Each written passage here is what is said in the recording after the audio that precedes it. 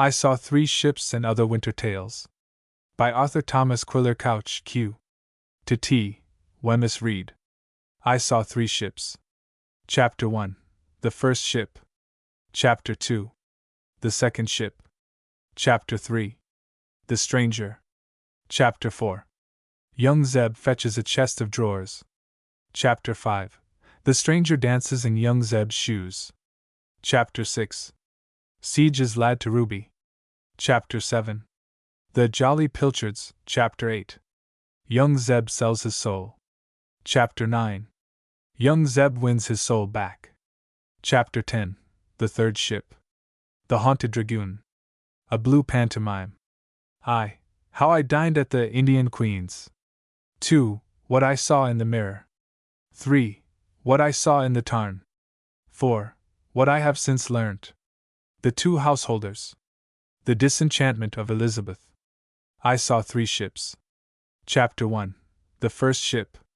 In those West Country parishes where but a few years back the feast of Christmas Eve was usually prolonged with cake and cider, crowding, and geese dancing, till the ancient carols ushered in the day, a certain languor not seldom pervaded the services of the church a few hours later.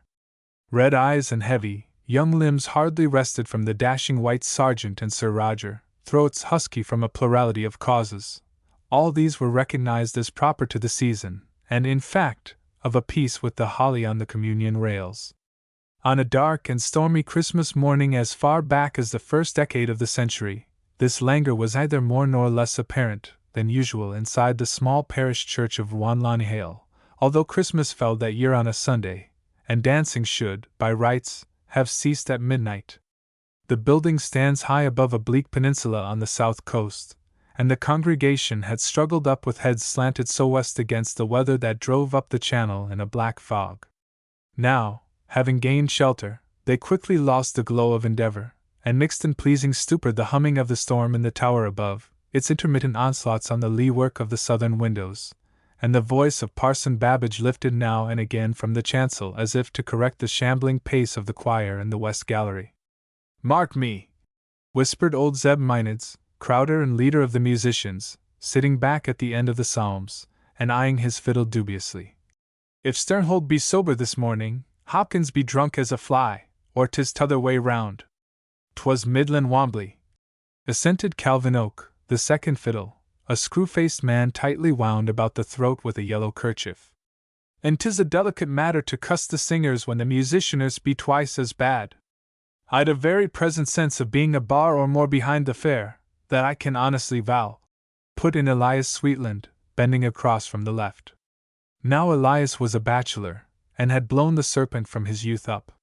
He was a bald, thin man, with a high leathern stock, and shoulders that sloped remarkably.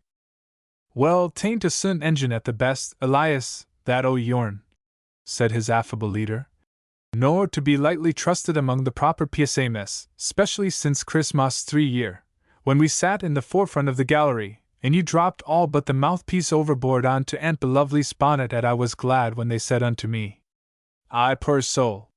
It shook her. Never the same woman from that hour, I do believe. Though I'd as lief you didn't mention it, friends, if I may say so, for 'twas a bitter portion." Elias patted his instrument sadly, and the three men looked up for a moment, as a scud of rain splashed on the window, drowning a sentence of the first lesson. "Well, well," resumed old Zeb, "we all have our random intervals, and a drop o' cider in the mouthpieces is no less than Passon looks for, Christmas mornin's. True as Proverbs. Howsever, 'twas cruel bad, that last PSAM, I won't gainsay. As for that long-legged boy o' mine, I keep silence, even from hard words, considerin' what's to come. But 'tis given to flutes to make a noticeable sound, whether tunable or false. Terrible shy he looks, poor chap." The three men turned and contemplated young Zeb Mynades, who sat on their left and fidgeted, crossing and uncrossing his legs.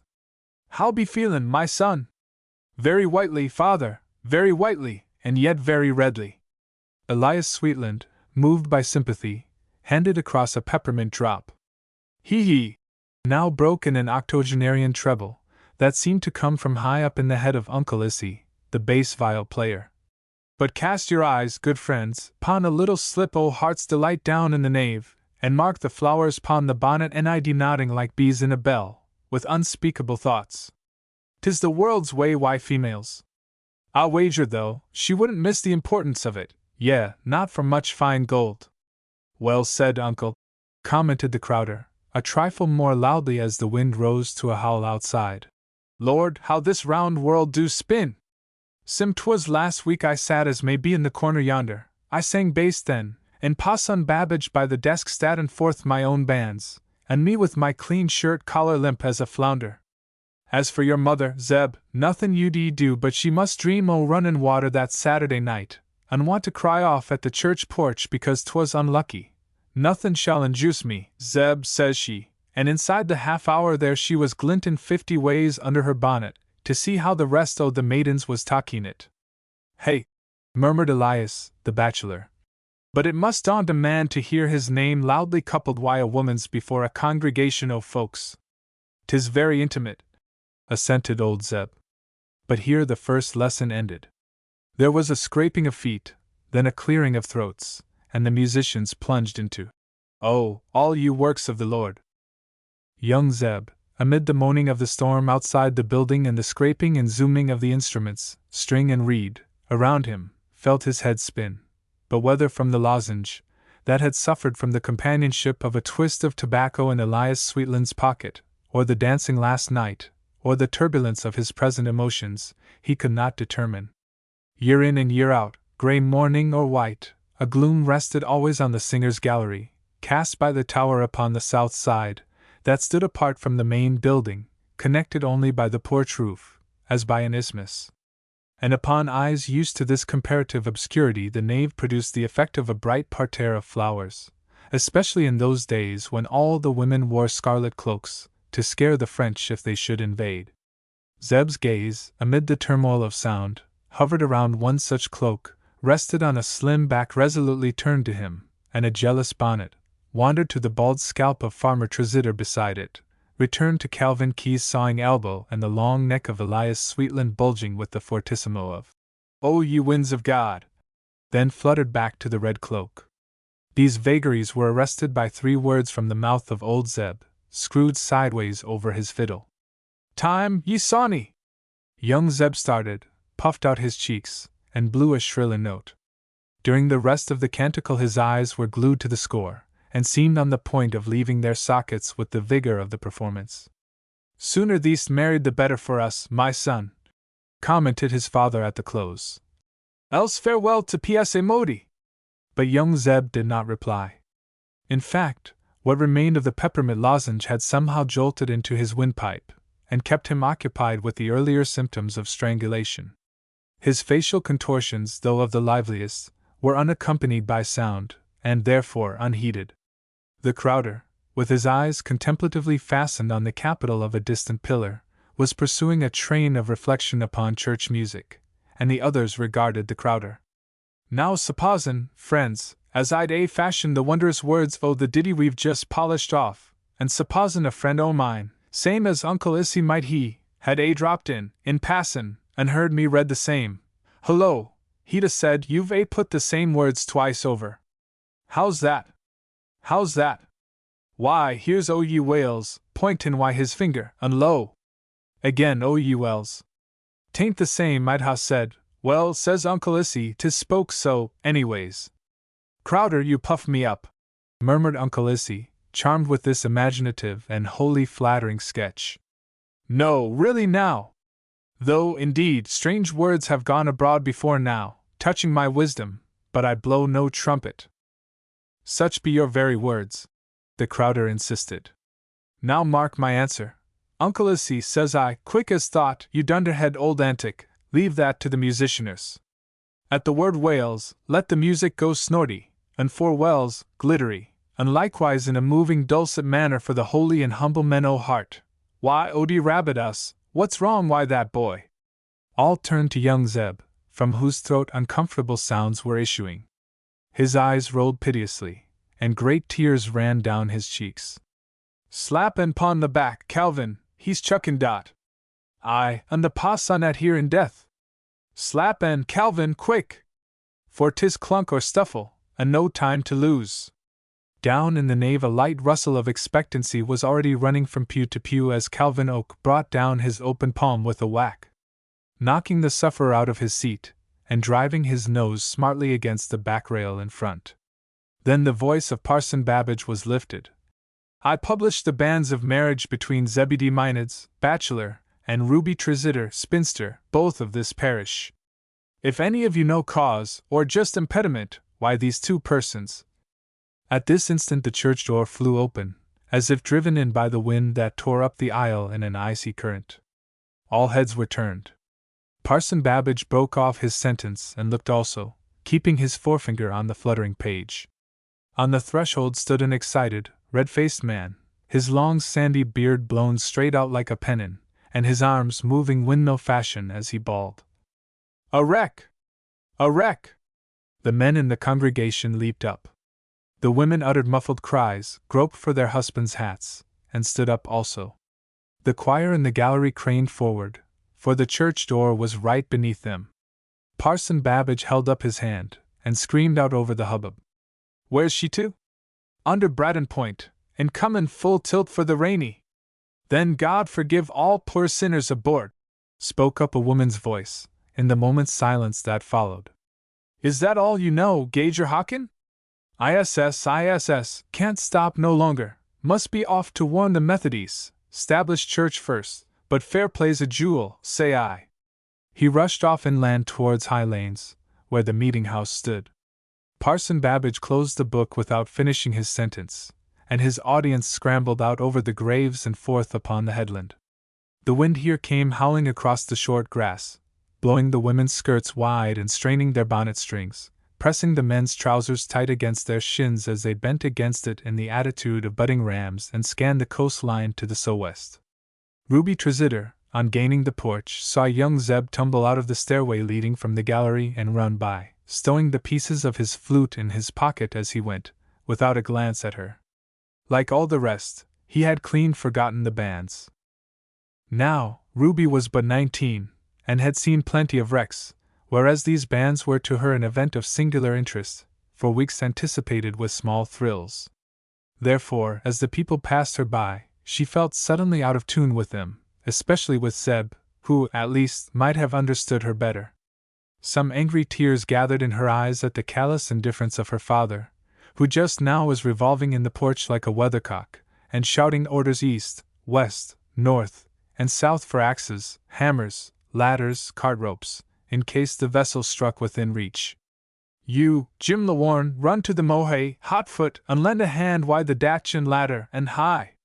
Stop, fetch along my second best glass, under the Duke o' Cumberland's pictur' I' the parlour, long side o' last year's neck, and high. Cuss the chap, he's gone like a torpointer. Ruby, my dear, step along and show en, why, hello." Ruby, with head down, and scarlet cloak blown out horizontally, was already fighting her way out along the headland to a point where Zeb stood, a little apart from the rest, with both palms shielding his eyes. "Zeb!" She had to stand on tiptoe and bawl this into his ear. He faced round with a start, nodded as if pleased, and bent his gaze on the channel again. Ruby looked too. Just below, under veils of driving spray, the seas were thundering past the headland into Ruan Cove. She could not see them break, only their backs swelling and sinking, and the puffs of foam that shot up like white smoke at her feet and drenched her gown. Beyond, the sea, the sky, and the irregular coast with its fringe of surf melted into one uniform gray, with just the summit of Braddon Point, 2 miles away, standing out above the rack. Of the vessel there was, as yet, no sign. In Ruby's present mood the bitter blast was chiefly blameworthy for gnawing at her face, and the spray for spoiling her bonnet and taking her hair out of curl. She stamped her foot and screamed again. "Zeb! What is, my dear?" He bawled back in her ear, kissing her wet cheek in a preoccupied manner. She was about to ask him what this wreck amounted to, that she should for the moment sink to nothing in comparison with it.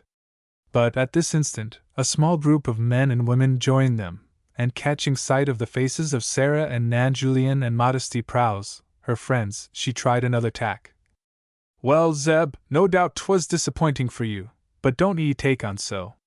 Think how much harder 'tis for the poor souls I that ship. This astute sentence, however, missed fire completely. Zeb answered it with a point-blank stare of bewilderment. The others took no notice of it whatever. Have ye seen her, Zeb? Called out his father. No. Nor I nother, reckon 'tis all over a'ready.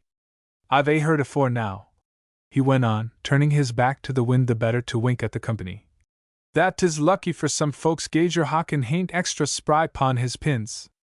But 'tis a gift that cuts both ways. Be any gone round by Cove Head to look out? ISS, a dozen or more. I saw 'em 'pon the road, a minute back, like Emmett's runnin' dot. 'Twas very nice feelin', I must own, very nice indeed, of Gauger Hawken to warn the church folk first, and him a man of no faith, as you may say. Hey? What's that? Dost see her, Zeb? For Zeb, with his right hand pressing down his cap, now suddenly flung his left out in the direction of Braddon Point. Men and women craned forward. Below the distant promontory, a darker speck had started out of the medley of gray tones. In a moment it had doubled its size, had become a blur, then a shape. And at length, out of the leaden rack, there emerged a small schooner, with tall, raking masts, flying straight towards them. Dear God! Muttered someone, while Ruby dug her fingertips into Zeb's arm. The schooner raced under bare poles, though a strip or two of canvas streamed out from her foreyards. Yet she came with a rush like a greyhound's, heeling over the whitened water, close under the cliffs, and closer with every instant.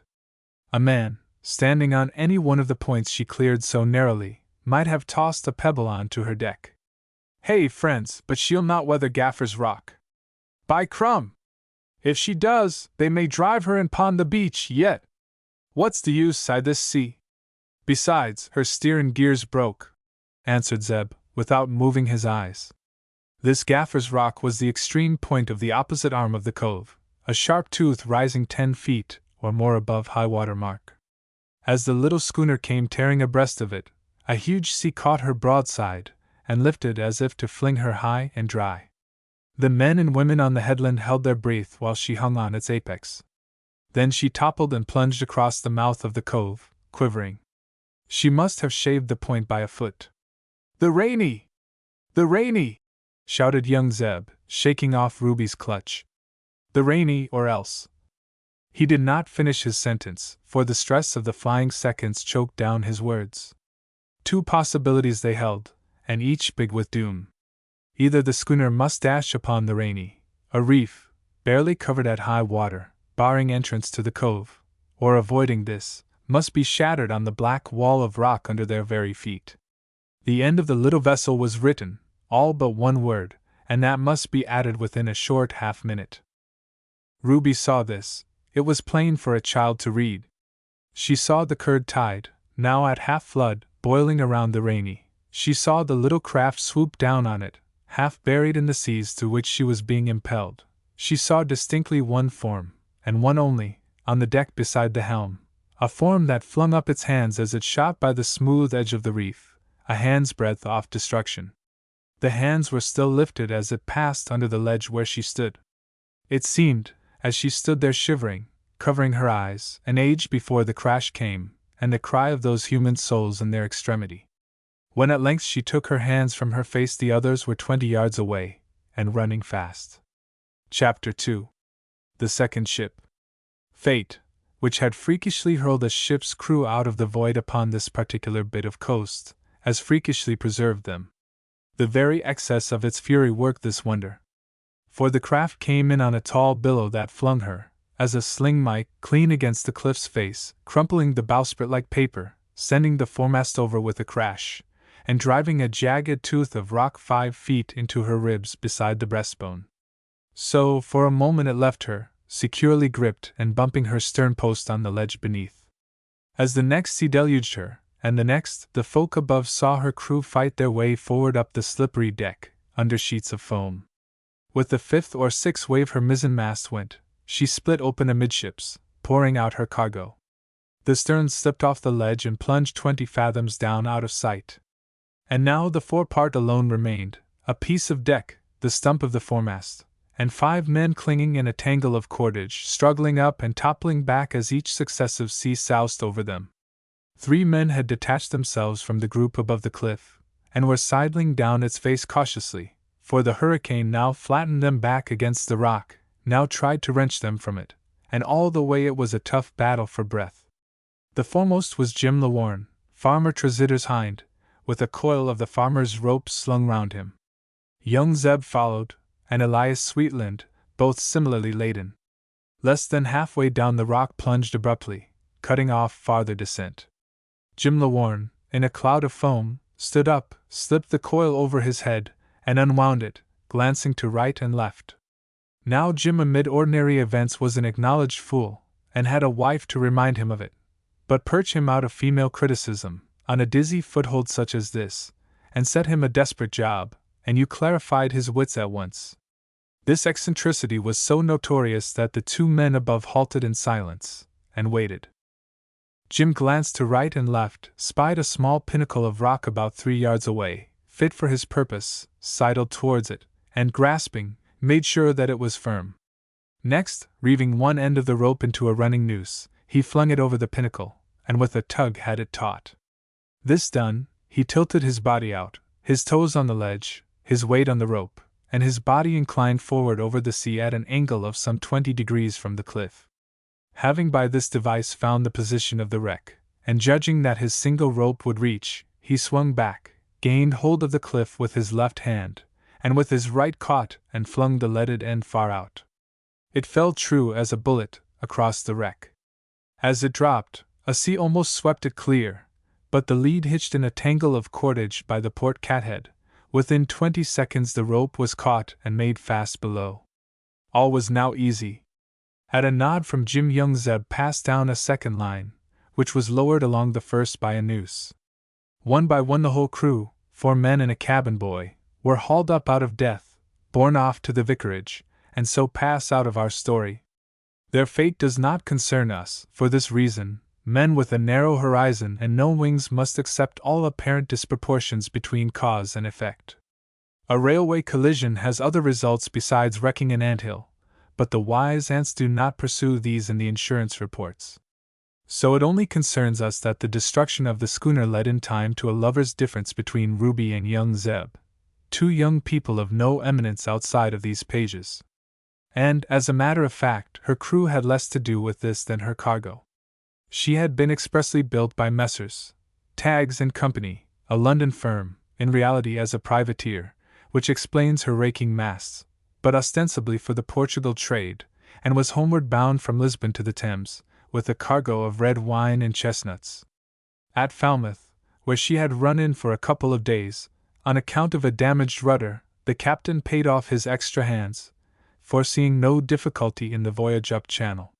She had not, however, left Falmouth harbor 3 hours before she met with a gale that started her steering gear afresh. To put back in the teeth of such weather was hopeless, and the attempt to run before it ended as we know. When Ruby looked up, after the crash, and saw her friends running along the headland to catch a glimpse of the wreck, her anger returned. She stood for 20 minutes at least, watching them, then, pulling her cloak closely round her, walked homewards at a snail's pace.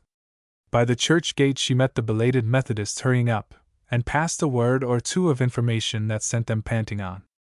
A little beyond, at the point where the peninsula joins the mainland, she faced round to the wind again for a last glance. 3 men were following her slowly down the ridge with a burden between them. It was the first of the rescued crew, a lifeless figure wrapped in oilskins, with one arm hanging limply down, as if broken. Ruby halted, and gave time to come up. "Hey, lads!" shouted old Zeb, who walked first, with a hand round each of the figure's sea boots. "Now that's what I'd call a proper womanly masterpiece, to run home to Sheba and change her stockings in time for the rendezvous." "I don't understand," said his prospective daughter-in-law, haughtily. "Oh, boundless depth! Rest the poor mortal down, mates, while I take breath to humor her. Why, my dear, you must know from my tellin' that there HEVA been such a misfortunate goin's on as a wreck hereabouts." He paused to shake the rain out of his hat and whiskers. Ruby stole a look at the oilskin, The sailor's upturned face was of a sickly yellow, smeared with blood and crusted with salt. The same white crust filled the hollows of his closed eyes, and streaked his beard and hair. It turned her faint for the moment. "And the wrecks scat abroad," continued old Zeb, "and the interpretation thereof is barrels and nuts. What's more, tide'll be runnin' for 2 hour yet, and it has reached my ears that the fashion of thankin' the Lord for his bounty have perished out o' this old-fangled race of men and women, though no doubt, my dear, you'd get first news o' the change, with a bedroom window fastened on one cove." "Thank you, old Zeb, I'll be careful to draw my curtains," said she, answering sarcasm with scorn, and turning on her heel. The old man stooped to lift the sailor again. "Better clog your pretty ears, why wax," he called after her, "when the kiss-ithering begins. Well a fine. What a tease an armful is woman, afore the firstborn comes. Hey, Simuty? Speak up, you that have 15 to feed." I was a low feller, first along," answered Simuty, grinning. "Sich common notions, Sim, as you do entertain, was my wife's word." "Well, souls, we was a bit tiddly-winky last Michaelmas, when the young Susanna came ashore, that I must own. Folks blamed the pa'son for preachin' agin it the Sunday after. A disreputable scene, says he, specially seein' you had now to be thankful for but a cargo o' sugar that the sea melted afore you could get it. Lift the poor chap AC, Sim. By crumb! Sim, I mind you're huggin' a staved rum cask, and kissin' it, and cryin', 'Ah, Ben, dear Ben,' and after all these years fancyin' 'twas your twin brother come back, that was killed aboard the Agamemnon. Well, well, prettily overtook I must ha' been. Stiddy there, Crowder, why the legs of en. But today I'll be mild, as 'tis Christmas. ISS, be very mild, my sons, as 'tis so holy a day." They tramped on, bending their heads at queer angles against the weather, that erased their outlines in a bluish mist, through which they loomed for a while at intervals, until they passed out of sight. Ruby, meanwhile, had hurried on, her cloak flapping loudly as it grew heavier with moisture, and the water in her shoes squishing at every step. At first she took the road leading downhill to Ruan Cove, but turned to the right after a few yards, and ran up the muddy lane that was the one approach to Sheba, her father's farm. The house, a square, two-storied building of greystone, roofed with heavy slates, was guarded in front by a small court lodge, the wall of which blocked all view from the lower rooms. From the narrow mullioned windows on the upper floor, however, one could look over it upon the duck pond across the road, and down across 2 grass meadows to the cove. A white gate opened on the court lodge, and the path from this to the front door was marked out by slabs of blue slate, accurately laid in line. Ruby, in her present bedraggled state, avoided the front entrance, and followed the wall round the house to the town place, stopping on her way to look in at the kitchen window. "Mary Jane, if you call that a roast goose, I call it a burning shame."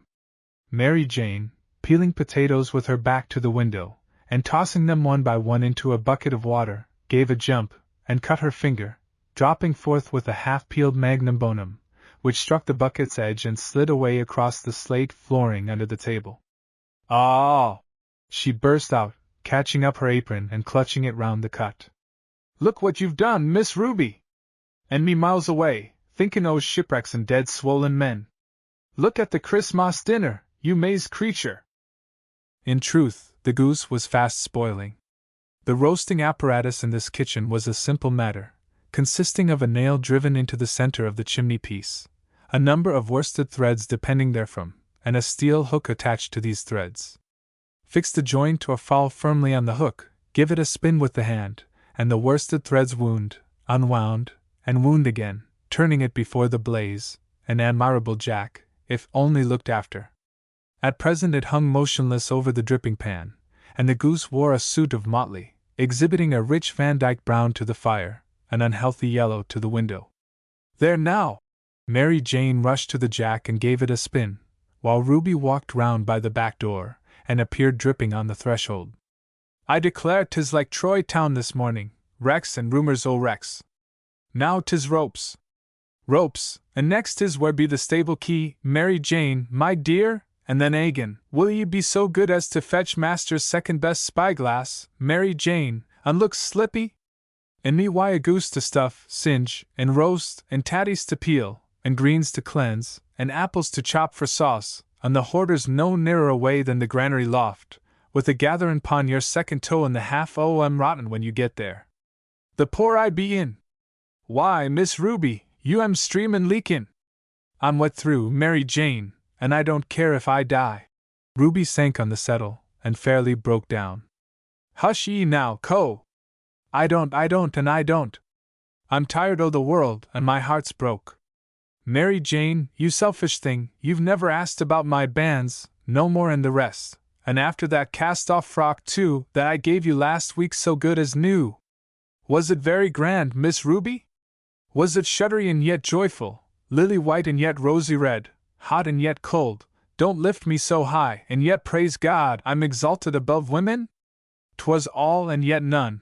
'Twas a voice speakin' my name, sweet and terrible, and I longed for it to go on, and then came the gauger stunnin' and shoutin' wreck, like a trumpet, and the church was full o' wind, and the folk ran this way and that, like sheep, and left me sittin' there. I'll die an old maid, I will, if only to spite such manners. Ah, poor dear! But there's better tricks than dyin' unwed. Bind up my finger, Miss Ruby, and listen. You shall play don't care, and change your frock, and we'll step down to Th Cove after dinner and there be heartless and fancy-free. Lord! When the dance strikes up, to see you carryin' off the other maids' danglers and treating your own man like dirt. Ruby stood up, the water still running off her frock upon the slates, her moist eyes resting beyond the window on the midden heap across the yard, as if she saw there the picture Mary Jane conjured up. No, I won't join their low frolic, and you ought to be above it. I'll pull my curtains and sit upstairs all day, and you shall read to me. The other pulled a wry face. This was not her idea of enjoyment. She went back to the goose sad at heart, for Miss Ruby had a knack of enforcing her wishes. Sure enough, soon after dinner was cleared away, a meal through which Ruby had sulked and Farmer Tresitter eaten heartily, talking with a full mouth about the rescue, and coarsely ignoring what he called his daughters, Faddles, the two girls retired to the chamber upstairs, where the mistress was as good as her word, and pulled the dimity curtains before settling herself down in an easy chair to listen to extracts from a polite novel as rendered aloud, under dire compulsion, by Mary Jane. The rain had ceased by this, and the wind abated, though it still howled around the angle of the house and whipped a spray of the monthly rose bush on the quarrels of the window, filling the pauses during which Mary Jane wrestled with a hard word. Ruby herself had taught the girl this accomplishment, rare enough at the time, and Mary Jane handled it gingerly, beginning each sentence in a whisper, as if awed by her own intrepidity, and ending each in a kind of gratulatory cheer. The work was of that class of epistolary fiction then in vogue, and the extract singularly well fitted to Ruby's mood. "My dearest Wilhelmina," began Mary Jane, racked with 100 conflicting emotions, I resumed the narrative of those fatale moments which wrapped me from your affectionate embrace. Suffer me to recap. Better spell it, Mary Jane. To cp cap recap I.t it recap it, lore. What a twister, you, recapitu, l.a.t.e, late, recapitulate the events detailed in my last letter, full stop, there. If I read that full stop out loud. Lord Belfield, though an adept in all the arts of dissimulation, and how of 10 do we not see these arts allied with unscrupulous passions, was unable to sustain the gaze of my infuriated papa, though he comported himself with sufficient p.h.l.egm, lore. What a funny word! Ruby yawned. It is true she had drawn the dimity curtains, all but a couple of inches. Through this space she could see the folk busy on the beach below like a swarm of small black insects, and continually augmented by those who, having run off to snatch their Christmas dinner, were returning to the spoil.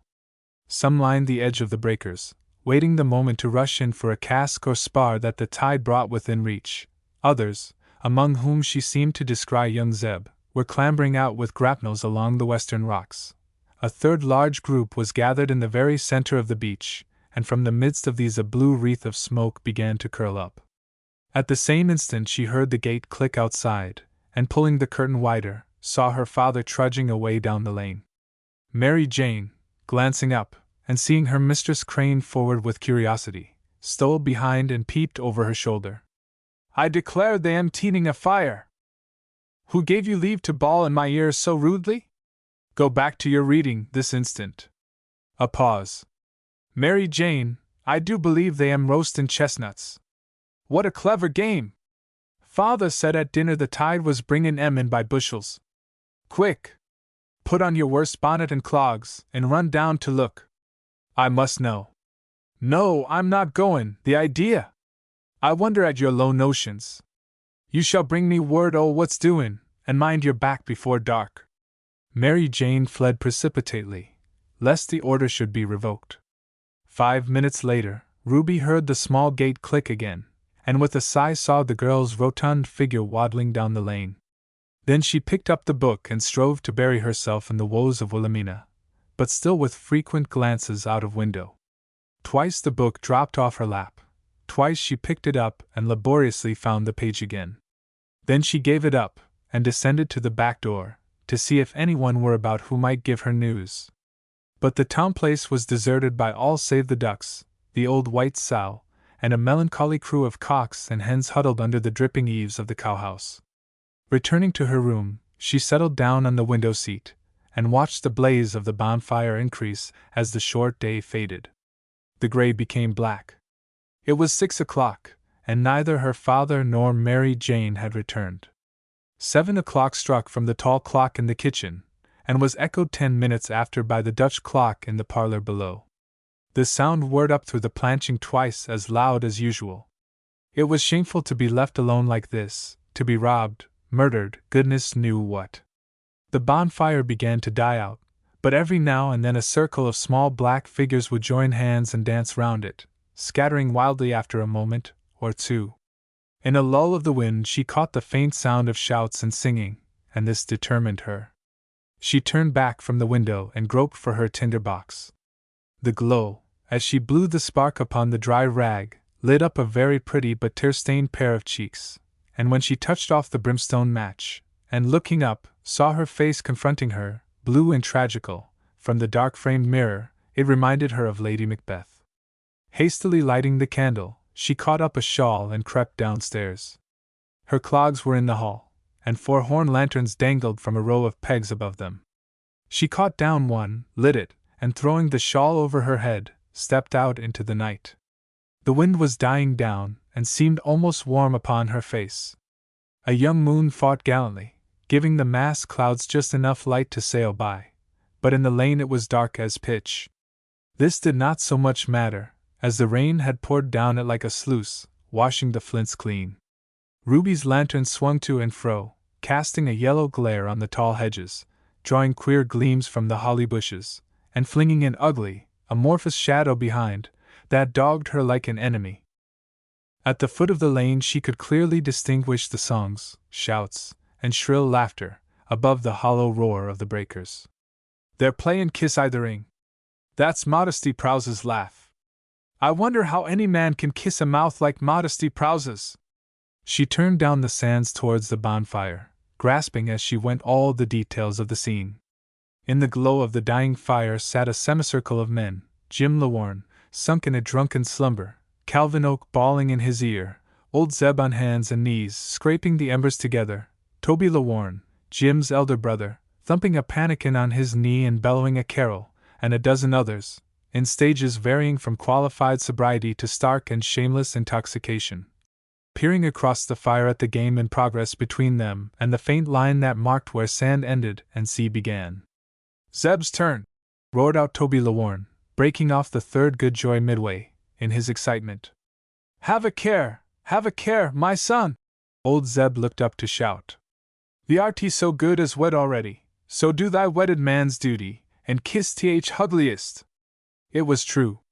Ruby, halting with her lantern a pace or two behind the dark semicircle of backs, saw her perfidious Zeb moving from right to left slowly round the circle of men and maids that, with joined hands and screams of laughter, danced as slowly in the other direction. She saw him pause once, twice, feign to throw the kerchief over one, then still pass on, calling out over the racket. I sent a letter to my love, I carried water in my glove, and on the way I dropped it. He dropped the kerchief over Modesty's brows. Zeb! Young Zeb whipped the kerchief off Modesty's neck, and spun round as it shot. The dancers looked. The few sober men by the fire turned and looked also. "'Tis Ruby Trezidder!" cried one of the girls. "One be I thy shoon, young Zeb, for some at." Zeb shook his wits together and dashed off towards the spot, 20 yards away, where Ruby stood holding the lantern high, its ray full on her face. As she started she kicked off her clogs, turned, and ran for her life. Then, in an instant, a new game began upon the sands. Young Zeb, waving his kerchief and pursuing the flying lantern, was turned, baffled, intercepted, here, there, and everywhere, by the dancers, who scattered over the beach with shouts and peals of laughter, slipping in between him and his quarry. The elders by the fire held their sides and cheered the sport. Twice Zeb was tripped up by a mischievous boot, floundered and went sprawling, and the roar was loud and long. Twice he picked himself up and started again after the lantern, that zigzagged now along the fringe of the waves, now up towards the bonfire, now off along the dark shadow of the cliffs. Ruby could hardly sift her emotions when she found herself panting and doubling in flight. The chase had started without her will or dissent, had suddenly sprung, as it were, out of the ground. She only knew that she was very angry with Zeb, that she longed desperately to elude him, and that he must catch her soon, for her breath and strength were ebbing. What happened in the end she kept in her dreams till she died. Somehow she had dropped the lantern and was running up from the sea towards the fire, with Zeb's feet pounding behind her, and her soul possessed with the dread to feel his grasp upon her shoulders. As it fell, old Zeb leapt up to his feet with excitement, and opened his mouth wide to cheer. But no voice came for 3 seconds, and when he spoke this was what he said. "Good Lord, deliver us!" She saw his gaze pass over her shoulder, and then heard these words come slowly, one by one, like dropping stones. His face was like a ghost in the bonfire's light, and he muttered again. "From battle and murder, and from sudden death, good Lord, deliver us!" She could not understand at first, thought it must have something to do with young Zeb, whose arms were binding hers, and whose breath was hot on her neck. She felt his grasp relax, and faced about. Full in front, standing out as the faint moon showed them, motionless, as if suspended against the black sky, rose the masts, yards, and square sails of a full-rigged ship. The men and women must have stood a whole minute, dumb as stones, before there came that long curdling shriek for which they waited. The great mast quivered for a second against the darkness, then heaved, lurched, and reeled down, crashing on the Rainy. Chapter 3. The Stranger. As the ship struck, night closed down again, and her agony, sharp or lingering, was blotted out. There was no help possible, no arm that could throw across the 300 yards that separated her from the cliffs, no swimmer that could carry a rope across those breakers, nor any boat that could, with a chance of life, put out among them. Now and then a dull crash divided the dark hours, but no human cry again reached the shore. Day broke on a gray sea still running angrily, a tired and shivering group upon the beach, and on the near side of the Rainy a shapeless fragment, pounded and washed to and fro, a relic on which the watchers could in their minds rebuild the tragedy. The Rainy presents a sheer edge to seaward, an edge under which the first vessel, though almost grazing her side, had driven in plenty of water. Shorewards, however, it descends by gradual ledges. Beguiled by the bonfire, or mistaking Ruby's lantern for the tossing stern light of a comrade, the second ship had charged full tilt on the reef and hung herself upon it, as a hunter across a fence. Before she could swing round, her back was broken, her stern parted, slipped back and settled in many fathoms, while the forepart heaved forwards, toppled down the reef till it stuck, and there was slowly brayed into pieces by the seas. The tide had swept up and ebbed without dislodging it, and now was almost at low water mark. "May so well go home to breakfast," said Elias Sweetland grimly, as he took in what the uncertain light could show. "Here, young Zeb, look through my glass," sang out Farmer Trezidder, handing the telescope. He had been up at the vicarage drinking hot grog with the parson and the rescued men, when Simudi ran up with news of the fresh disaster, and his first business on descending to the cove had been to pack Ruby and Mary Jane off to bed with a sound rating. Parson Babbage had descended also, carrying a heavy cane, the very same with which he broke the head of a radical agitator in the bar of the Jolly Pilchards, to the mild scandal of the diocese, and had routed the rest of the women and chastised the drunken. The parson was a remarkable man, and looked it, just now, in spite of the red handkerchief that bound his hat down over his ears. Nothing alive there, eh? Young Zeb, with a glass at his left eye, answered. Nothing left but a frame o' ribs, sir, and the foremast hangin' over, so far as I can see, but 'tis all a raffle o' spars and riggin' close under her side. I'll tell ye better when this wave goes by. But the next instant he took down the glass, with a whitened face, and handed it to the parson. The parson looked too. Terrible, terrible, he said, very slowly, and passed it on to Farmer Trezidder. What is it? Where be I to look? Ah, poor chaps, poor chaps! Man alive, but there's one movin'. Zeb snatched the glass. Pon the riggin', Zeb, just under her lee. I saw en move, a black-headed chap in a red shirt. Right, farmer, he's clingin' to, not lashed. Zeb gave a long look. Darned if I won't, he said. Cast over them corks, Simudi. How much rope have ye got, Jim? He began to strip as he spoke. Lashins, answered Jim Lawarne. Splice it up, then, and hitch a dozen corks along it. Zeb, Zeb, cried his father. What be 'bout? Swimmin', answered Zeb, who by this time had unlaced his boots. The notion! Look here, friends, take a look at the Bufflehead. Not 3 months back his mother's brother goes dead and leaves in a legacy, pon which he sets up as jouter, handsome painted cart, tidy little mare, and all complete, besides a bravish sum laid by. A man of substance, sirs, a life o' much price, as you may say. Ah, Zeb, my son, 'tis hard to lose ye, but 'tis harder still now you're in such a very fair way o' business. Hold thy clack, father, and tie thicky knot so's it won't slip. Shan't. I've took boundless pains why thee, my son, from thy birth up, hours I've spent curin' thy propensities why the strap, aye, hours. D'ye think I raised ye up so carefully to chuck thyself away pon a come-by-chance furriner? No, I didn't, and I'll see thee jiggered afore I ties ye up. Parson Babbage. Ye dundering old sham Mick! Broke in the parson, driving the ferrule of his cane deep in the sand. Be content to have begotten a fool, and thank heaven and his mother he's a gamey fool. Thank ye, parson, said young Zeb, turning his head as Jim Lawarne fastened the belt of corks under his armpits. Now the line, not too tight round the waist, and pay out steady. You, Jim, look to this. R, mortal cold water, friends. He stood for a moment, clenching his teeth, a fine figure of a youth for all to see. Then, shouting for plenty of line, he ran 20 yards down the beach and leapt in on the top of a tumbling breaker. When a man's old, muttered the parson, half to himself, he may yet thank God for what he sees sometimes. Hey, farmer! I wish I was a married man and had a girl good enough for that naked young hero. Ruby and he'll make a handsome pair. Aye, I dare say, only I wasn't thinking o' her. How's the fellow out yonder? The man on the wreck was still clinging, drenched twice or thrice in the half-minute and hidden from sight, but always emerging. He sat astride of the dangling foremast, and had wound tightly round his wrist the end of a rope that hung over the bows. If the rope gave, or the mast worked clear of the tangle that held it and floated off, he was a dead man.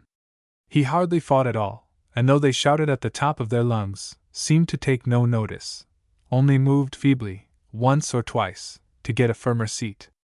Zeb also could only be descried at intervals, his head appearing, now and again, like a cork on the top of a billow. But the last of the ebb was helping him, and Jim Lawarne, himself at times neck-high in the surf, continued to pay out the lines slowly. In fact, the feat was less dangerous than it seemed to the spectators.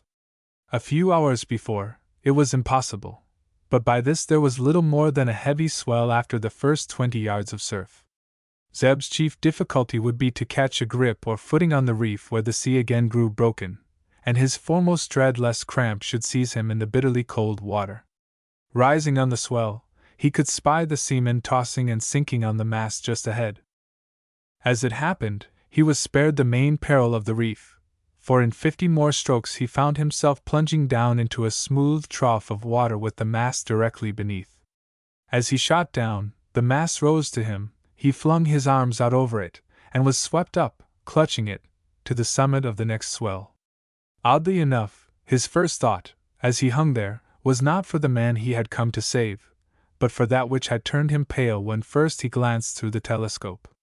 The foremast across which he lay was complete almost to the royal mast, though the yards were gone, and to his left, just above the battered foretop, 5 men were lashed, dead and drowned. Most of them had their eyes wide open, and seemed to stare at Zeb and wriggle about in the stir of the sea as if they lived. Spent and wretched as he was, it lifted his hair. He almost called out to them at first, and then he dragged his gaze off them, and turned it to the right. The survivors still clung here, and Zeb, who had been vaguely wondering how on earth he contrived to keep his seat and yet hold on by the rope without being torn limb from limb, now discovered this end of the mast to be so tightly jammed and tangled against the wreck as practically to be immovable. The man's face was about as scaring as the corpse's, for, catching sight of Zeb, he betrayed no surprise, but only looked back wistfully over his left shoulder, while his blue lips worked without sound. At least Zeb heard none. He waited while they plunged again and emerged, and then, drawing breath, began to pull himself along towards the stranger. They had seen his success from the beach, and Jim Lawarne, with plenty of line yet to spare, waited for the next move. Zeb worked along till he could touch the man's thigh. "Keep your knee steady," he called out. "I'm going to grip hold o't." For answer, the stranger only kicked out with his foot, as a pettish child might, and almost thrust him from his hold. "Looky here, no doubt you am mazed, but that's a curse foolish trick, all the same. Be that tangle fast you am holding by?" The man made no sign of comprehension. "Best not trust it, I reckon," muttered Zeb. "Must get past and make fast round a rib." "Ah! Would ye varmint?" For, once more, the stranger had tried to thrust him off, and a struggle followed, which ended in Zeb's getting by and gripping the mast again between him and the wreck. "Now list to me," he shouted, pulling himself up and flinging a leg over the mast.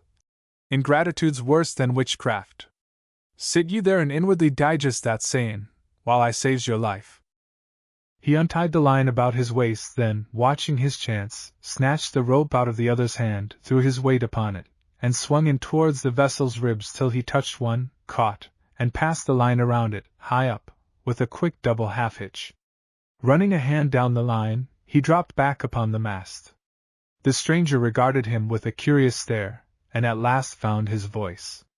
"You seem powerfully set on saving me." His teeth chattered as he spoke, and his face was pinched and hollow-eyed from cold and exposure. But he was handsome, for all that, a fellow not much older than Zeb, lean and strongly made. His voice had a cultivated ring. "Yes," answered Zeb as, with one hand on the line that now connected the wreck with the shore, he sat down astride the mast facing him. "I reckon I'll do't. Unlucky, isn't it?" "What?" "To save a man from drowning." "Maybe. Untie these corks from my chest, and let me slip 'em round yourn. How your fingers do shake, to be sure!" "I call you to witness," said the other, with a shiver. "You are saving me on your own responsibility. Can ye swim?" "I could yesterday." "Then you can now. Why a belt o' corks and me to help? Keep a hand on the line and pull yoursel along. Tide's runnin' again by now. When you am tired, hold fast by the rope and sing out to me. Stop, let me chafe your legs a bit, for how you've lasted out as you have is more than I know. I was on the foretop most of the night. Those fools—" He broke off to nod at the corpses. "They am dead," put in Zeb curtly. "They lashed themselves, thinking the foremast would stand till daylight. I climbed down half an hour before it went. I tell you what, though, my legs are too cramped to move. If you want to save me you must carry me." "I was thinking the same." Well, come along, for though I don't like the cut o' your jib, you am a terrible handsome chap, and as clean built as ever I see. Now then, one arm round my neck and t'other on the line, but don't bear too hard on it, for I doubt 'tis weakish. Bless the Lord, the tide's running. So they began their journey. Zeb had taken barely a dozen strokes when the other groaned and began to hang more heavily on his neck. But he fought on, though very soon the struggle became a blind and horrible nightmare to him. The arm seemed to creep round his throat and strangle him, and the blackness of a great night came down over his eyes. Still he struck out, and oddly enough, found himself calling to his comrade to hold tight. When Simudi and Elias Sweetland dashed in from the shore and swam to the rescue, they found the pair clinging to the line, and at a standstill. And when the four were helped through the breakers to firm earth, Zeb tottered 2 steps forward and dropped in a swoon, burying his face in the sand. "He's not as strong as I," muttered the stranger, staring at Parson Babbage in a dazed, uncertain fashion, and uttering the words as if they had no connection with his thoughts. "I'm afraid, sir, I've broken his heart." And with that he, too, fainted into the parson's arms. "Better carry the both up to Sheba," said Farmer Trezidder. Ruby lay still abed when Mary Jane, who had been moving about the kitchen, sleepy-eyed, getting ready the breakfast, dashed upstairs with the news that 2 dead men had been taken off the wreck and were even now being brought into the yard. "You coarse girl!" she exclaimed. "To frighten me with such horrors!" "Oh, very well," answered Mary Jane, who was in a rebellious mood. "Then I'm goin' down to peep, for there's a kind o' what I can't tell ye about dead men that's very enticin', though it do make you feel all overish." By and by she came back panting, to find Ruby already dressed. "Ah, Miss Ruby, dreadful news I ha' to tell, though joyous in a way. Would 'ee mind catchin' hold o' the bedpost to give yourself fortitude? Now let me cast about how to break it softly. First, then, you must know he's not dead at all." "Who is not?" "Your allotted husband, Mr. Zeb." "Why, who in the world said he was?" "But they took en up for dead, miss, for he'd swum out to the wreck, and then he'd swum back with a man 'pon his back, and touchin' shore, he fell downward in a swound, marvellous like to death for all to behold. So they brought en up here, long wi' the chap he'd saved, and dressed en I the spare room blankets, and gave en clane sperrits to drink, and lo! He came to, and in a minute, lo! Again he went off, and—" Ruby, by this time, was halfway down the stairs. Running to the kitchen door, she flung it open, calling, "Zeb! Zeb!" But young Zeb had fainted for the 3rd time, and while others of the group merely lifted their heads at her entrance, the old Crowder strode towards her with some amount of sternness on his face. "Cape off, my son!" he shouted. "Cape off, my son Zebedee, and go upstairs again to your prayers, for this be all your work, in a way, you gae good for nothin'." "Indeed, Mr. Mynad's," retorted Ruby, firing up under this extravagant charge and bridling. "Pray remember whose roof you're under, with your low language." "Begad," interposed a strange voice. "But that's the spirit for me, and the mouth to utter it." Ruby, turning, met a pair of luminous eyes gazing on her with bold admiration. The eyes were set in a cadaverous, but handsome face, and the face belonged to the stranger, who had recovered of his swoon, and was now stretched on the settle beside the fire. "I don't know who you may be, sir, but you are kind enough to excuse my rising to introduce myself. My name is Zebedee Mynad's." Chapter 4. Young Zeb fetches a chest of drawers. The parish of Ruan-Lawnhale is bounded on the west by Porthlew, a fishing town of 1,500 inhabitants or less, that blocks the seaward exit of a narrow coombe. A little stream tumbles down this coombe towards the Howan, divides the folk into parishioners of Lawnhale and Landavity, and receives impartially the fish offal of both. There is a good deal of this offal, especially during pilchard time, and the townsfolk live on their first stories, using the lower floors as fish cellars, or palaces. But even while the nose most abhors, the eye is delighted by jumbled houses, crazy stairways leading to green doors, a group of children dabbling in the mud at low tide, a congregation of white gulls, a line of fishing boats below the quay where the men lounge and whistle and the barked nets hang to dry, and beyond all, the shorn outline of two cliffs with a wedge of sea and sky between. Mr. Zebedee Mineds the elder dwelt on the eastern or Lonnyhale side of the stream, and a good way back from the Howen, beside the road that winds inland up the Coombe. 20 yards of garden divided his cottage door from the road, and prevented the inmates from breaking their necks as they stepped over its threshold. Even as it was, old Zeb had acquired a habit of singing out, "Ware heads!" to the wayfarers whenever he chanced to drop a rotund object on his estate, and if any small article were missing indoors, would descend at once to the highway with the cheerful assurance, based on repeated success, of finding it somewhere below.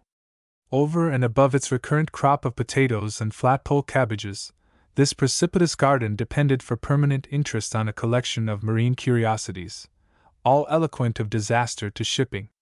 To begin with, a colossal and highly varnished Cherokee, once the figurehead of a West Indiaman, stood sentry by the gate and hung forward over the road, to the discomfiture of unwarned and absent-minded bagmen.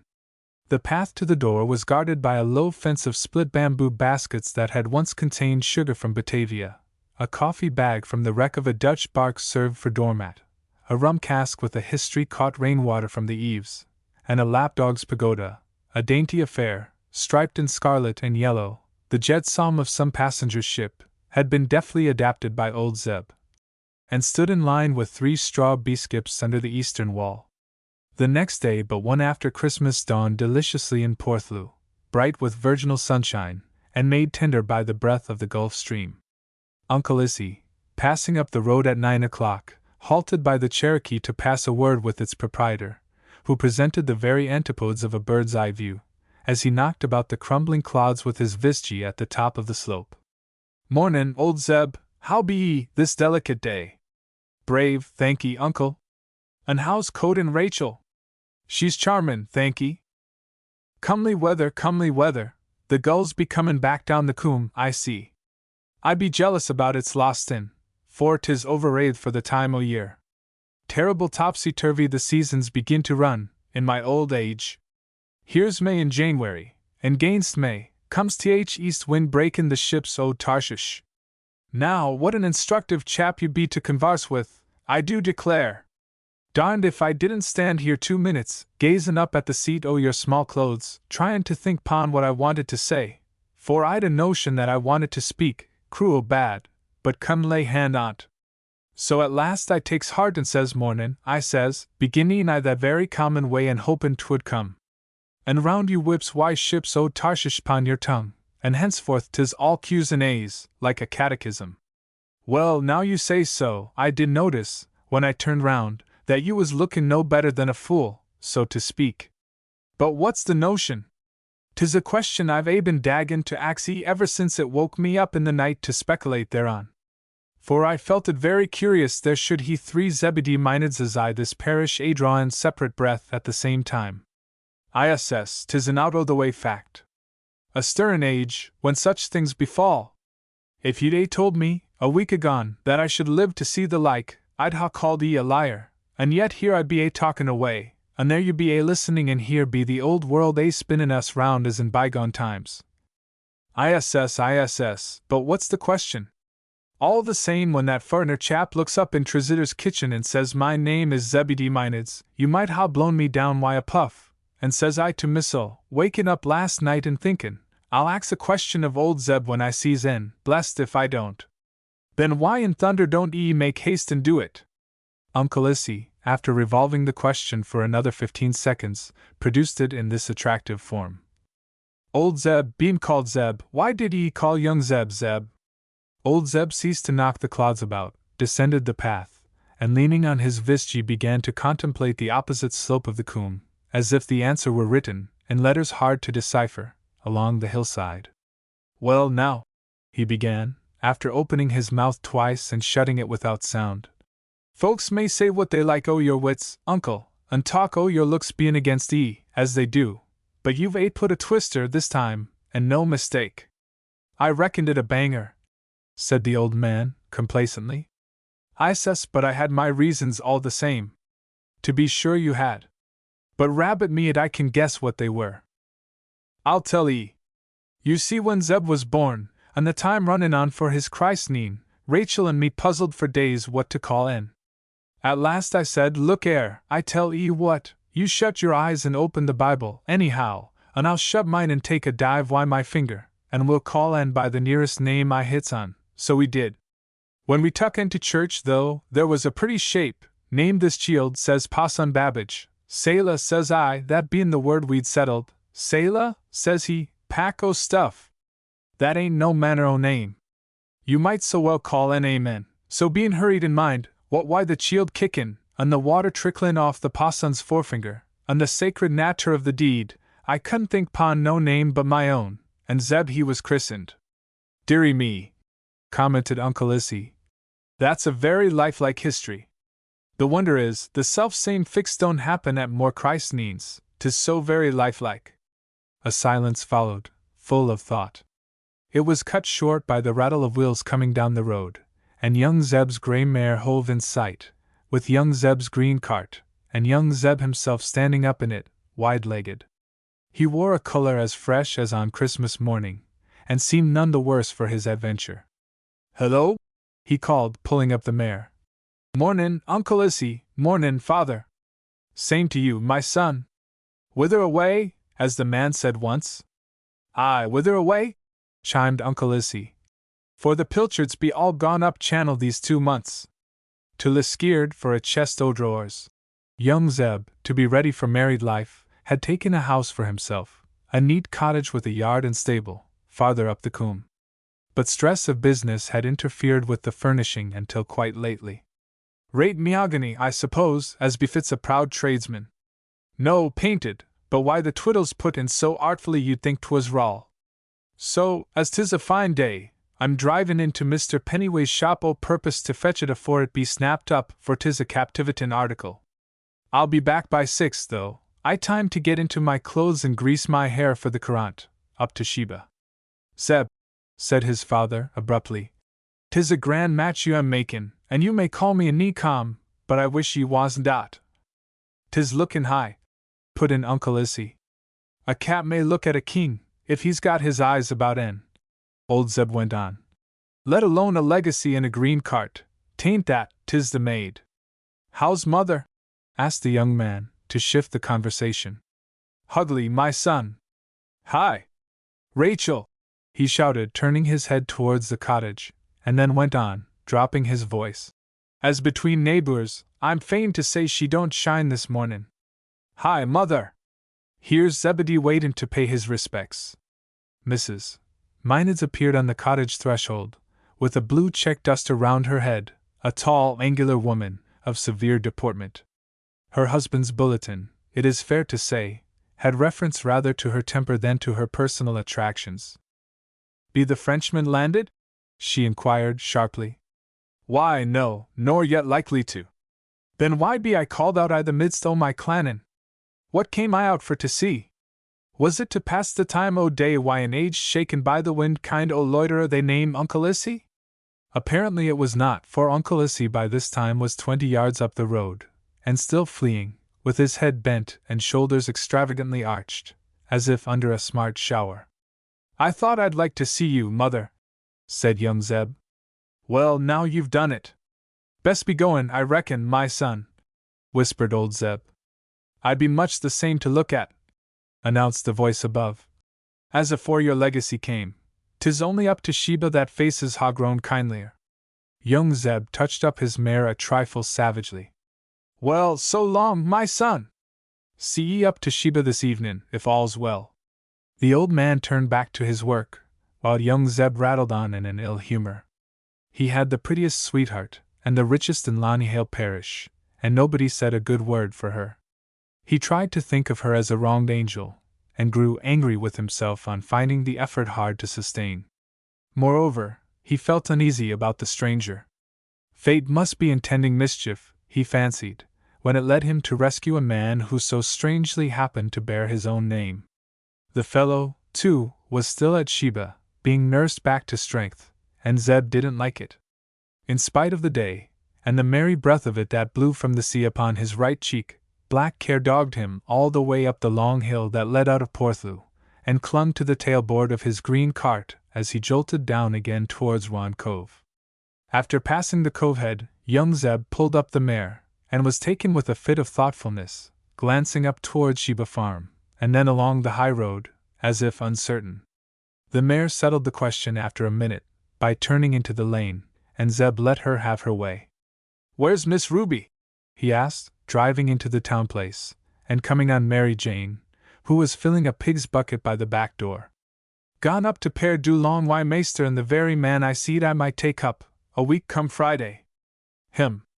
ISS Fay, and a great long-legged stranger he was. So I stuck en pon my fist and gave en a scat. Today, says I, but he didn't budge. Tomorrow, I says, and gave en another, and then next day, and third time he flew. Shall have a sweetheart Sunday, praise the Lord, thinks I. Wonder who 'tis? Anyway, 'tis a comfort he'll be high pon his pins, like Nanny Painter's hens, for mine be all the purgy bushes shaped just now. Well, Sunday night he came to Rainy Rock, and Monday morning to Sheba Farm, and no thanks to you that brought en, for not a single dare to deny me glance has he cast this way." "Which way, then?" "Can't stay to causey, Master Zeb. Why, all the best horn-handled knives to be took out old Blue Butter Gaines this evening's currant. Besides, you called me a liar last week." "So you be. But I'll believe ye this time." "Well, I'll tell ye this much, for you look a very handsome jouter I that new cart. If I were you, I'd be careful that gay furriner didn't steal more'n my name." Meantime, a group of 4 was standing in the middle of Park Dew, the 20-acred field behind the farmstead. The stranger, dressed in a blue jersey and outfit of farmer trousers, that made up in boots for its shortcomings elsewhere, was addressing the farmer, Ruby, and Jim Lawarne, who heard him with lively attention. In his right hand he held a walking stick armed with a spud, for uprooting thistles, and in his left a cake of dark soil, half stone, half mud. His manner was earnest. "I see," he was saying, "that I don't convince you, and it's only for your own sakes I insist on convincing you.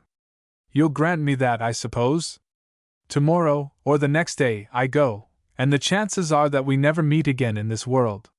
But 'twould be a pleasant thought to carry off to the ends of the earth that you, my benefactors, were living in wealth, enriched, if I may say it without presumption, by a chance word of mine. I tell you I know something of these matters." "I thought you'd passed your days privateerin'," put in Jim Lawarne, who was the only hostile listener, perhaps because he saw no chance of sharing in the promised wealth. "Jim, hold your tongue!" snapped Ruby. "I ask you," went on the stranger, without deigning to answer, "I ask you if it does not look like Providence? Here have you been for years, dwelling amid wealth of which you never dreamed. A ship is wrecked close to your doors, and of all her crew the one man saved is, perhaps, the one man who could enlighten you. You feed him, clothe him, nurse him. As soon as he can crawl about, he picks a walking stick out of half a dozen or more in the hall, and goes out with you to take a look at the farm. On his way he notes many things. He sees, you'll excuse me, farmer, but I can't help it, that you're all behind the world, and the land is yielding less than half of what it ought. Have you ever seen a book by Lord Dundonald on the connection between agriculture and chemistry? No? I thought not. Do you know of any manure better than the oreweed you gather down at the cove? Or the plan of malting grain to feed your cattle on through the winter? Or the respective merits of oxen and horses as beasts of draught? But these matters, though the life and soul of modern husbandry, are as nothing to this lump in my hand. What do you call the field we're now standing in? Park Dew. Exactly, the black field, or the field of black soil, the very name should have told you. But you lay it down in grass, and but for the chance of this spud and a lucky thistle, I might have walked over it a score of times without guessing its secret. Man alive, it's red gold I have here, red, wicked, damnable, delicious gold, the root of all evil and of most joys. If you lie enticingly, young man. By gold I mean stuff that shall make gold for you. There is ore here, but what ore exactly I can't tell till I've streamed it. Lead, I fancy, with a trace of silver, wealth for you, certainly, and in what quantity you shall find out. At this juncture a voice was heard calling over the hedge, at the bottom of the field. It came from young Zeb, the upper part of whose person, as he stood up in his cart, was just visible between two tamarisk bushes. "Are you BYYY? Drat the chap!" exclaimed Ruby's father, wheeling round sharply. "What DYNT?" he yelled back. "Come to know 'bout that chest o' DRAWWRs. Then come long round by THGA8. Can't STAI. Want to know, as I'm drivin' to Leskeard, if Ruby thinks 9 and 6 to MUCH, as the twiddles be so very clever." "How ridiculous!" muttered the stranger, just loud enough for Ruby to hear. "Who is this absurd person?" Jim Lawarne answered. "A low-lived chap, mister, as saved your skin a while back." "Dear, dear, how unpardonable of me! I hadn't the least idea at this distance. Excuse me, I must go and thank him at once." He moved towards the hedge with a brisk step that seemed to cost him some pain. The others followed, a pace or two behind. "You'll not mind my interruptin', farmer," continued young Zeb. "But 'tis time Ruby made her mind up, for Mr. Pennyway won't take a stiver less. Mornin', Ruby, my dear." "And you'll forgive me if I also interrupt," put in the stranger, with the pleasantest smile. "But it is time I thanked the friend who saved my life on Monday morning. I would come round and shake hands if only I could see the gate." "Don't ye mention it," replied Zeb, blushing hotly. "I'm glad to mark ye lookin' so brave ready. Well, what d'ye say, Ruby?" "I say please yoursel. For of the two men standing before Ruby, she did not count her father and Jim Lawarne. The stranger, with his bold features and easy conciliating carriage, had the advantage. It is probable that he knew it, and threw a touch of acting into his silence as Zeb cut him short. "That's a fair speech," replied Zeb. "ISS, turn it how you will, the words be winning now. But be dongade, my dear, if I wa'n't as lief you said go to blazes.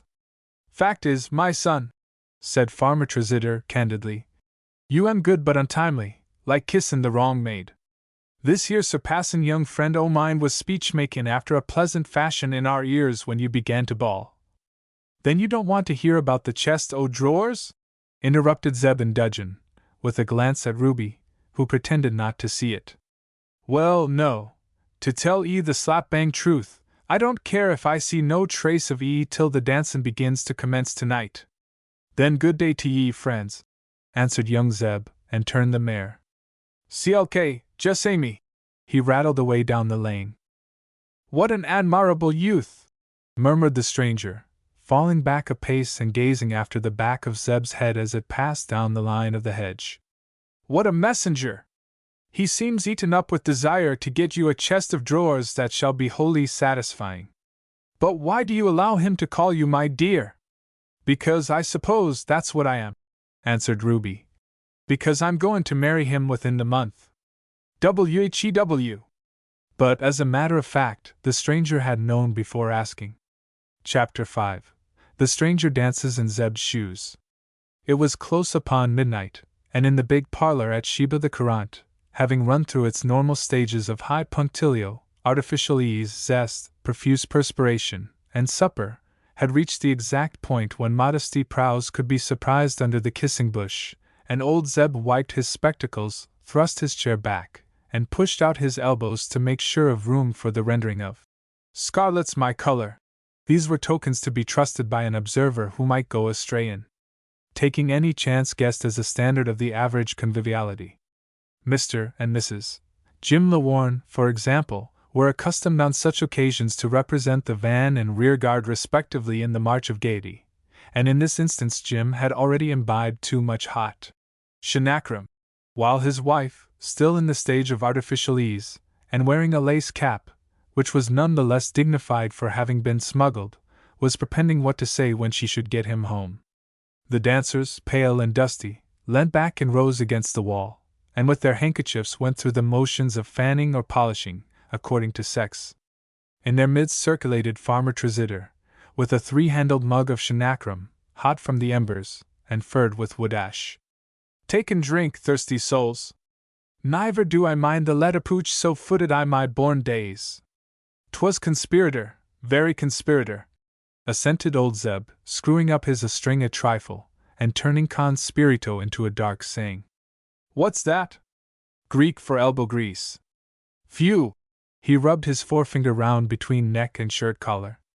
I be vady as the inside of a winder. Such a man as you be to sweat, Crowder! Exclaimed Calvin Oak. Said you to play 6-8 time and 'tis beads right away. A slice o' saffron cake, Crowder, to stay ye. Don't say no. Hi, Mary Jane! Thank ye, farmer. A man might say you was in sperrits tonight, makin' so bold. I be. Might a man ax wherefore, beyond the nat'ral hail fellow well met of the season? You may, and yet you mayn't, answered the host, passing on with the mug. Uncle Issy, asked Jim Lawarne, lurching up. I durstn't gee glint over my shoulder, but would ye mind tellin' me if old woman's lookin' this way, afore I squench my thirst? ISS she be. Jim groaned. Then would ye mind hofferin' me a taste out o' your pannikin? And I'll make believe to say nor on any count, amazin' OTT night, he added, tilting back on his heels, and then dipping forward with a vague smile. Uncle Issy did as he was required, and the henpecked one played his part of the comedy with elaborate slyness. I don't like that strange chap, he announced, irrelevantly. Nor I nother, agreed Elias Sweetland. Though to be sure, I've kept my eye pon en, and the wonders he accomplishes in an old pair o' Tresider's high-lows must be seen to be believed. But that's no call for Ruby's dancin' why he amos so much as why her proper man. The gels talkin' her fling afore wedlock. I heard Sarah and Nan Julian, just now, sayin' she ought to be clawed. A jealous woman is a scourge shaken to and fro, said old Zeb. But I've a mind, friends, to strike up Randy my dandy, for that son o' mine is lookin' blacker than the horn man, and maybe 'twill comfort him to dance afore the public eye, for there's none can take his wind in a hornpipe. In fact, it was high time that somebody comforted young Zeb, for his heart was hot. He had brought home the chest of drawers in his cart, and spent an hour fixing on the best position for it in the bedroom, before dressing for the dance. Also he had purchased, in Mr. Pennyway's shop, an armchair, in the worst taste, to be a pleasant surprise for Ruby when the happy day came for installing her.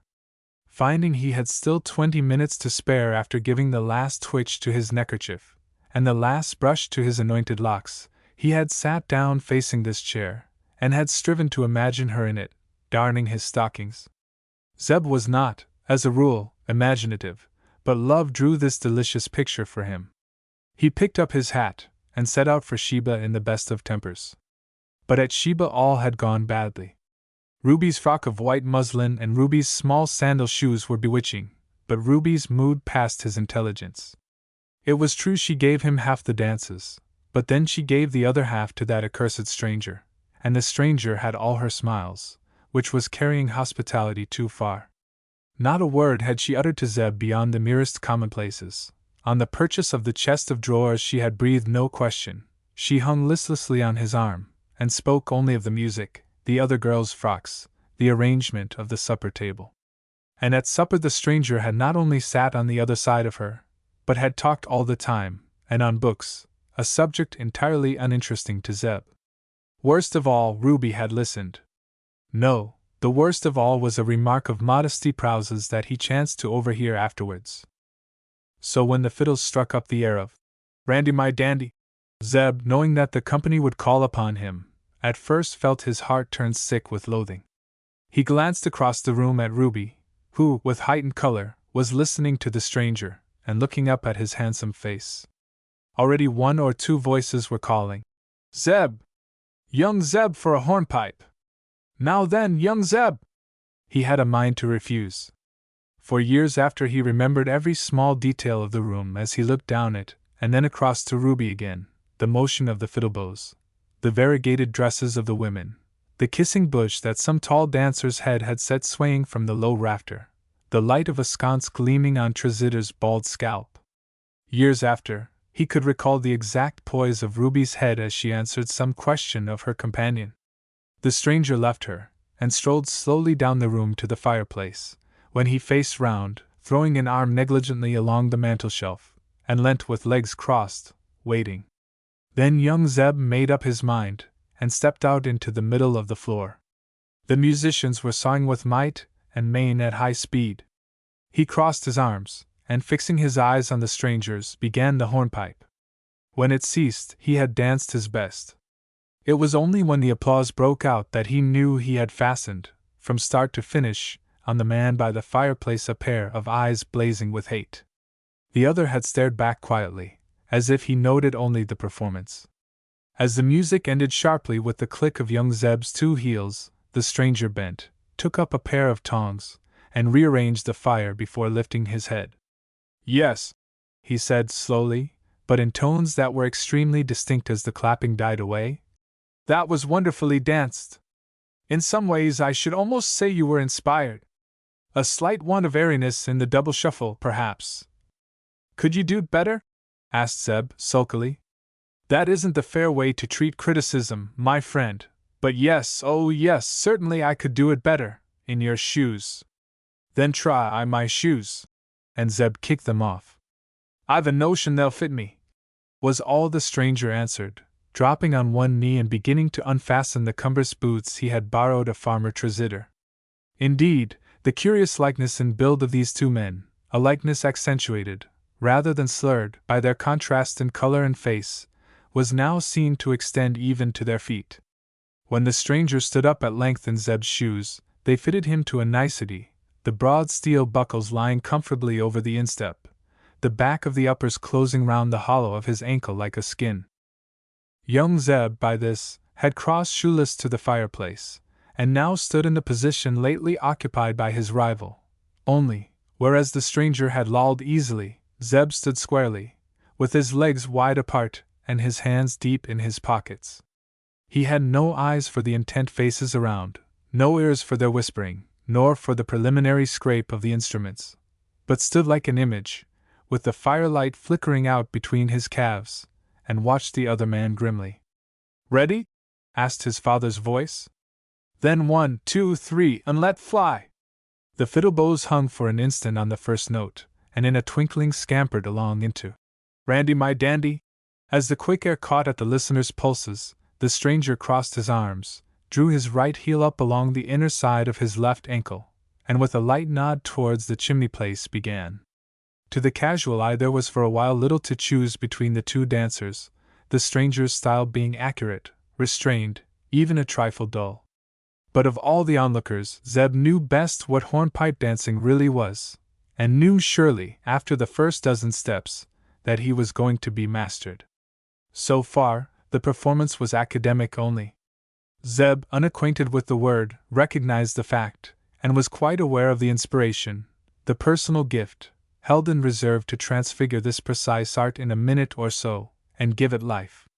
He saw the force gathering in the steady rhythmical twinkle of the steel buckles, and heard it speak in the light recurrent tap with which the stranger's heels kissed the floor. It was doubly bitter that he and his enemy alone should know what was coming, trebly bitter that his enemy should be aware that he knew. The crowder slackened speed for a second, to give warning, and dashed into the heel and toe. Zeb caught the light in the dancer's eyes, and still frowning, drew a long breath. "Faster!" nodded the stranger to the musician's corner. Then came the moment for which, by this time, Zeb was longing. The stranger rested with heels together while a man might count 8 rapidly, and suddenly began a step the like of which none present had ever witnessed. Above the hips his body swayed steadily, softly, to the measure. His eyes never took their pleasant smile off Zeb's face, but his feet. The steel buckles had become 2 sparkling moths, spinning, poising, darting.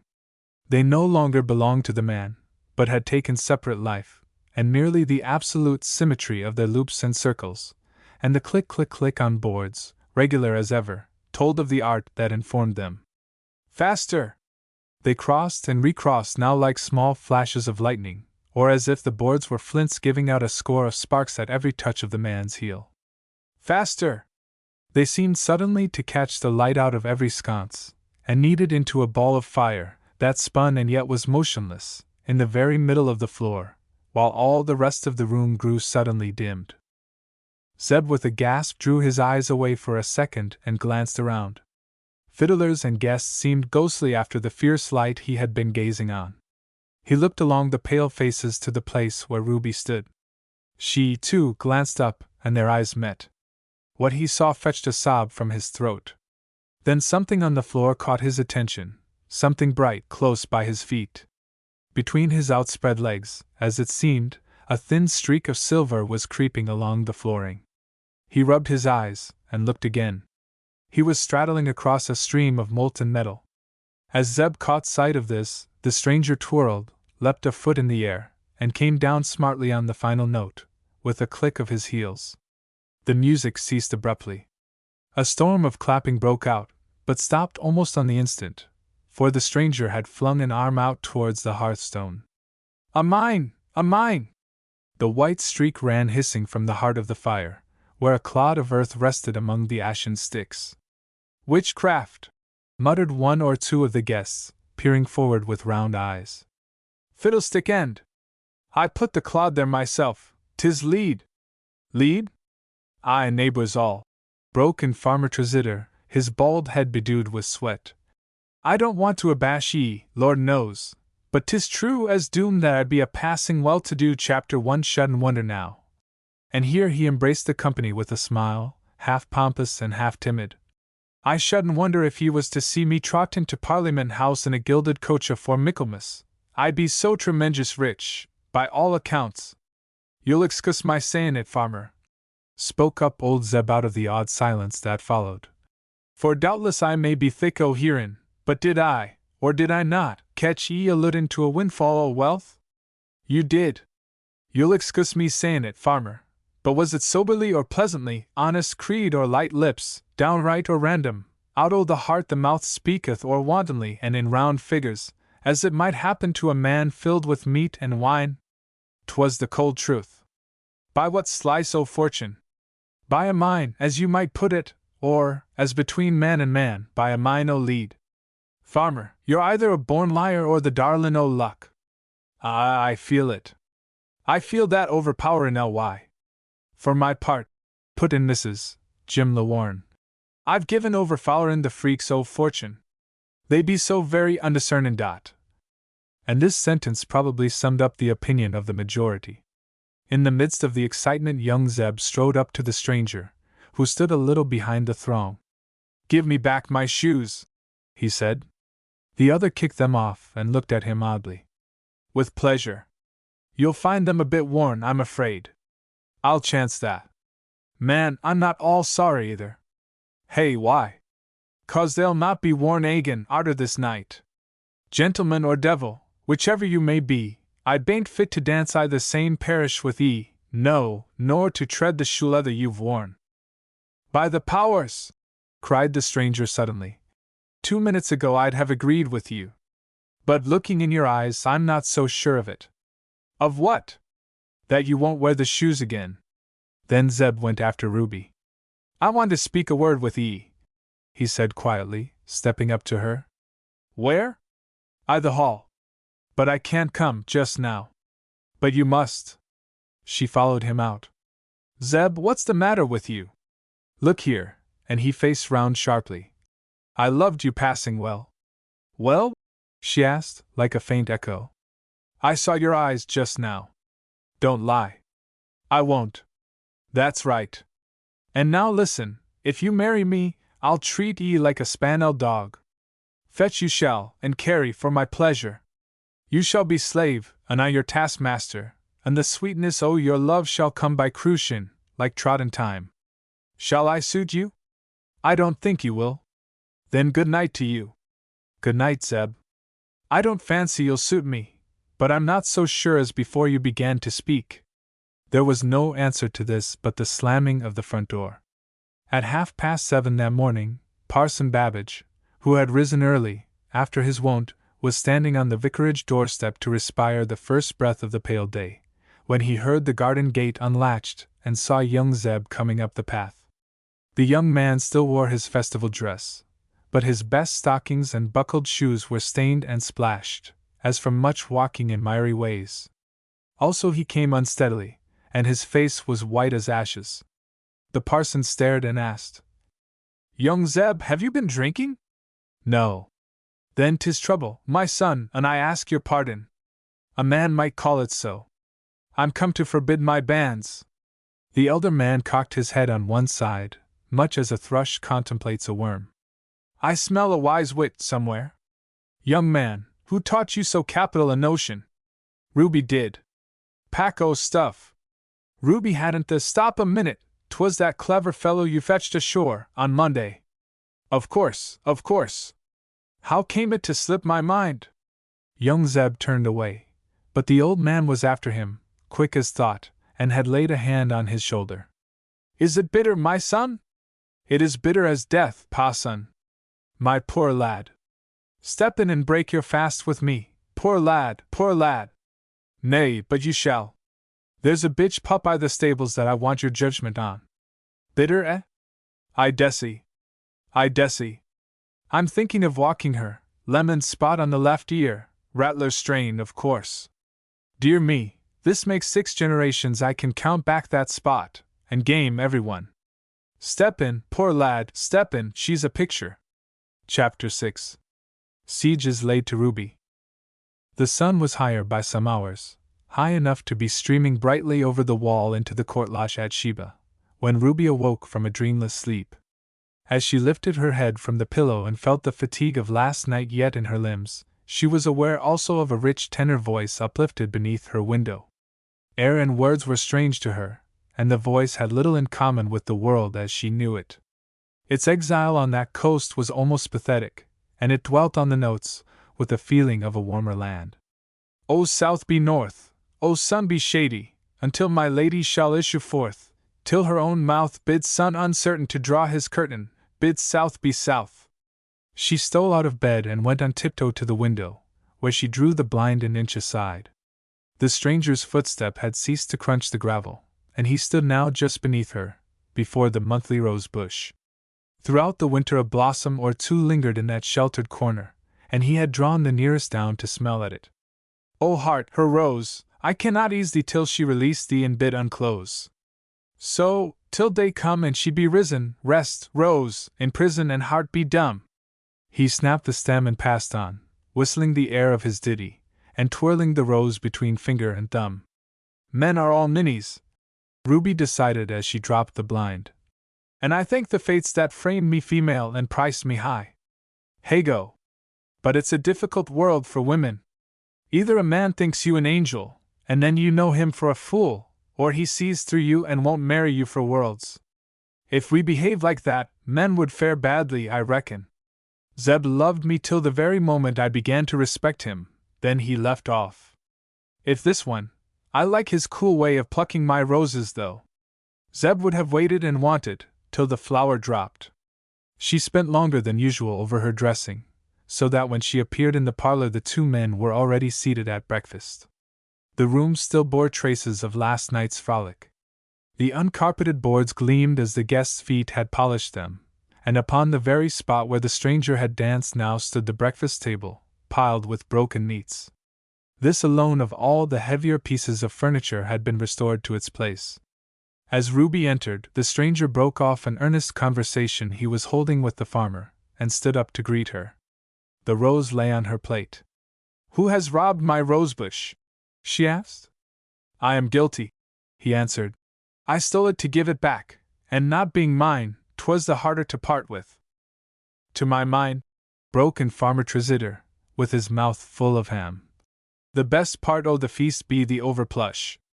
Squab pie, muggety pie, conger pie, sweet giblet pie, such a whack of pies do try a man, to be sure.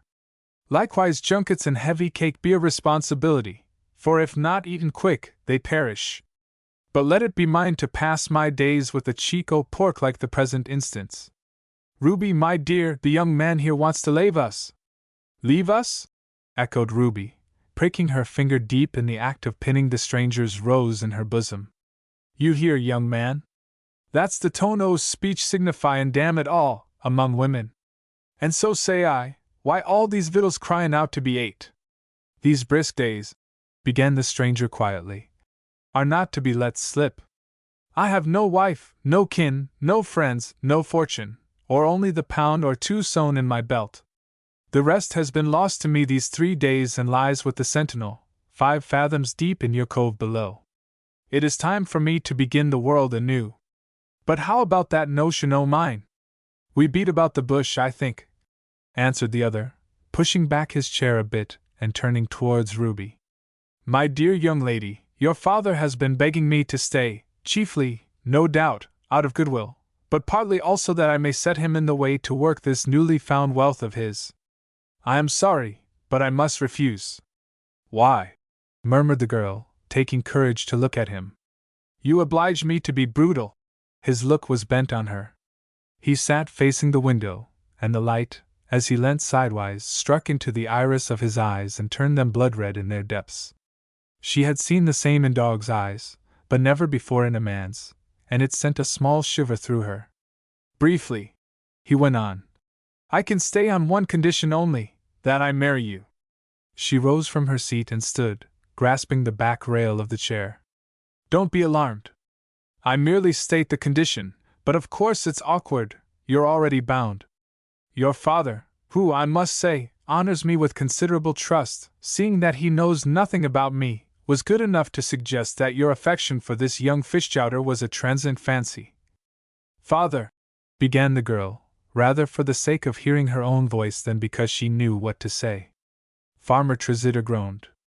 Young man, where's your gumption? You am making a mess o't, and I thought 'ee so very clever. Really, pursued the stranger imperturbably, without lifting his eyes from Ruby. I don't know which to admire most, your father's head or his heart. His head, I think, on the whole. So much hospitality, paternal solicitude, and commercial prudence was surely never packed into one scheme. He broke off for a minute and, still looking at her, began to drum with his fingertips on the cloth. His mouth was pursed up as if silently whistling an air. Ruby could neither move nor speak. The spell upon her was much like that which had lain on young Zeb, the night before, during the hornpipe. She felt weak as a child in the presence of this man, or rather as one recovering from a long illness. He seemed to fill the room, speaking words as if they were living things, as if he were taking the world to bits and rearranging it before her eyes. She divined the passion behind these words, and she longed to get a sight of it, to catch an echo of the voice that had sung beneath her window an hour before. But when he resumed, it was in the same bloodless and contemptuous tone. Your father was very anxious that I should supplant this young jouter. Oh Lord! I never said it. Allow me, said the stranger, without deigning to look round, to carry on this courtship in my own way. Your father, young woman, desired, it was none of my suggestion, that I should insinuate myself into your good graces.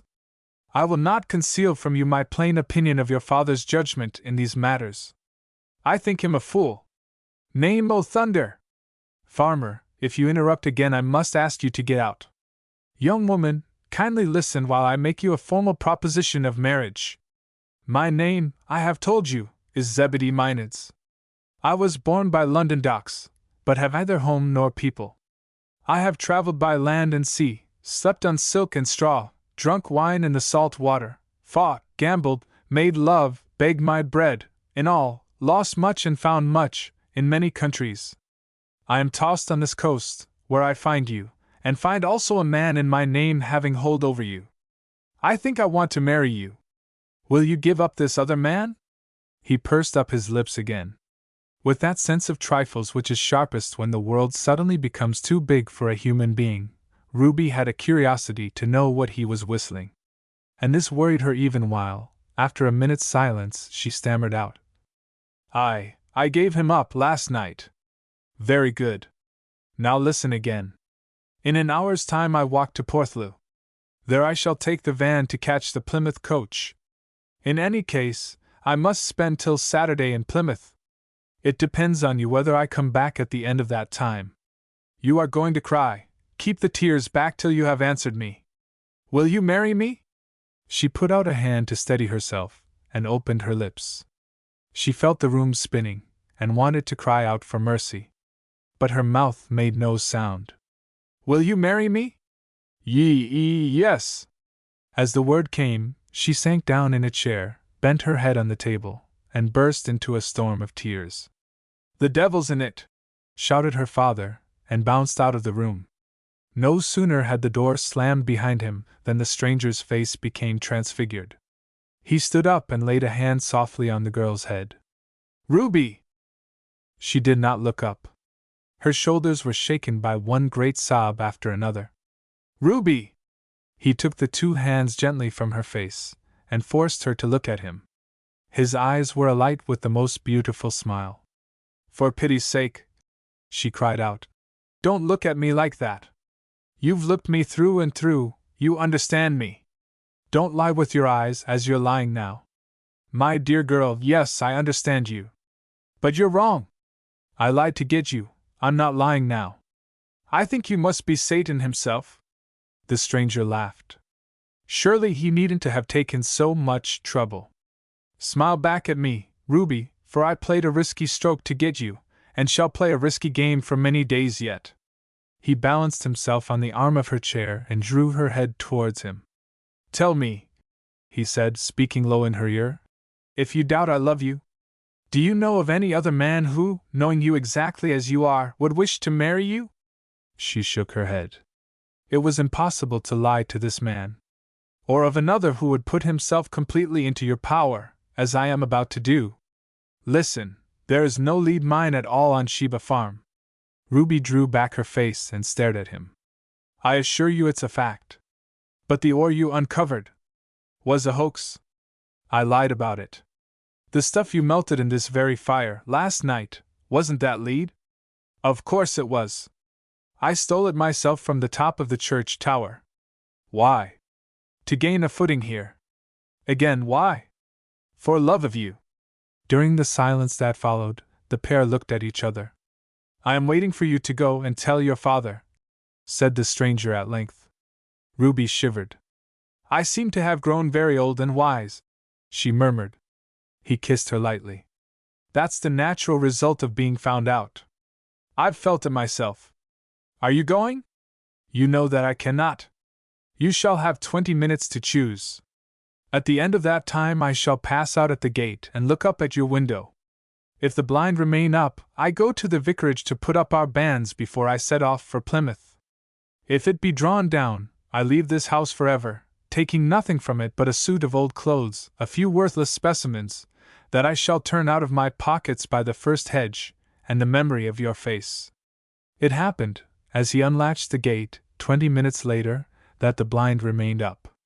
Ruby's face was not at the window, but he kissed his hand for all that, and smiled, and went his way singing. The air was the very same he had whistled dumbly that morning, the air that Ruby had speculated upon.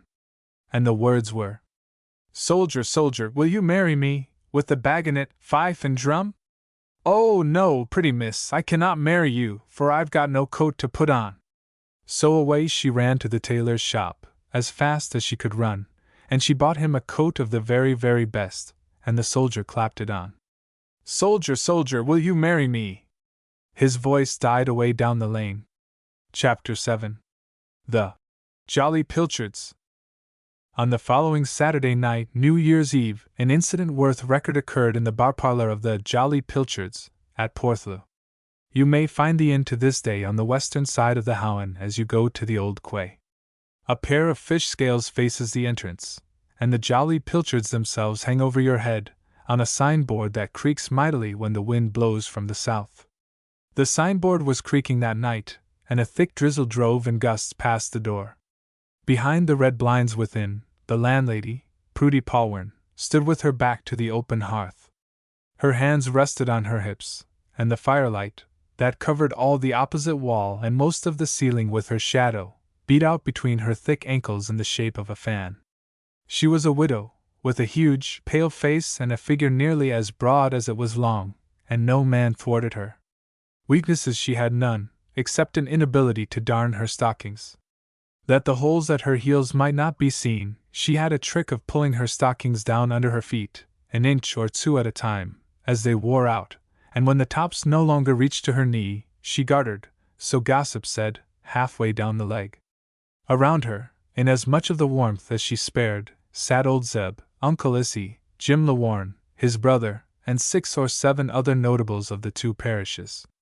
They were listening just now, and though the mug of eggy hot passed from hand to hand as steadily as usual, a certain restrained excitement might have been guessed from the volumes of smoke ascending from their clay pipes. "A man must feel it, boys," the hostess said. "Why a raw four-poster hung why y'all on purpose to suit his wife's complexion, and then to have no wife arter all." "Aye," assented old Zeb, who puffed in the corner of a settle on her left, with one side of his face illuminated and the other in deep shadow. "He feels it, I believe. Such a whack-o dome as he'd bought, and a weather glass wherein the man comes forth as the woman goes inwards, and a dresser, painted a bright liver color, engaging to the eye.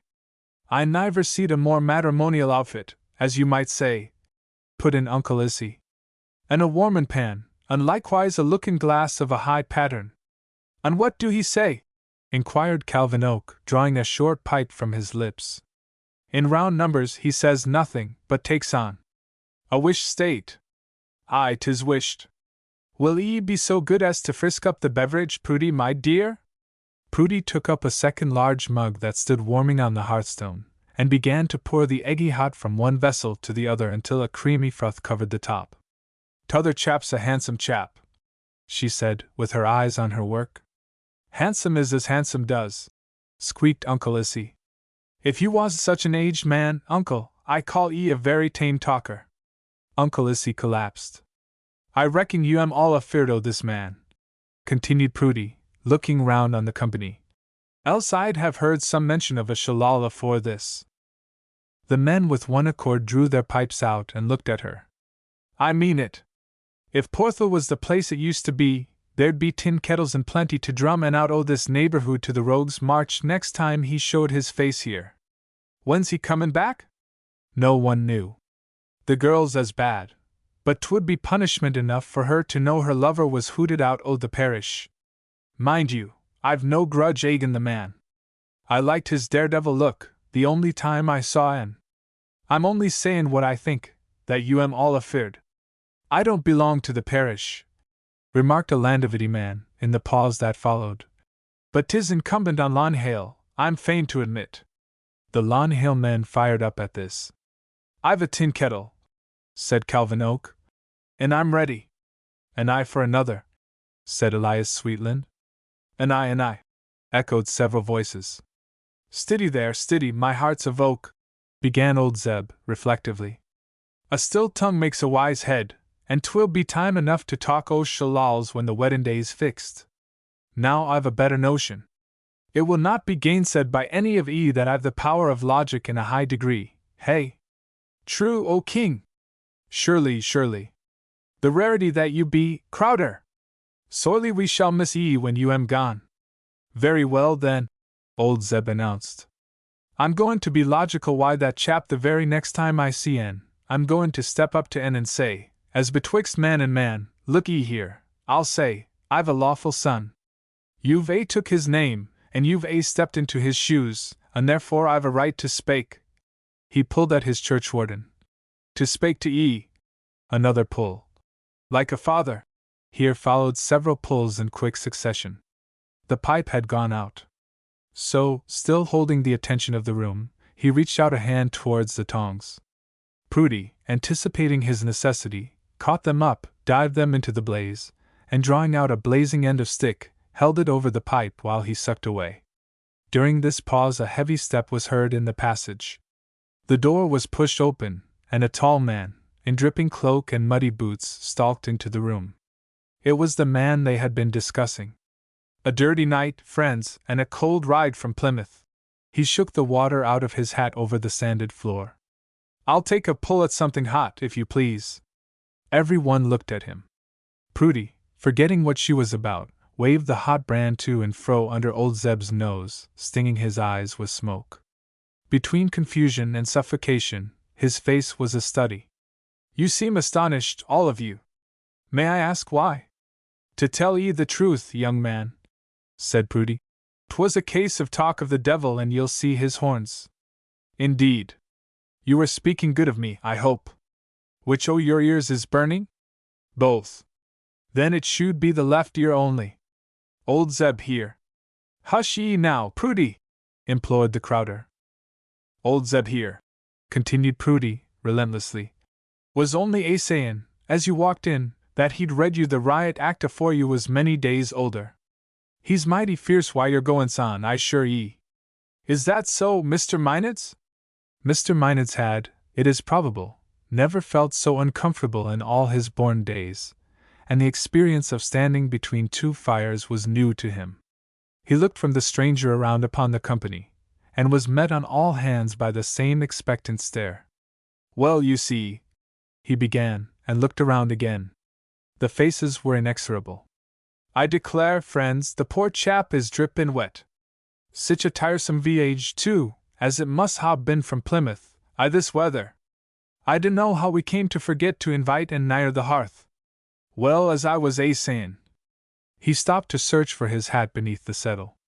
Producing a large crimson handkerchief from the crown, he mopped his brows slowly. The cur'us part o't, neighbours, is the sweatiness that comes over a man, this close weather. I'm waiting for your answer, put in the stranger, knitting his brows. Surely, that's the very thing I was comin' to. The answer, as you may say, is this, but step a bit nigher, for there's lashin's o' room. The answer, as far as that goes, is what I make to you, sayin' that if you wasn't so passin' wet, maybe I'd blurt out what I had on my mind. But, as things go, 'twould seem like talking an advantage. Not at all. 'Tis very kind o' you to say so, to be sure. Old Zeb picked up his pipe again. And now, friends, that this little bit of unpleasantness have blown over, doin' equal credit to both parties this New Year's Eve, after the native British fashion o' fair play, as why should it not? I agree we be conformable to the pleasant season and let harmony prevail. Why, man, interrupted Prudy, you never gave no answer at all. Far as I could see, you've done naught but fidget like an angle twitch and look 50 ways for Sunday. 'Twas the roundaboutest, dodge-my-itest, hole-and-corneredest bit of a chap's mind as ever I heard given, pronounced the traitorous Oak. Oak, old Zeb exclaimed. All you know 'pon the fiddle I taught ye, said Prudy. That's like what the chap said when the donkey kicked in. 'Tain't the stomach that I do vally, he said, 'tis the cussed ungratefulness o' the jackass. I'm still waiting, repeated the stranger.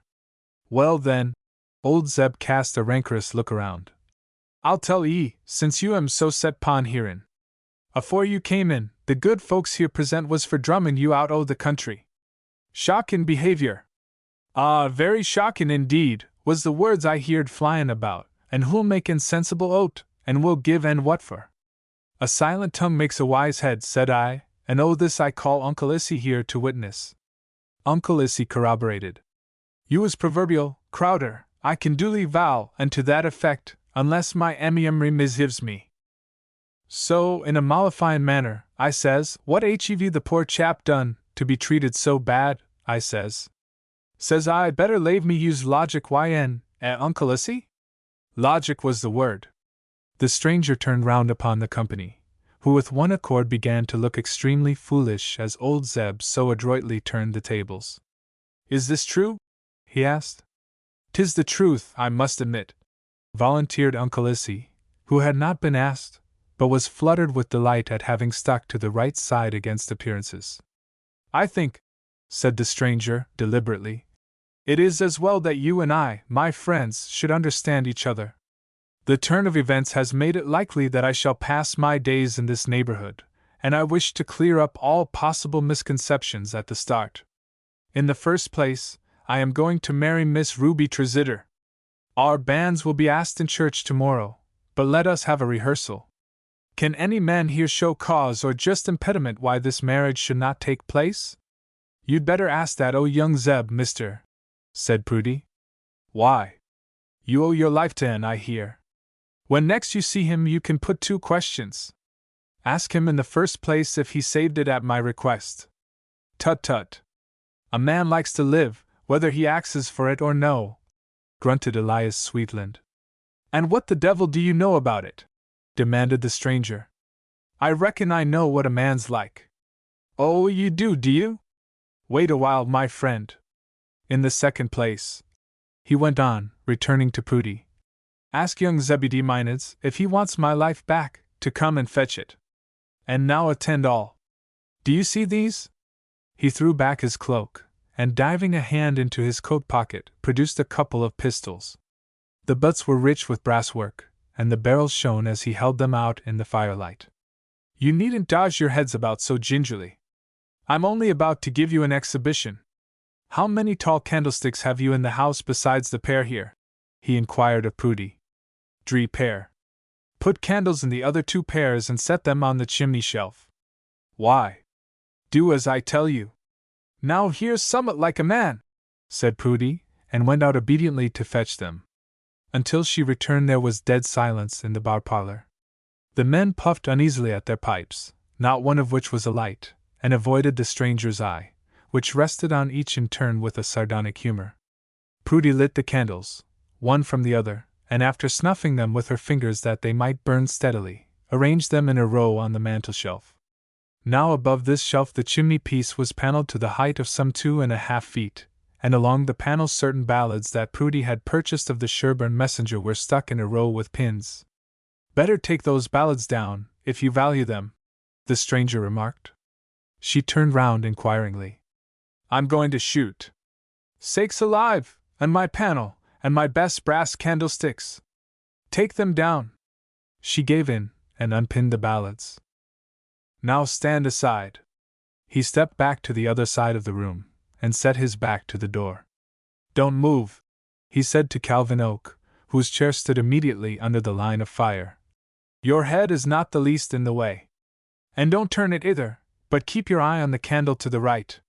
This was spoken in the friendliest manner, but it hardly reassured Oak, who would have preferred to keep his eye on the deadly weapon now being lifted behind his back. Nevertheless he did not disobey, but sat still, with his eyes fixed on the mantel-shelf, and only his shoulders twitching to betray his discomposure. Bang! The room was suddenly full of sound, then of smoke and the reek of gunpowder. As the noise broke on their ears one of the candles went out quietly. The candlestick did not stir, but a bullet was embedded in the panel behind. Calvin Oak felt his scalp nervously. "1," counted the stranger. He walked quietly to the table, set down his smoking pistol, and took up the other, looking round at the same time on the white faces that stared on him behind the thick curls of smoke. Stepping back to his former position, he waited while they could count 20, lifted the second pistol high, brought it smartly down to the aim and fired again. The second candle went out, and a second bullet buried itself in Prudy's panel. So he served the 6, one after another, without a miss. Twice he reloaded both pistols slowly, and while he did so not a word was spoken. Indeed, the only sound to be heard came from Uncle Issy, who, being a trifle asthmatical with age, felt some inconvenience from the smoke in his throat. By the time the last shot was fired the company could hardly see one another. Prudy, 2 of whose dishes had been shaken off the dresser, had tumbled upon a settle, and sat there, rocking herself to and fro, with her apron over her head. The sound of firing had reached the neighboring houses, and by this time the passage was full of men and women, agog for a tragedy. The door burst open. Through the dense atmosphere the stranger descried a crowd of faces in the passage. He was the first to speak. "Good folk, you alarm yourselves without cause. I have merely been pointing an argument that I and my friends happen to be holding here." Then he turned to Calvin Oak, who lay in his chair like a limp sack, slowly recovering from his emotions at hearing the bullets whiz over his head. "When I assure you that I carry these weapons always about me, you will hardly need to be warned against interfering with me again. The first man that meddles, I'll shoot like a rabbit, by the Lord Harry I will. You hear?" He slipped the pistols into his pocket, pulled out 2 crown pieces, and tossed them to Prudy. "That'll pay for the damage, I dare say." So, turning on his heel, he marched out, leaving them in the firelight. The crowd in the passage fell back to right and left, and in a moment more he had disappeared into the black drizzle outside. But the tradition of his feat survives, and the 6 holes in Prudy's panel still bear witness to its truth. Chapter 8. Young Zeb Sells His Soul. These things were reported to young Zeb as he sat in his cottage, up the Coombe, and nursed his pain. He was a simple youth, and took life in earnest, being very slow to catch fire, but burning consumedly when once ignited. Also he was sincere as the day, and had been treacherously used. So he raged at heart, and for pride made him shun the public eye, he sat at home and raged, the worst possible cure for love, which goes out only by open-air treatment. From time to time his father, Uncle Issy, and Elias Sweetland sat around him and administered comfort after the manner of Eliphaz, Bildad, and Zophar. Your cheeks be pale, my son, lily-white upon my soul. Rise, my son, and eat, as the wise king recommended, saying, Stay me why flagons, comfort me why yapples, for I be sick o' love, a wise word that. Shall a man be poured out like water? Inquired Uncle Issy, and turn from his victuals, and pass his prime I blowin' his nose, and all for a woman? I wasn't blowin' my nose, objected Zeb shortly. Well, in black and white you was, but ye gave me that day. Young Zeb stared out of the window. Far down the coombe a slice of blue sea closed the prospect, and the tan sails of a small lugger were visible there, rounding the point to the westward. He watched her moodily until she passed out of sight, and turned to his father. Tomorrow, did ye say? ISS, tomorrow, at 11 I the forenoon. Jim Lawarne brought me word. Terrible times they be for Jim, I reckon, said Elias Sweetland. All yesterday he was going back'ards and for'ards like a lost dog in a fair, movin' his chattels. There's a hole in the roof of that new cottage of his that a man may put his Sunday hat diarro, and as for his old woman, she'll do naught but sit 'pon the lime-ash floor while her tout serve over her head, and call an ivory name but what he was christened. Nothin' but neck and crop would do for Tresider, I'm told, said old Zeb. I've ace already, faithful, said Jim, and now you turns me out why a week's warning dot.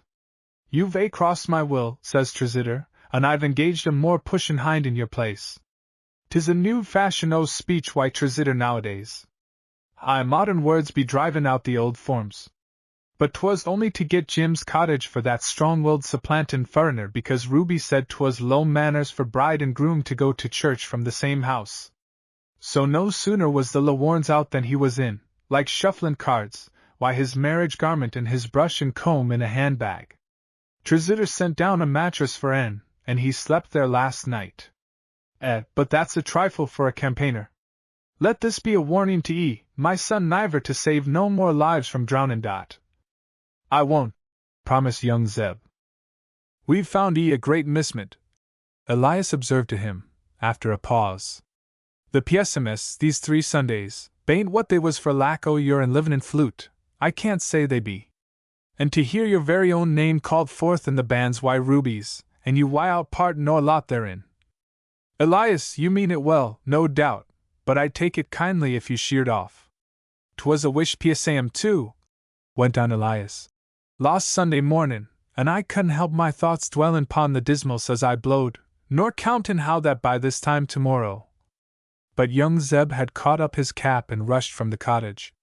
He took, not the highway to Porthlew, but a footpath that slanted up the western slope of the coombe, over the brow of the hill, and led in time to the coast and a broader path above the cliffs. The air was warm, and he climbed in such hurry that the sweat soon began to drop from his forehead. By the time he reached the cliffs he was forced to pull a handkerchief out and mop himself. But without a pause, he took the turning westward towards Troy Harbor, and tramped along sturdily. For his mind was made up. Ship's Chandler Weber, of Troy, was fitting out a brand-new privateer, he had heard, and she was to sail that very week. He would go and offer himself as a seaman, and if Weber made any bones about it, he would engage to put a part of his legacy into the adventure.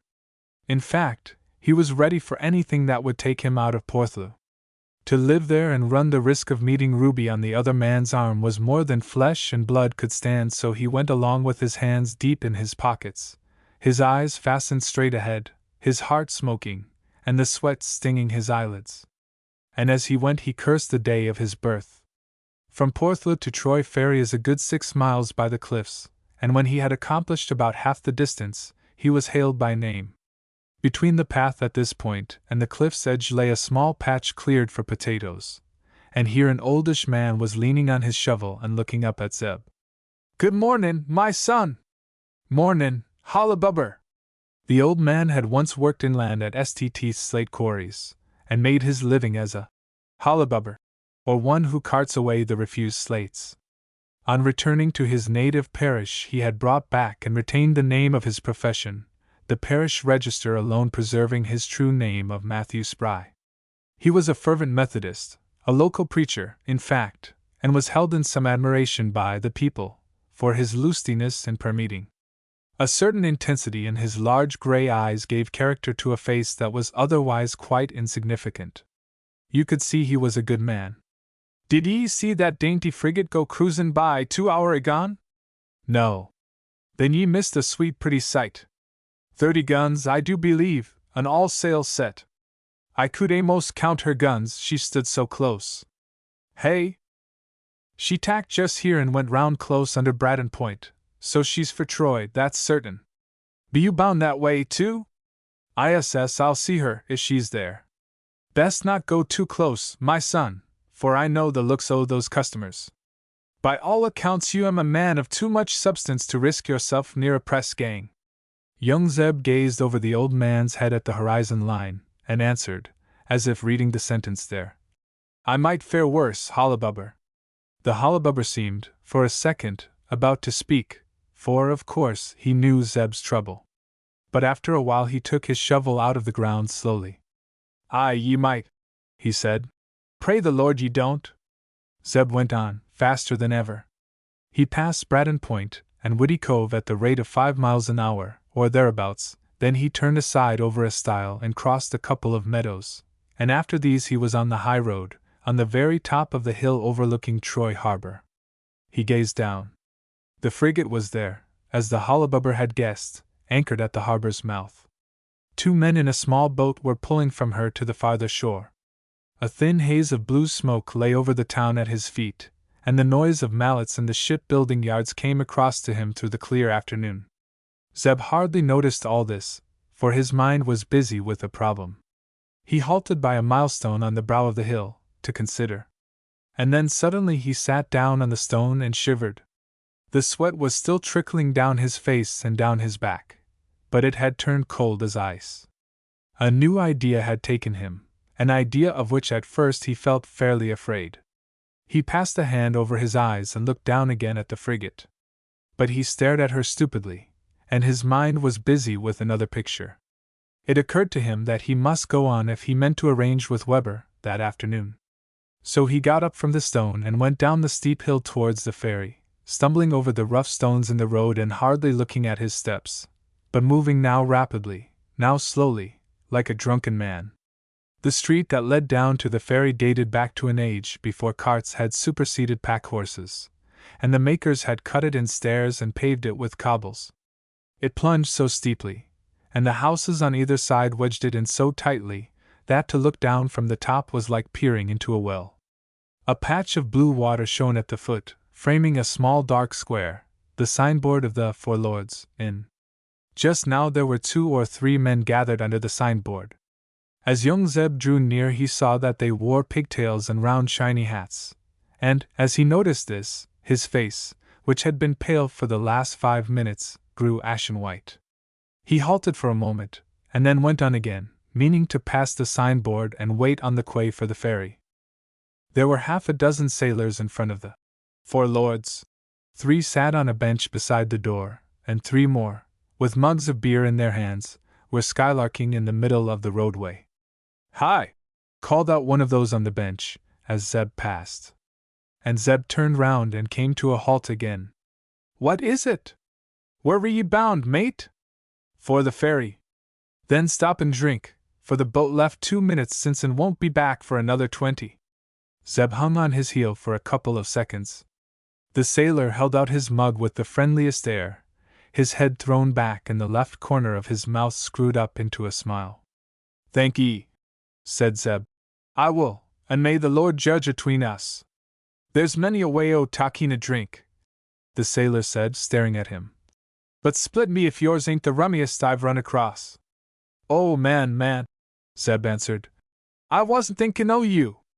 Back by the cliff's edge the Hollabubber had finished his day's work and was shouldering his shovel to start for home, when he spied a dark figure coming eastwards along the track, and putting up a hand to ward off the level rays of the sun, saw that it was the young man who had passed him at noonday. So he set down the shovel again, and waited. Young Zeb came along with his head down. When he noticed the Hollabubber standing in the path, he started like a man caught in a theft. "My son, ye've come to lift a weight off my heart. God forgive me that, I my shyness, I let ye go by without a word for your trouble. All the country seems to know my affairs," Zeb answered with a scowl. The Hollabubber's grey eyes rested on him tenderly. He was desperately shy, as he had confessed, but compassion overcame his shyness. "Surely," said he, "all we be children o' one Father, and surely we may know each other's burdens, else, not knowin', how shall we bear 'em? You am too late, Hollabubber." Zeb stood still, looking out over the purple sea. The old man touched his arm gently. "How so?" "I've sold my soul to hell." "I don't care. You am alive and standin' here, and I can save 'ee." "Can 'ee so?" Zeb asked ironically. "Man, I feel sure o't." His ugly earnest face became almost grand in the flame of the sunset. "Turn aside here and kneel down. I will wrestle why the Lord for thee till comfort comes, if it take the long night. You am a strange chap, can such things happen these days? Kneel and try." "No, no, no!"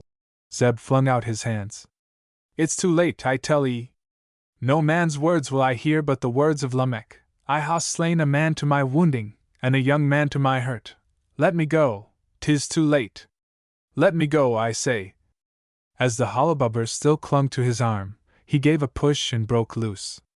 The old man tumbled beside the path with his head against the potato fence.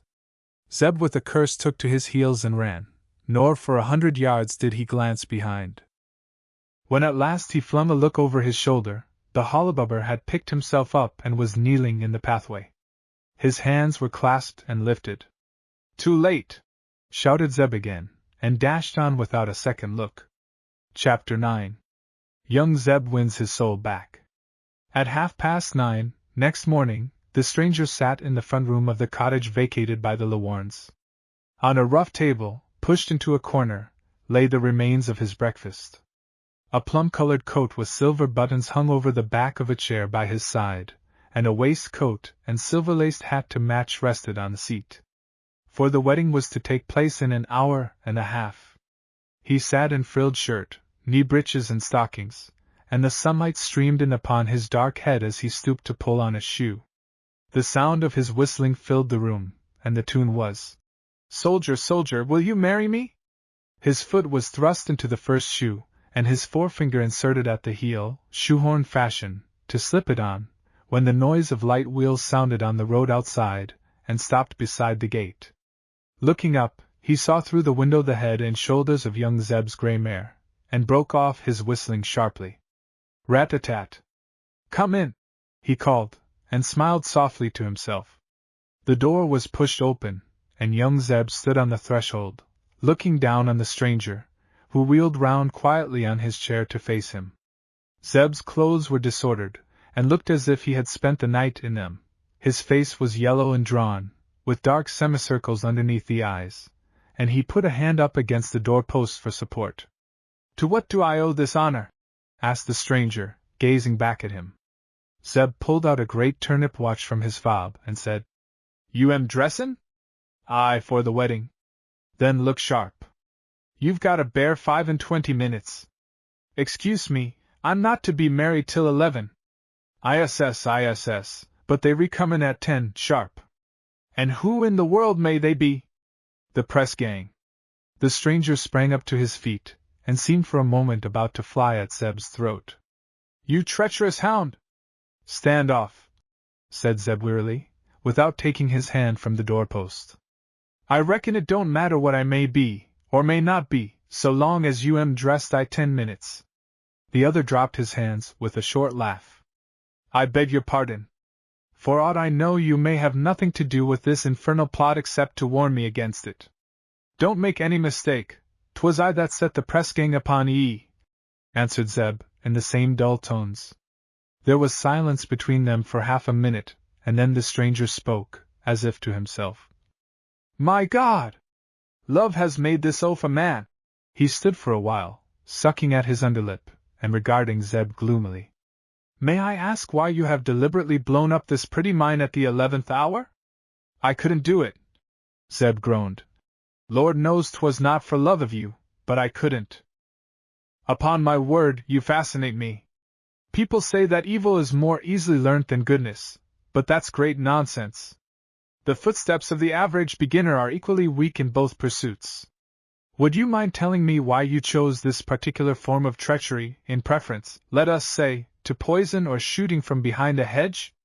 Was it simply because you risked less?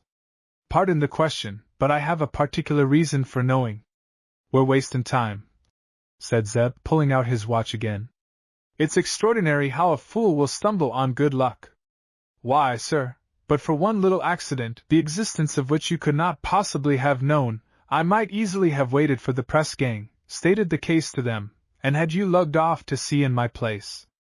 Has it occurred to you, in the course of your negotiations, that the wicked occasionally stumble into pits of their own digging?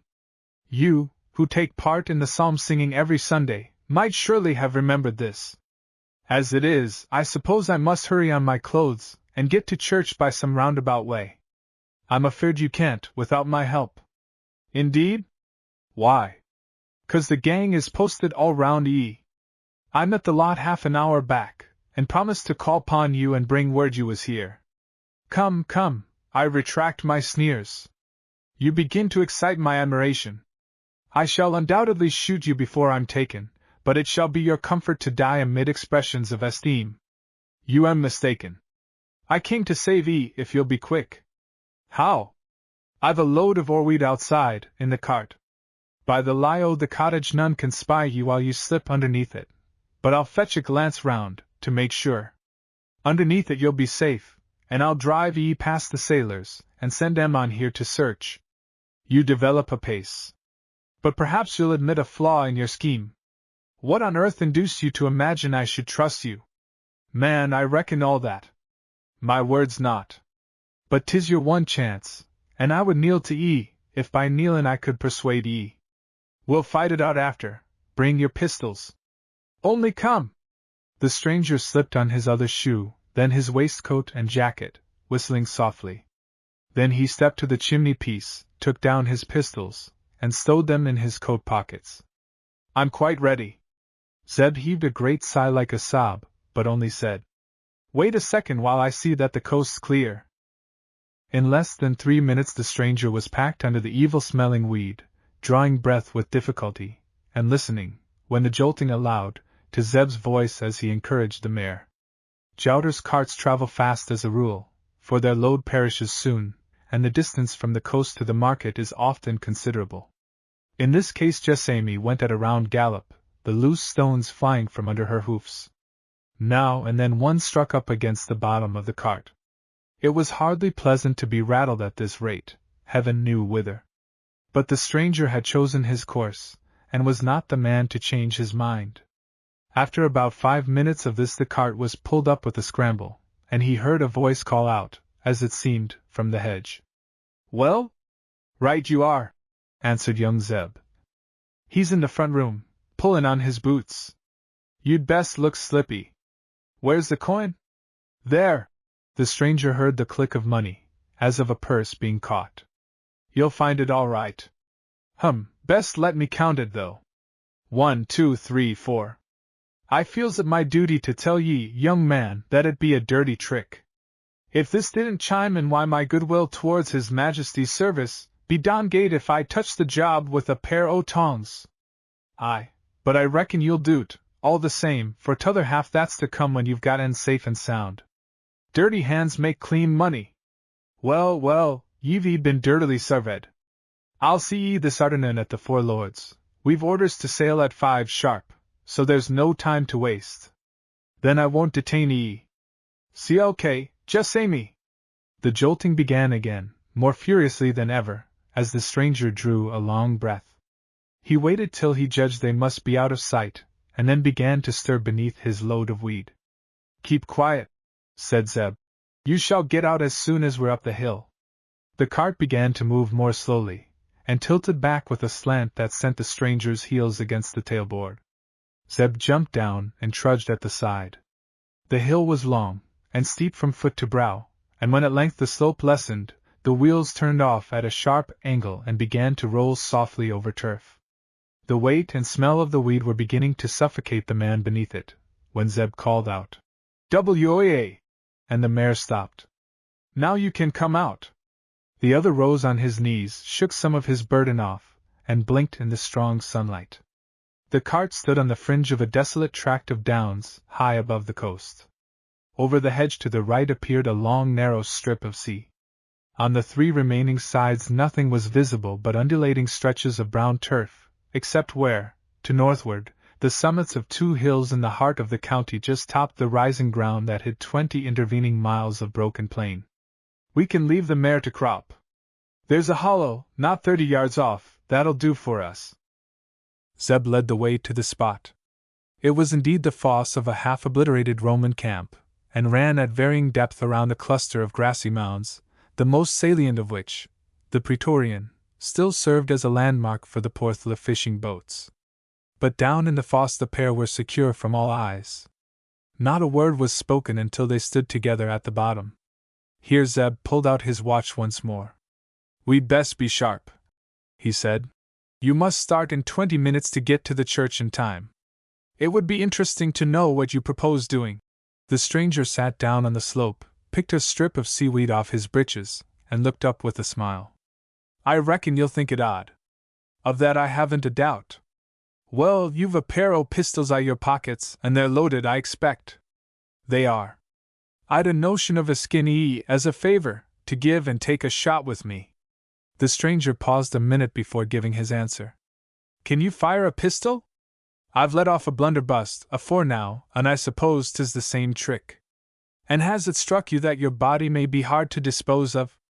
Or that, if found, it may cause me some inconvenience? There's a quag on t'other side o' the castle, one, here. I ha'n't time to go round and point it out, but 'tis to be known by being greener than the rest o' the turf. What's thrown in there niver comes up, and no man can dig for it. The folks'll give the press gang the credit when I'm missin'. You forget the mare and cart. Lead her back to the road, turn her face to home, and fetch her a cut across th ears. She always bolts if you touch her ears. And you really wish to die?" "Oh my God!" Zeb broke out. "Would I be standin' here if I didn't?" The stranger rose to his feet, and drew out his pistols slowly. "It's 1,000 pities," he said, "for I never saw a man develop character so fast." He cocked the triggers, and handed the pistols to Zeb, to take his choice. "Stand where you are, while I step out 15 paces."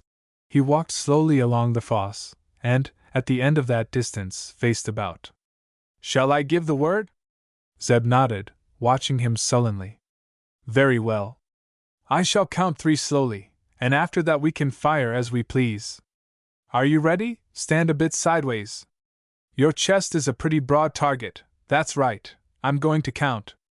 1, 2, 3. The word was hardly spoken before one of the pistols rang out. It was Zeb's, and heaven knows whither his bullet flew. The smoke cleared away in a blue, filmy streak, and revealed his enemy standing where he stood before, with his pistol up, and a quiet smile on his face. Still holding the pistol up, the stranger now advanced deliberately until he came to a halt about 2 paces from Zeb, who, with white face and set jaw, waited for the end. The eyes of the 2 men met, and neither flinched. "Strip!" commanded the stranger. "Strip, take off that jersey. Why not kill me without ado? Man, isn't this cruel? Strip, I say." Zeb stared at him for half a minute, like a man in a trance, and began to pull the jersey off. "Now your shirt. Strip, till you are naked as a babe." Zeb obeyed. The other laid his pistol down on the turf, and also proceeded to undress, until the 2 men stood face to face, stark naked. "We were thus, or nearly thus, a month ago, when you gave me my life. Does it strike you that, barring our faces, we might be twin brothers? Now get into my clothes, and toss me over your own." "What's the main note?" stammered Zeb, hoarsely. "I am about to cry quits with you.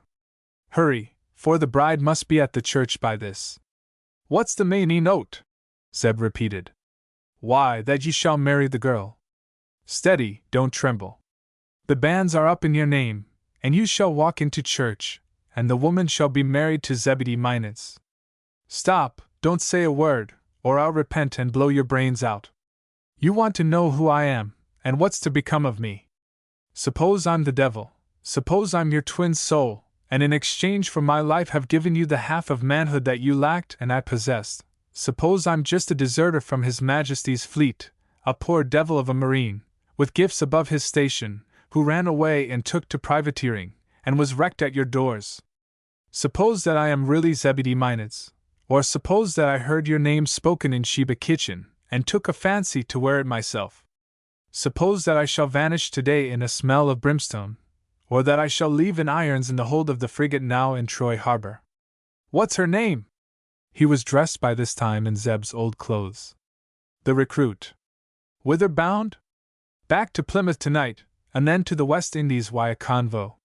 Hurry then, don't fumble, or Ruby'll be tired of waiting. You'll find a pencil and scrap of paper in my breast pocket. Hand them over. Zeb did so, and the stranger, seating himself again on the slope, tore the paper in half, and began to scribble a few lines on each piece. By the time he had finished and folded them up, Zeb stood before him dressed in the plum-colored suit. "I," said the stranger, looking him up and down, and sucking the pencil contemplatively. "She'll marry you out of hand." "I doubt it. These notes will make sure. Give one to the farmer, and one to Ruby, as they stand by the chancel rails. But mainly it rests with you. Take no denial. Say you've come to make her your wife, and won't leave the church till you've done it. She's still the same woman as when she threw you over.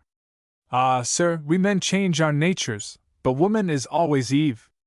I suppose you know a short cut to the church? Very well.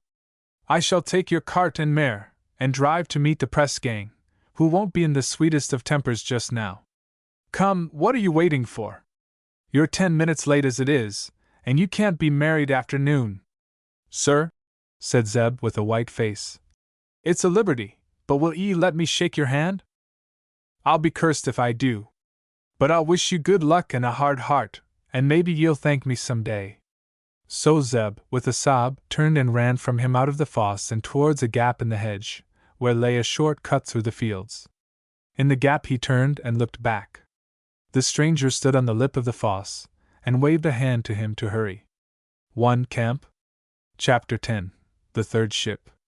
We return to Rouen Church, whence this history started. The parson was there in his surplice, by the altar. The bride was there in her white frock, by the chancel rails. Her father, by her side, was looking at his watch, and the parishioners thronged the nave, shuffling their feet and loudly speculating. For the bridegroom had not appeared. Ruby's face was white as her frock. Parson Babbage kept picking up the heavy prayer book, opening it, and laying it down impatiently. Occasionally, as one of the congregation scraped an impatient foot, a metallic sound made itself heard, and the buzz of conversation would sink for a moment, as if by magic. For beneath the seats, and behind the women's gowns, the whole pavement of the church was covered with a fairly representative collection of cast-off kitchen utensils, old kettles, broken cake tins, frying pans, saucepans, all calculated to emit dismal sounds under percussion. Scattered among these were ox bells, rook rattles, a foghorn or two, and a tin trumpet from the Skeerd Fair. Explanation is simple. The outraged feelings of the parish were to be avenged by a shallal as bride and bridegroom left the church. Ruby knew nothing of the storm brewing for her, but Mary Jane, whose ears had been twice boxed that morning, had heard a whisper of it on her way down to the church, and was confirmed in her fears by observing the few members of the congregation who entered after her. Men and women alike suffered from an unwonted corpulence and tightness of raiment that morning, and each and all seemed to have cast the affliction off as they arose from their knees. It was too late to interfere, so she sat still and trembled. Still the bridegroom did not come. "A more unprecedented feat I don't recall," remarked Uncle Issy to a group that stood at the west end under the gallery. "Not since Melius Sprysperian, when the devil, I the shape of a black pig, followed us all the way to the porch. That was a brave while ago, Uncle." ISS, but I mind to this hour how we bearers perspired, and she such a lightweight corpse. But plague seized my old emotions, we am come to marry, not to bury. By the lookout 'tis either marry nor bury, nim nor dull, observed old Zeb, who had sacrificed his paternal feelings and come to church in order to keep abreast with the age. 'Tis more like Boscastle fair, begin at 12 o'clock and end at noon. Why tarry the wheels of his chariot? 'Tis possible young Zeb and he have aimed at pon the road hither, hazarded Calvin Oak by a wonderful imaginative effort. And 'tis possible that feelings have broke loose and one o' the twain be swelterin' in his own bloodshed, or vice versa. I heard tell of a man once, said Uncle Issy, that committed murder upon another for love, but save my life, I can't think pon his name, nor where 't befell. What an old storehouse 'tis! Ejaculated Elias Sweetland, bending a contemplative gaze on Uncle Issy. Mark her pale face, neighbours, put in a woman. In Tresitter, he looks like a man that's either got nor lost.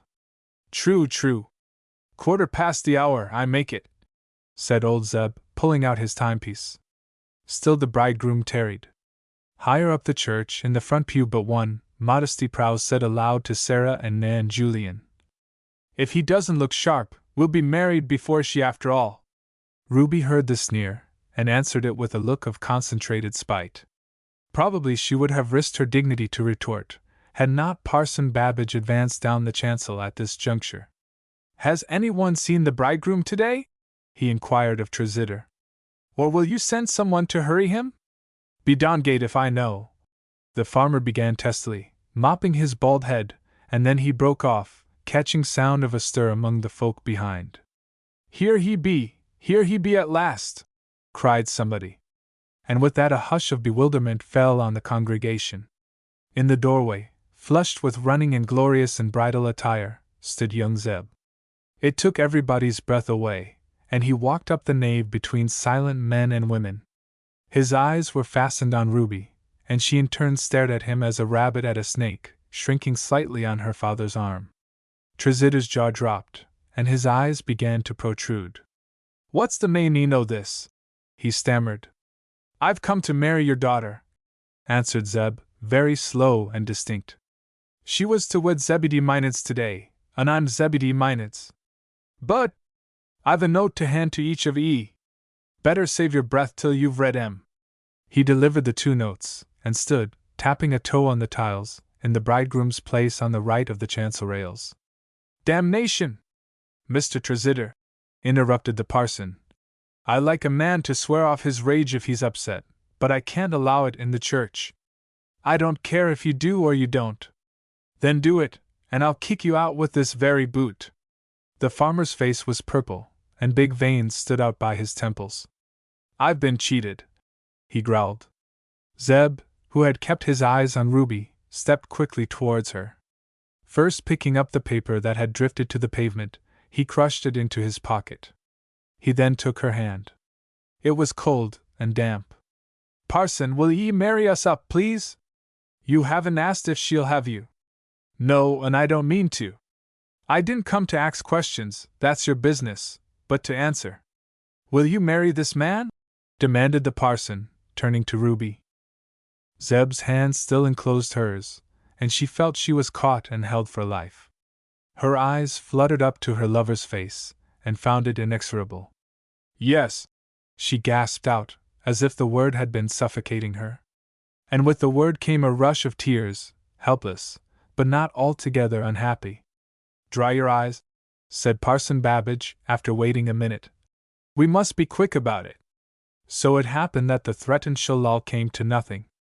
Susan Yago, the old woman who swept the church, discovered its forgotten apparatus scattered beneath the pews on the following Saturday, and cleared it out, to the amount, she averred, of 2 cartloads.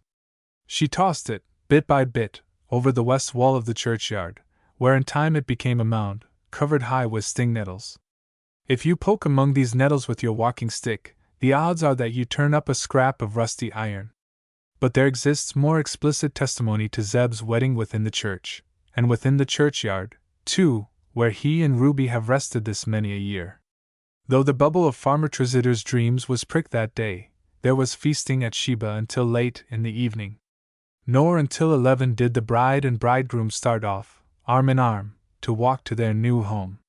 Before them, at a considerable distance, went the players and singers, a black blur on the moonlit road, and very crisply their music rang out beneath a sky scattered with cloud and stars. All their songs were simple carols of the country, and the burden of them was but the joy of man at Christ's nativity. But the young man and maid who walked behind were well pleased. "Now then," cried the voice of old Zeb, "lads and lasses all together and why a will.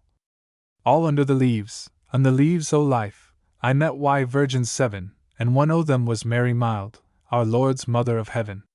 Oh, what are ye seekin', you 7 fair maids, all under the leaves o' life? Come tell, what seek ye all under the leaves o' life?" "We're seekin' for no leaves, Thomas, but for a friend o' thine. We're seekin' for sweet Jesus Christ to be our guide and thine. Go down, to yonder town and sit in the gallery, and there you'll see sweet Jesus Christ nailed to a big yew tree." So down they went to yonder town as fast as foot could fall, and many a grievous bitter tear from the virgin's eye did fall. "O peace, mother, your weepin' doth me grieve. I must suffer this," he said, "for Adam and for Eve.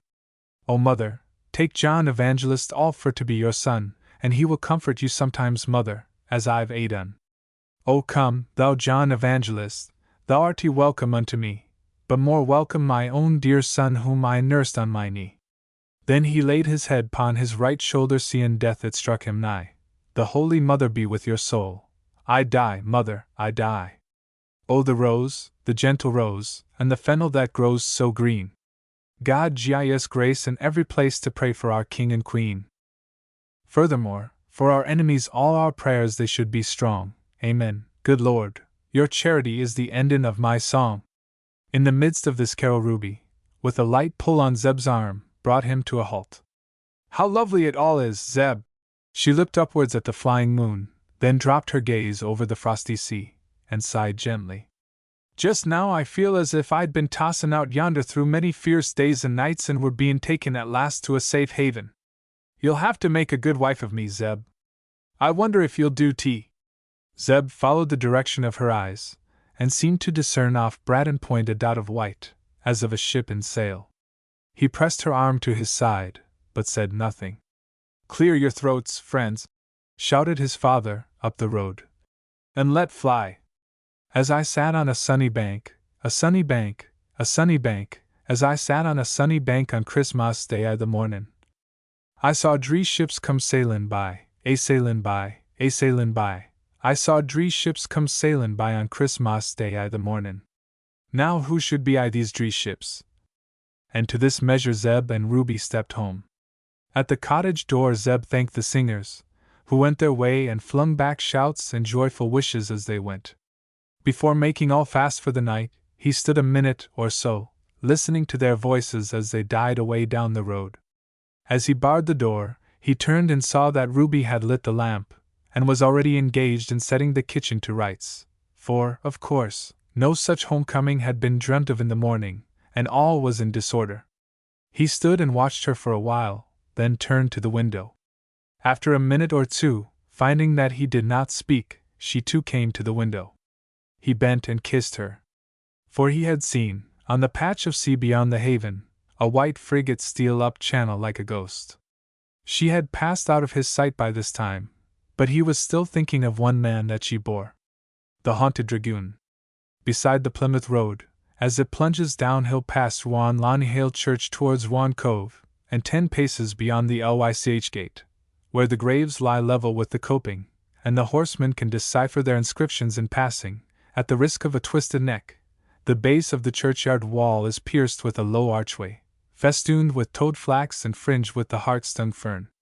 Within the archway bubbles a well, the water of which was once used for all baptisms in the parish, for no child sprinkled with it could ever be hanged with hemp. But this belief is discredited now, and the well neglected, and the events which led to this are still a winter's tale in the neighborhood.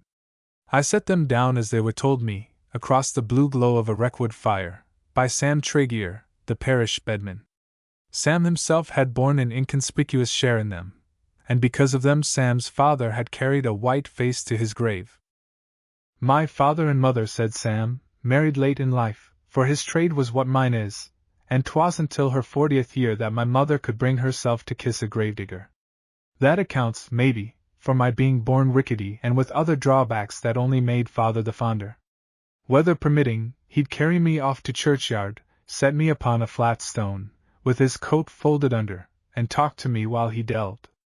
I can mind, now, the way he'd settle lower and lower, till his head played hidey-peep with me over the grave's edge, and at last he'd be clean swallowed up, but still discoursing or calling up how he'd come upon wonderful towns and kingdoms down underground, and how all the kings and queens there, in dyed garments, was offering him meat for his dinner every day of the week if he'd only stop and hobby-nob with them, and all such gamut. He prettily doted on me, the poor old ancient. But there came a day, a dry afternoon in the late wheat harvest, when we were up in the churchyard together, and though father had his tools beside him, not a tint did he work, but kept tradishing back and forth, one time shading his eyes and gazing out to sea, and then looking far along the Plymouth road for minutes at a time. Out by Braddon Point there stood a little dandy-rigged craft, tacking lazily to and fro, with her mains all shiny yellow in the sunset. Though I didn't know it then, she was the preventive boat, and her business was to watch the Howen, for there had been a brush between her and the Unity lugger, a fortnight back, and a preventive man shot through the breastbone, and my mother's brother Philip was hiding down in the town. I minded, later, how that the men across the vale, in Farmer Tresitter's wheat field, paused every now and then, as they pitched the sheaves, to give a look up towards the churchyard, and the gleaners moved about in small knots, cozying and glancing over their shoulders at the cutter out in the bay, and how, when all the field was carried, they waited round the last load, no man offering to cry the neck, as the fashion was, but lingering till sun was near down behind the slope and the long shadows stretching across the stubble. "Shan't thee go underground today, father?" says I at last. He turns slowly round, and says he, "No, sonny, reckon us'll climb skywards for a change." And with that he took my hand, and pushing abroad the belfry door began to climb the stairway. Up and up, round and round we went, in a sort of blind man's holiday full of little glints of light and whiffs of wind where the open windows came, and at last stepped out upon the leads of the tower and drew breath. "There's 22 parishes to be witnessed from where we're standin', sonny, if ye've got eyes," says my father. Well, first I looked down towards the harvesters and laughed to see them so small, and then I fell to counting the church towers dotted across the highlands, and seeing if I could make out 22. 'Twas the prettiest sight, all the country round looking as if 'twas dusted with gold, and the Plymouth road winding away over the hills like a long white tape. I had counted 13 churches, when my father pointed his hand out along this road and called to me, "Look ye out yonder, honey, and say what ye see." "I see dust," says I. "Nothin' else?" "Sonny boy, use your eyes, for mine be dim." "I see dust," says I again, "and suthin' twinklin' in it, like a tin can." "Dragooners!" shouts my father, and then, running to the side of the tower facing the harvest field, he put both hands to his mouth and called, "What have ye? What have ye?" very loud and long. "A neck, a neck!" came back from the field, like as if all shouted at once, "Dear, the sweet sound!" And then a gun was fired, and craning forward over the coping I saw a dozen men running across the stubble and out into the road towards the Howen, and they called as they ran, "A neck, a neck!" "ISS," says my father, "'tis a neck sure enough. Pray God they save en. Come, sonny." But we dallied up there till the horsemen were plain to see, and their scarlet coats and armor blazing in the dust as they came. And when they drew near within a mile, and our limbs ached with crouching, for fear they should spy us against the sky, father took me by the hand and pulled hot foot down the stairs. Before they rode by he had picked up his shovel and was shoveling out a grave for his life. 40 valiant horsemen they were, riding 2 and 2, by reason of the narrowness of the road, and a captain beside them, men broad and long, with hairy top lips, and all clad in scarlet jackets and white breeches that showed bravely against their black war horses and jet-black holsters, thick as they were white dust. Each man had a golden helmet, and a scabbard flapping by his side, and a piece of metal like a half-moon jingling from his horse's cheek strap. 12D was the numbering on every saddle, meaning the 12th Dragoons. Tramp, tramp. They rode by, talking and joking, and taking no more heed of me, that sat upon the wall with my heels dangling above them, than if I'd been a sprig of stonecrop. But the captain, who carried a drawn sword and mopped his face with a handkerchief so that the dust ran across it in streaks, drew rein, and looked over my shoulder to where father was digging. "Sergeant!" he calls back, turning with a hand upon his crupper. "Didn't we see a figure like this atop o' the tower some way back?" The sergeant pricked his horse forward and saluted. He was the tallest, straightest man in the troop, and the muscles on his arm filled out his sleeve with the 3 stripes upon it, a handsome red-faced fellow, with curly black hair. Says he, "That we did, sir, a man with sloping shoulders and a boy with a gooseneck." Saying this, he looked up at me with a grin. "I'll bear it in mind," answered the officer, and the troop rode on in a cloud of dust, the sergeant looking back and smiling, as if 'twas a joke that he shared with us. Well, to be short, they rode down into the town as night fell. But 'twas too late, Uncle Philip having had fair warning and plenty of time to flee up towards the little secret hold under Mapledown, where none but 2 families knew how to find him. All the town, though, knew he was safe, and lashins of women and children turned out to see the comely soldiers hunt in vain till 10 o'clock at night. The next thing was to billet the warriors. The captain of the troop, by this, was pesky cross-tempered, and flounced off to the jolly pilchards, in a huff. "Sergeant," says he, "here's an inn, though a damned bad un, and here I means to stop. Somewheres about there's a farm called Constantine, where I'm told the men can be accommodated. Find out the place if you can, and do your best, and don't let me see your face till tomorrow," says he. So Sergeant Basket, that was his name, gave the salute, and rode his troop up the street, where, for his manners were mighty winning, notwithstanding the dirty nature of his errand, he soon found plenty to direct him to Farmer Noyes, of Constantine, and up the coombe they rode into the darkness, a dozen or more going along with them to show the way, being won by their martial bearing as well as the sergeant's very friendly way of speech. Farmer Noy was in bed, a pock-marked, lantern-jawed old gaffer of 65, and the most remarkable point about him was the wife he had married 2 years before, a young slip of a girl but just husband-high. Money did it, I reckon, but if so, 'twas a bad bargain for her. He was noted for stinginess to such a degree that they said his wife wore a brass wedding ring, weekdays, to save the genuine article from wearing out. She was a wan woman, too, and therefore ought to have known all about him. But woman's ways be past finding out. Hearing the hoofs in his yard and the sergeant's stram-ram upon the door, down comes the old curmudgeon with a candle held high above his head. "What the devil's here?" he calls out. Sergeant Basket looks over the old man's shoulder, and there, halfway up the stairs, stood Madame Noy in her night rail, a high-colored ripe girl, languishing for love, her red lips parted and neck all lily-white against a loosened pile of dark brown hair. "Be cussed if I turn back," said the sergeant to himself, and added out loud, "40 soldiers, in the king's name!" "40 devils," says old Noy. "They're devils to eat," answered the sergeant, in the most friendly manner. "And begad, ye must feed and bed 'em this night, or else I'll search your cellars. Ye are a loyal man, farmer? And your cellars are big, I'm told." "Sarah," calls out the old man, following the sergeant's bold glance, "go back and dress yourself decently this instant. These here honest soldiers, 40 damned honest Gormandison soldiers, be come in His Majesty's name, 40 strong, to protect honest folks' rights in the intervals of eatin' 'em out o' house and home. Sergeant, ye be very welcome i' the king's name. Cheese and cider ye shall have, and I pray the mixture may turn your 40 stomachs."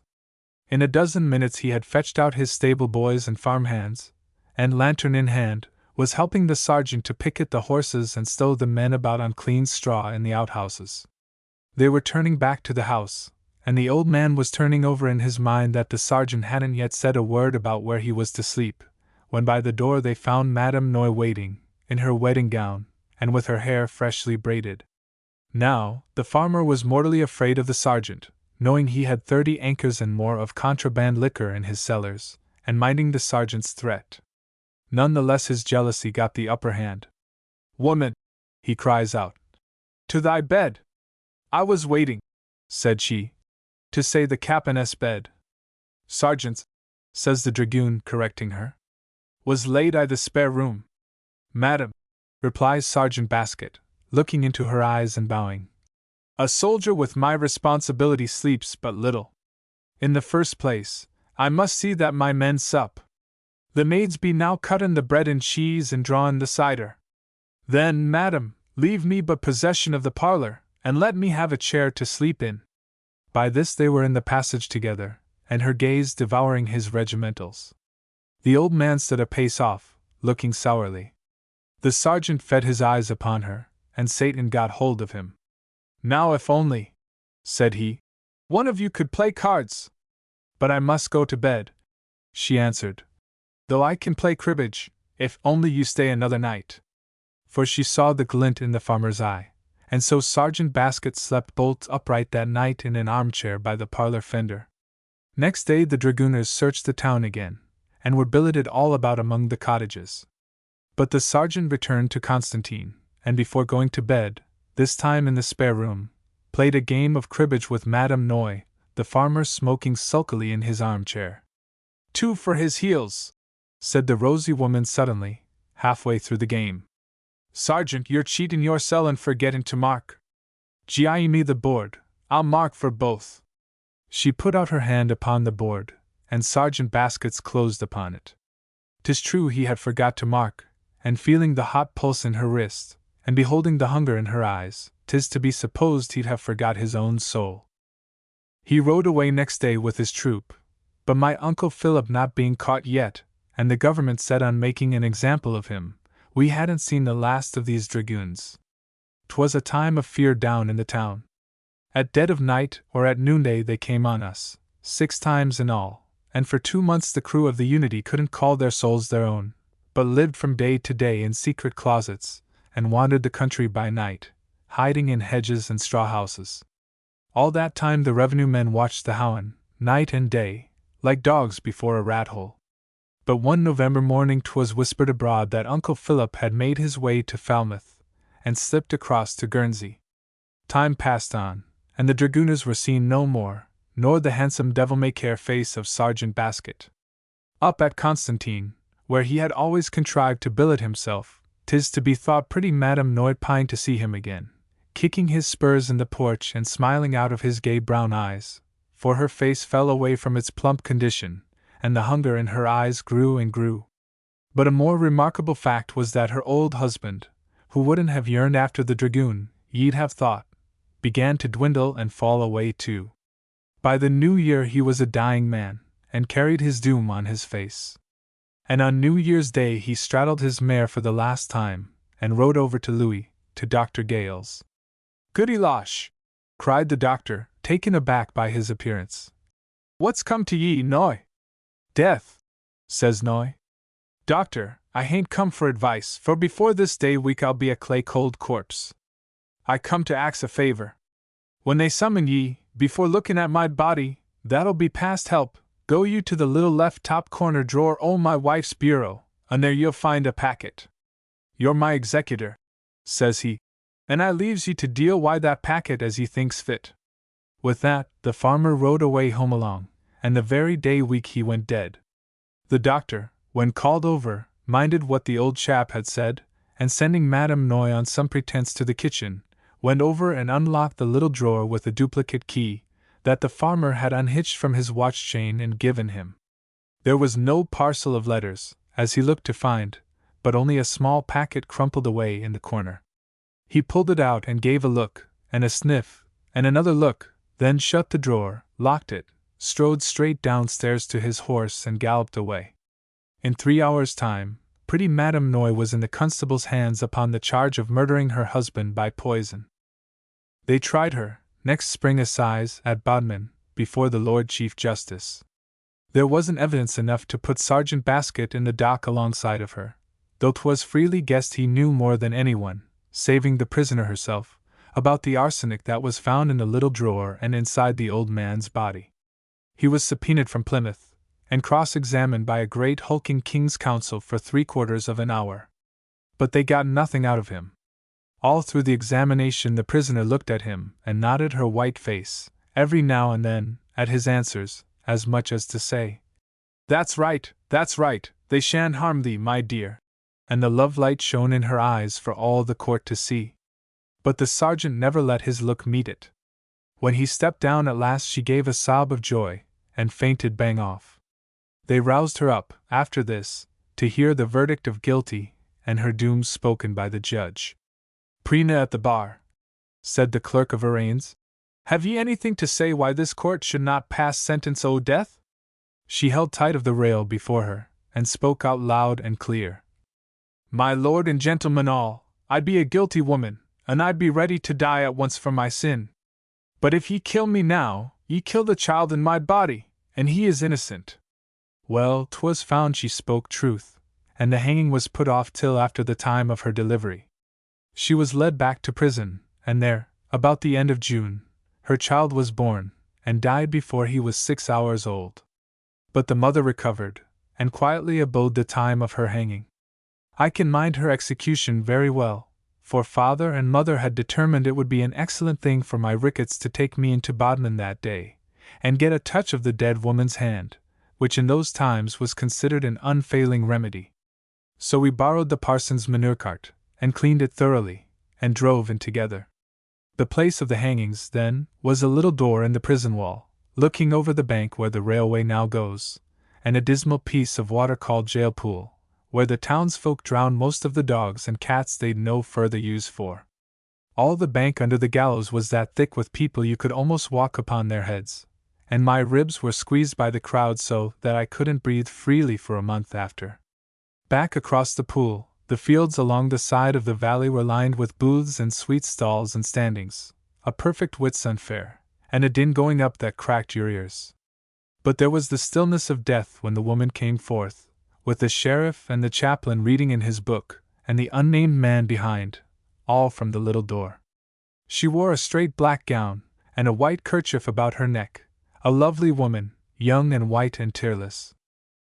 She ran her eye over the crowd and stepped forward a pace, as if to speak, but lifted a finger and beckoned instead, and out of the people a man fought his way to the foot of the scaffold.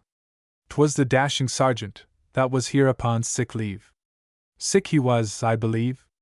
His face above his shining regimentals was grey as a slate, for he had committed perjury to save his skin, and on the face of the perjured no sun will ever shine. Have you got it? The doomed woman said, many hearing the words. He tried to reach, but the scaffold was too high, so he tossed up what was in his hand, and the woman caught it, a little screw of tissue paper. I must see that, please, said the sheriff, laying a hand upon her arm. 'Tis but a wedding ring, sir, and she slipped it over her finger. Then she kissed it once, under the beam, and, looking into the dragoon's eyes, spoke very slow. Husband, our child shall go wi' you, and when I want you he shall fetch you. And with that turned to the sheriff, saying, I be ready, sir. The sheriff wouldn't give father and mother leave for me to touch the dead woman's hand, so they drove back that evening grumbling a good bit. 'Tis a 16-mile drive, and the ostler in at Bodmin had swindled the poor old horse out of his feed, I believe, for he crawled like a slug. But they were so taken up with discussing the day's doings, and what a mort of people had been present, and how the sheriff might have used milder language in refusing my father, that they forgot to use the whip. The moon was up before we got halfway home, and a star to be seen here and there, and still we never mended our pace. 'Twas in the middle of the lane leading down to Hender Bottom, where for more than a mile 2 carts can't pass each other, that my father pricks up his ears and looks back. Hullo, says he. There's somebody galloping behind us. Far back in the night we heard the noise of a horse's hoofs, pounding furiously on the road and drawing nearer and nearer. Save us! Cries father. Whoever 'tis, he's comin' down Th Lane. And in a minute's time the clatter was close on us, and someone shouting behind. Hurry that crawlin' worm o' yourn, or draw aside in God's name, and let me by! The rider yelled. What's up? asked my father, quartering as well as he could. Why? Hello? Farmer Hugo, be that you? There's a mad devil o' a man behind, ridin' down all he comes across. 'E's blazin' drunk, I reckon, but 'tisn't that, 'tis the horrible voice that goes yn, hark! Lord protect us, he's turned into the lane. Sure enough, the clatter of a second horse was coming down upon us, out of the night, and with it the most ghastly sounds that ever creamed a man's flesh. Farmer Hugo pushed past us and sent a shower of mud in our faces as his horse leapt off again, and way to go down the hill. My father stood up and lashed our old gray with the reins, and down we went too, bumpety-bump for our lives, the poor beast being taken suddenly like one possessed. For the screaming behind was like nothing on earth but the wailing and sobbing of a little child, only tenfold louder. 'Twas just as you'd fancy a baby might wail if his little limbs was being twisted to death. At the hill's foot, as you know, a stream crosses the lane, that widens out there a bit, and narrows again as it goes up t'other side of the valley. Knowing we must be overtaken further on, for the screams and clatter seemed at our very backs by this, Father jumped out here into the stream and backed the cart well to one side, and not a second too soon. The next moment, like a wind, this thing went by us in the moonlight, a man upon a black horse that splashed the stream all over us as he dashed through it and up the hill.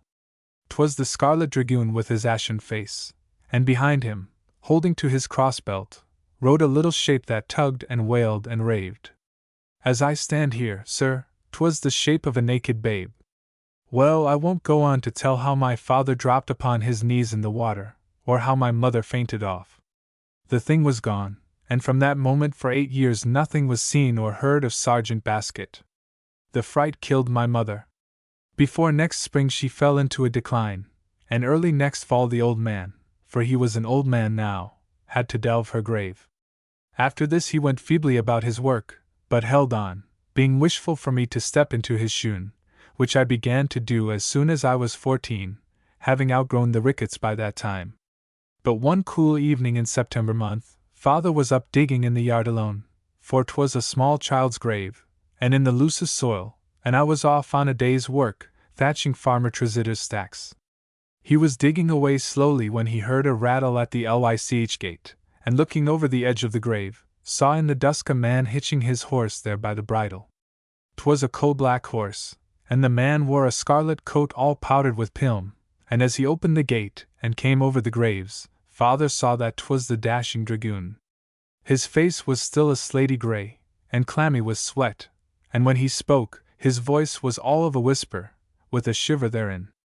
"Bedman," says he, "go to the hedge and look down the road, and tell me what you see." My father went, with his knees shaking, and came back again. "I see a woman," says he, "not 50 yards down the road. She is dressed in black, and has a veil over her face, and she's comin' this way." "Bedman," answers the dragoon, "go to the gate and look back along the Plymouth Road, and tell me what you see." "I see," says my father, coming back with his teeth chattering. "I see, 20 yards back, a naked child comin'. He looks to be Callan, but he makes no sound, because his voice is wearied out," says the dragoon. And with that he faced about, and walked to the gate slowly. "Bedman, come wi' me and see the rest," he says over his shoulder. He opened the gate, unhitched the bridle, and swung himself heavily up in the saddle. Now from the gate the bank goes down pretty steep into the road, and at the foot of the bank my father saw 2 figures waiting. 'Twas the woman and the child, hand in hand, and their eyes burned up like coals, and the woman's veil was lifted, and her throat bare. As the horse went down the bank towards these 2, they reached out and took each a stirrup and climbed upon his back, the child before the dragoon and the woman behind. The man's face was set like a stone. Not a word did either speak, and in this fashion they rode down the hill towards Rouen Sands. All that my father could mind beyond was that the woman's hands were passed round the man's neck, where the rope had passed round her own. No more could he tell, being a stricken man from that hour. But Aunt Polgrain, the housekeeper up to Constantine, saw them, an hour later, go along the road below the town place, and Jacobs, the smith, saw them pass his forge towards Bodmin about midnight. So the tale's true enough. But since that night no man has set eyes on horse or riders. A blue pantomime. Aye, how I dined at the Indian Queen's. The sensation was odd, for I could have made affidavit I had never visited the place in my life, nor come within 50 miles of it. Yet every furlong of the drive was earmarked for me, as it were, by some detail perfectly familiar.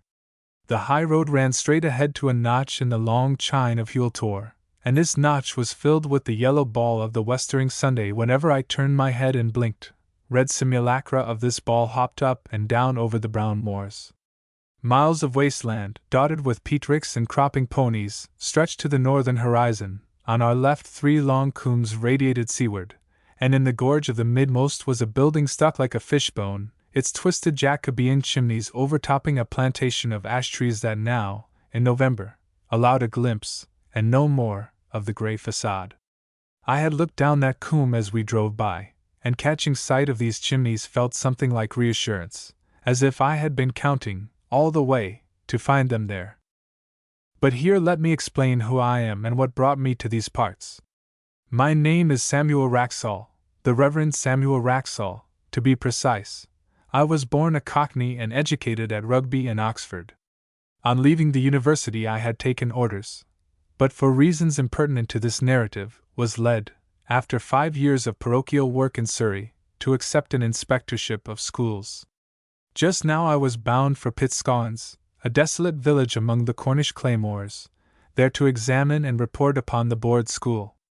Pitscawns lies some 9 miles off the railway, and 6 from the nearest market town.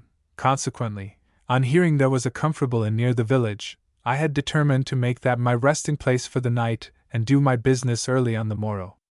"Who lives down yonder?" I asked my driver.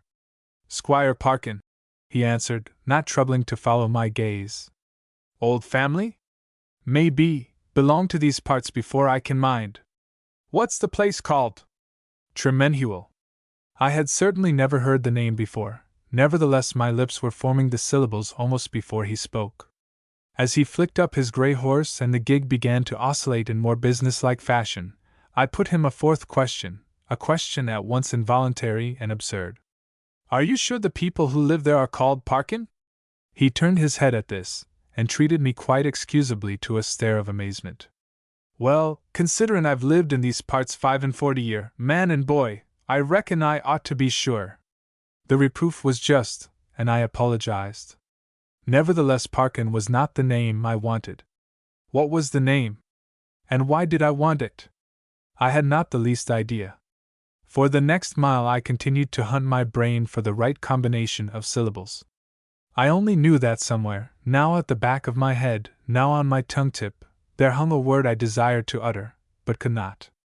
I was still searching for it when the gig climbed over the summit of a gentle rise, and the Indian Queen's hove in sight.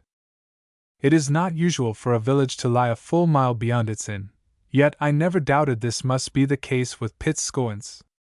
Nor was I in the least surprised by the appearance of this lonely tavern, with the black peat pool behind it, and the high road in front, along which its end windows stare for miles, as if on the lookout for the ghosts of departed coaches full of disembodied travelers for the Land's End. I knew the signboard over the porch. I knew, though now in the twilight it was impossible to distinguish colors, that upon either side of it was painted an Indian queen in a scarlet turban and blue robe, taking 2 black children with scarlet parasols to see a blue palm tree. I recognized the hepping stock and granite drinking trough beside the porch, as well as the 8 front windows, 4 on either side of the door, and the dummy window immediately over it. Only the landlord was unfamiliar. He appeared as the gig drew up, a loose-fleshed, heavy man, something over 6 feet in height, and welcomed me with an air of anxious hospitality, as if I were the first guest he had entertained for many years. "You received my letter, then?" I asked. "Yes, surely. The Rev. S. Wraxall, I suppose. Your bed's aired, sir, and a fire in the blue room, and the cloth laid. My wife didn't like to risk cooking the fowl till you were really come. Railways be that uncertain, she said. Something may happen to the train and he'll be done to death and all in pieces." It took me a couple of seconds to discover that these gloomy anticipations referred not to me but to the fowl. "But if you can wait half an hour," he went on. "Certainly," said I.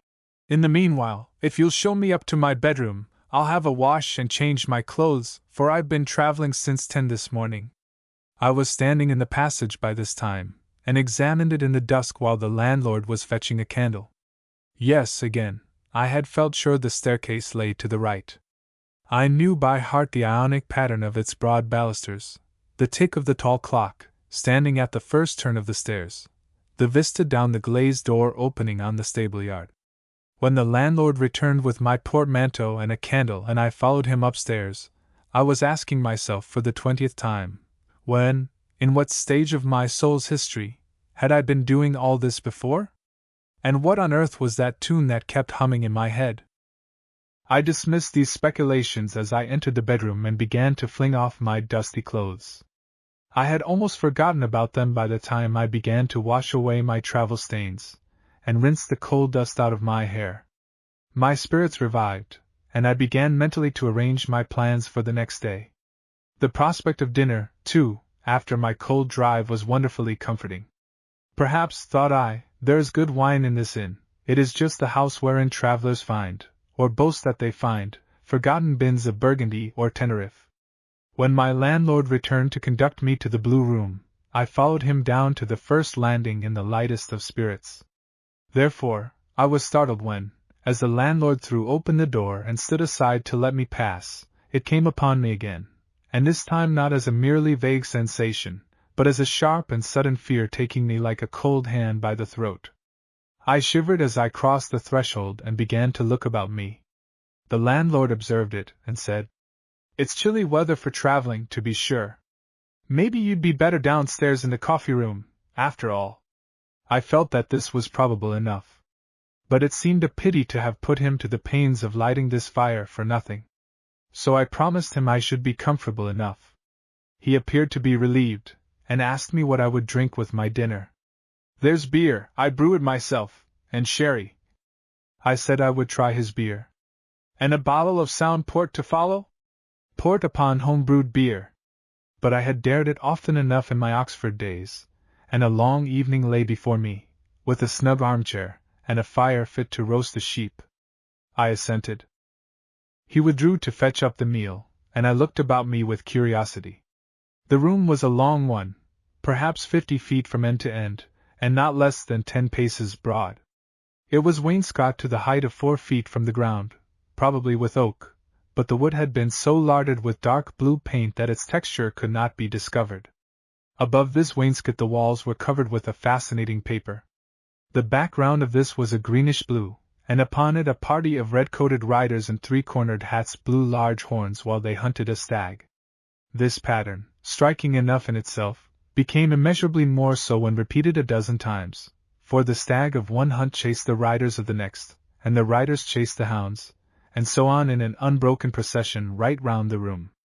The window at the bottom of the room stood high in the wall, with short blue curtains and a blue cushioned seat beneath. In the corner to the right of it stood a tall clock, and by the clock an old spinet, decorated with 2 plated cruets, a toy cottage constructed of shells and gum, and an ormolu clock under glass, the sort of ornament that an agricultural society presents to the tenant of the best cultivated farm within 30 miles of somewhere or other. The floor was uncarpeted save for one small oasis opposite the fire. Here stood my table, cleanly spread, with 2 plated candlesticks, each holding 3 candles.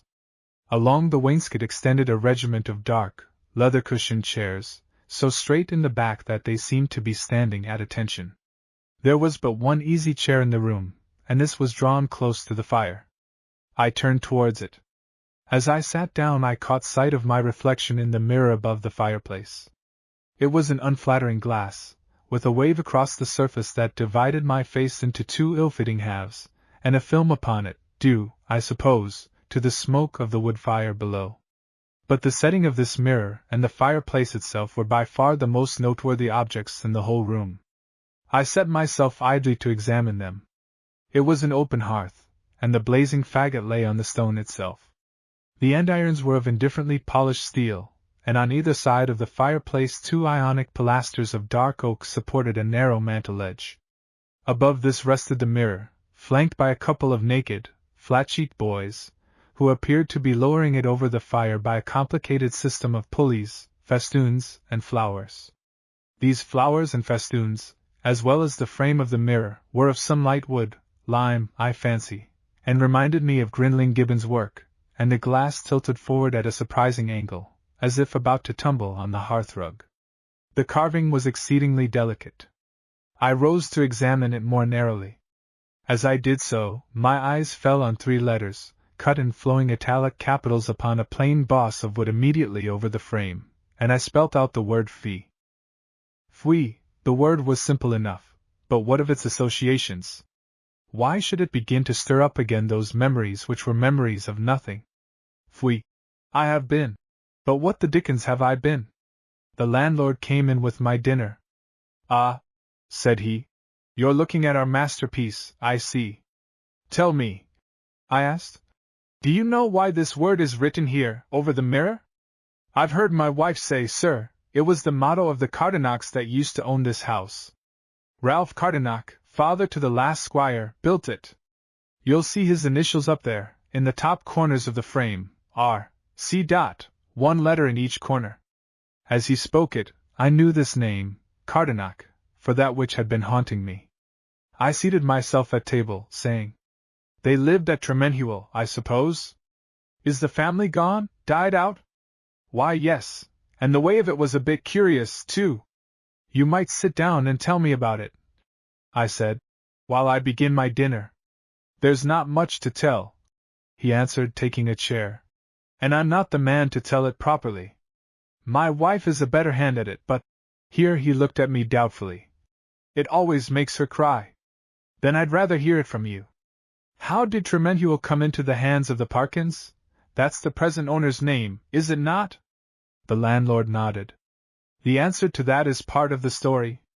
Old Parkin, great-great-grandfather to the one that lives there now, took Tremenhuel on lease from the last Cardinac, Squire Philip Cardinac, as he was called.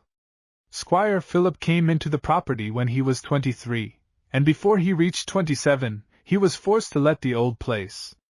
He was wild, they say, thundering wild, a drinking, dicing, cockfighting, horse-racing young man, poured out his money like water through a sieve. That was bad enough, but when it came to carrying off a young lady and putting a sword through her father and running the country, I put it to you it's worse. Did he disappear? That's part of the story, too. When matters got desperate and he was forced to let Tremenhuel, he took what money he could raise and cleared out of the neighborhood for a time, went off to Tregarrick when the militia was embodied, he being an officer, and there he cast his affections upon old Sir Felix Williams's daughter, Miss Cicely. I was expecting it, nevertheless I dropped my fork clumsily as I heard the name, and for a few seconds the landlord's voice sounded like that of a distant river as it ran on. And as Sir Felix wouldn't consent, for which nobody blamed him, Squire Philip and Miss Cicely agreed to go off together one dark night. But the old man found them out and stopped them in the nick of time and got 6 inches of cold steel for his pains. However, he kept his girl, and Squire Philip had to fly the country. He went off that same night, they say, and wherever he went, he never came back. What became of him? Ne'er a soul knows, for ne'er a soul saw his face again.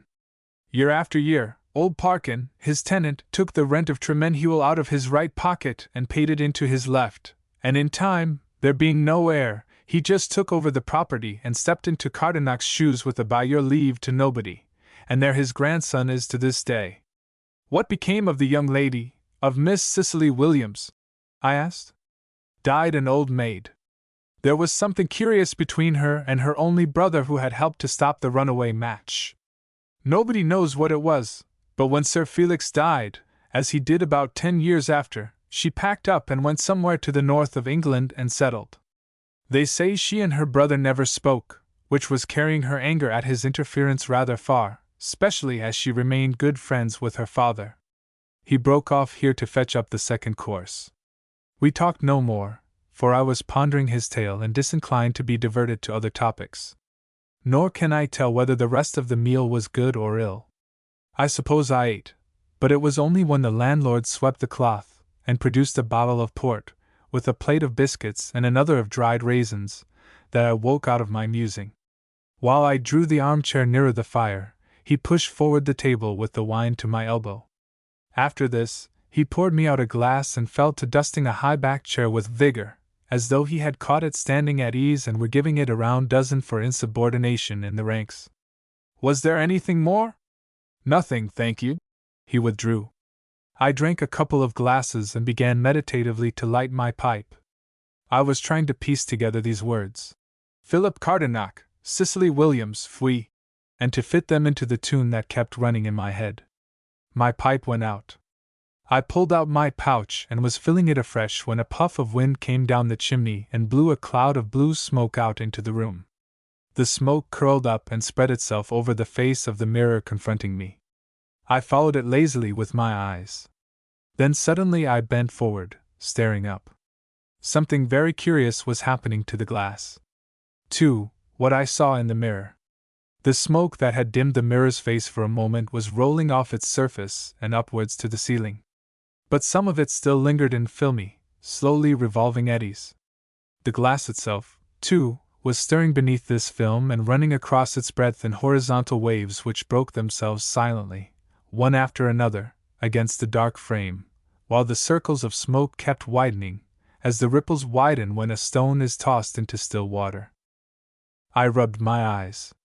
The motion on the mirror's surface was quickening perceptibly, while the glass itself was steadily becoming more opaque, the film deepening to a milky color and lying over the surface in heavy folds. I was about to start up and touch the glass with my hand, when beneath this milky color and from the heart of the whirling film, there began to gleam an underlying brilliance after the fashion of the light in an opal, but with this difference, that the light here was blue, a steel blue so vivid that the pain of it forced me to shut my eyes. When I opened them again, this light had increased in intensity. The disturbance in the glass began to abate, the eddies revolved more slowly, the smoke wreaths faded, and as they died wholly out, the blue light went out on a sudden and the mirror looked down upon me as before. That is to say, I thought so for a moment. But the next, I found that though its face reflected the room in which I sat, there was one omission. I was that omission. My armchair was there, but no one sat in it. I was surprised, but, as well as I can recollect, not in the least frightened. I continued, at any rate, to gaze steadily into the glass, and now took note of two particulars that had escaped me. The table I saw was laid for two. Forks, knives, and glasses gleamed at either end, and a couple of decanters caught the sparkle of the candles in the center. This was my first observation. The second was that the colors of the hearth rug had gained in freshness, and that a dark spot just beyond it, a spot which in my first exploration I had half amusedly taken for a blood stain, was not reflected in the glass. As I leant back and gazed, with my hands in my lap, I remember there was some difficulty in determining whether the tune by which I was still haunted ran in my head, or was tinkling from within the old spinet by the window. But after a while the music, whencesoever it came, faded away and ceased. A dead silence held everything for about 30 seconds. And then, still looking in the mirror, I saw the door behind me open slowly. The next moment, two persons noiselessly entered the room, a young man and a girl. They wore the dress of the early Georgian days, as well as I could see, for the girl was wrapped in a cloak with a hood that almost concealed her face, while the man wore a heavy riding coat. He was booted and spurred, and the backs of his top boots were splashed with mud.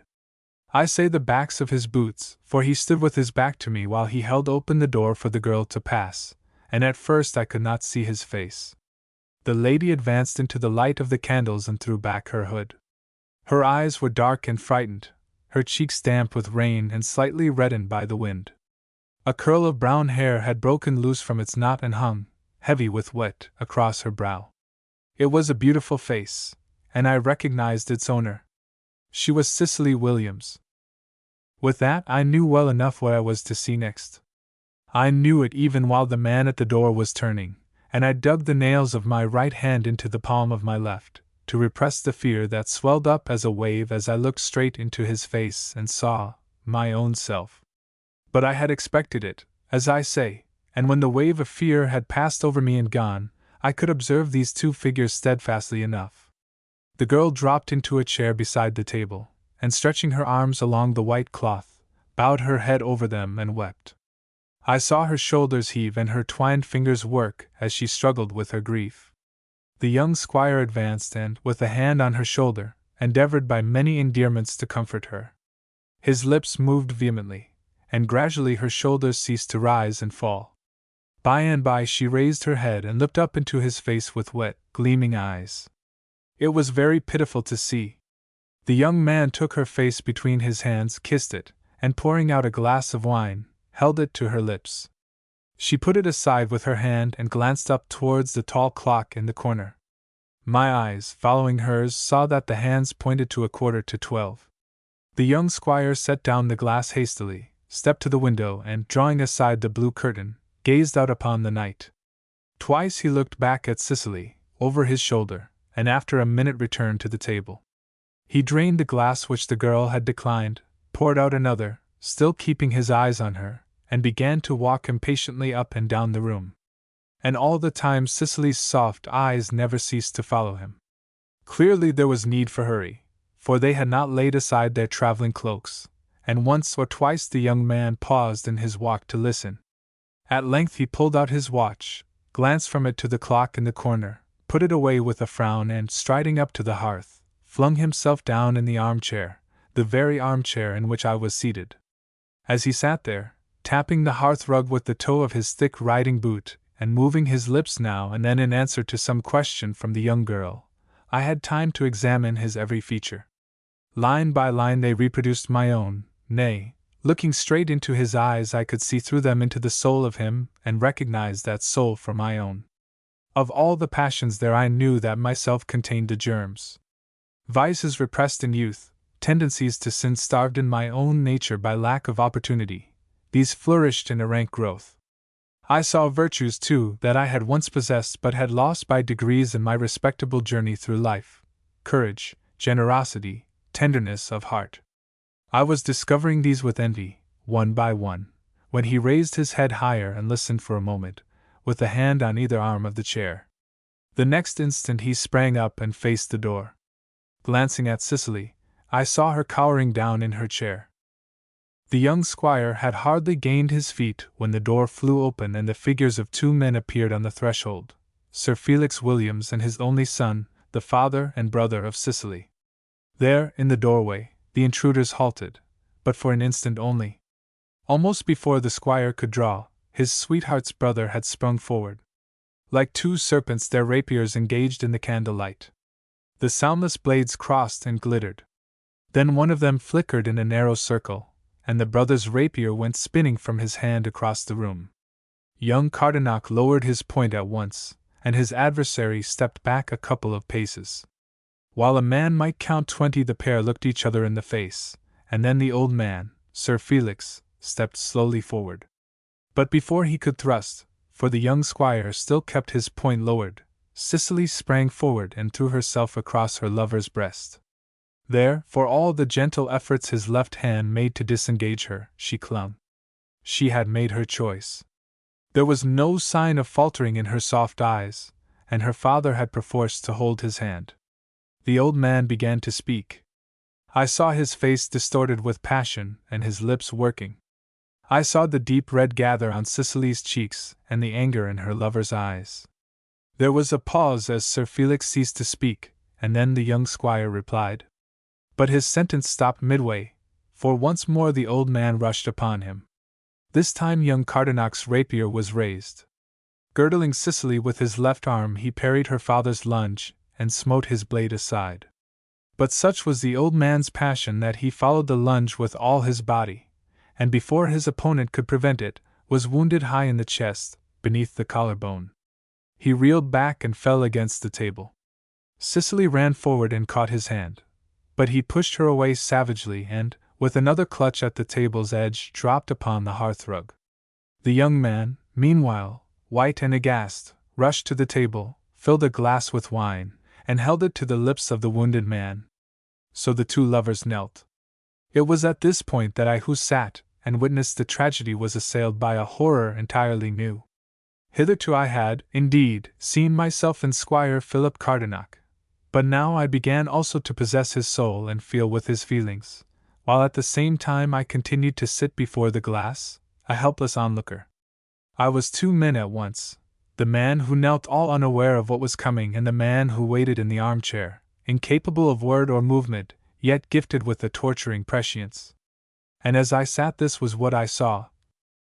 The brother, as I knelt there oblivious of all but the wounded man, stepped across the room to the corner where his rapier lay, picked it up softly, and as softly stole up behind me.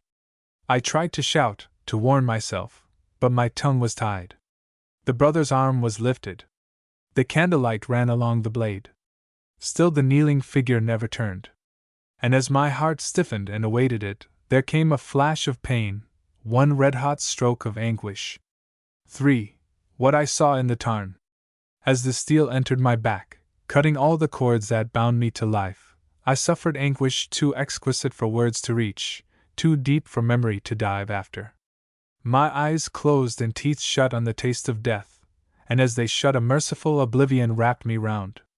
When I awoke, the room was dark, and I was standing on my feet. A cold wind was blowing on my face, as from an open door. I staggered to meet this wind and found myself groping along a passage and down a staircase filled with Egyptian darkness. Then the wind increased suddenly and shook the black curtain around my senses. A murky light broke in on me. I had a body. That I felt, but where it was I knew not. And so I felt my way forward in the direction where the twilight showed least dimly. Slowly the curtain shook and its folds dissolved as I moved against the wind. The clouds lifted, and by degrees I grew aware that I was standing on the barren moor.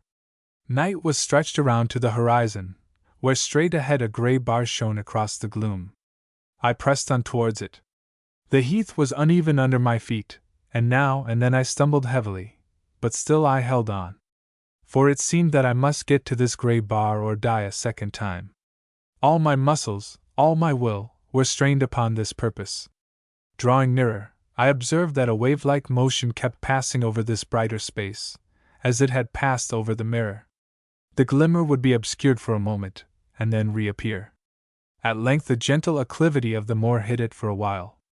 My legs positively raced up this slope, and upon the summit I hardly dared to look for a moment, knowing that if the light were an illusion all my hope must die with it. But it was no illusion. There was the light, and there, before my feet, lay a sable sheet of water, over the surface of which the light was playing. There was no moon, no star in heaven, yet over this desolate tarn hovered a pale radiance that ceased again where the edge of its waves lapped the further bank of peat. Their monotonous wash hardly broke the stillness of the place. The formless longing was now pulling at me with an attraction I could not deny, though within me there rose and fought against it a horror only less strong. Here, as in the blue room, two souls were struggling for me. It was the soul of Philip Cardenac that drew me towards the tarn and the soul of Samuel Wraxall that resisted. Only, what was the thing towards which I was being pulled?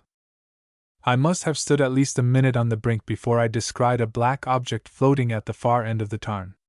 What this object was I could not make out, but I knew it on the instant to be that for which I longed, and all my will grew suddenly intent on drawing it nearer. Even as my volition centered upon it, the black spot began to move slowly out into the pale radiance towards me. Silently, surely, as though my wish drew it by a rope, it floated nearer and nearer over the bosom of the tarn, and while it was still some 20 yards from me I saw it to be a long black box, shaped somewhat like a coffin. There was no doubt about it.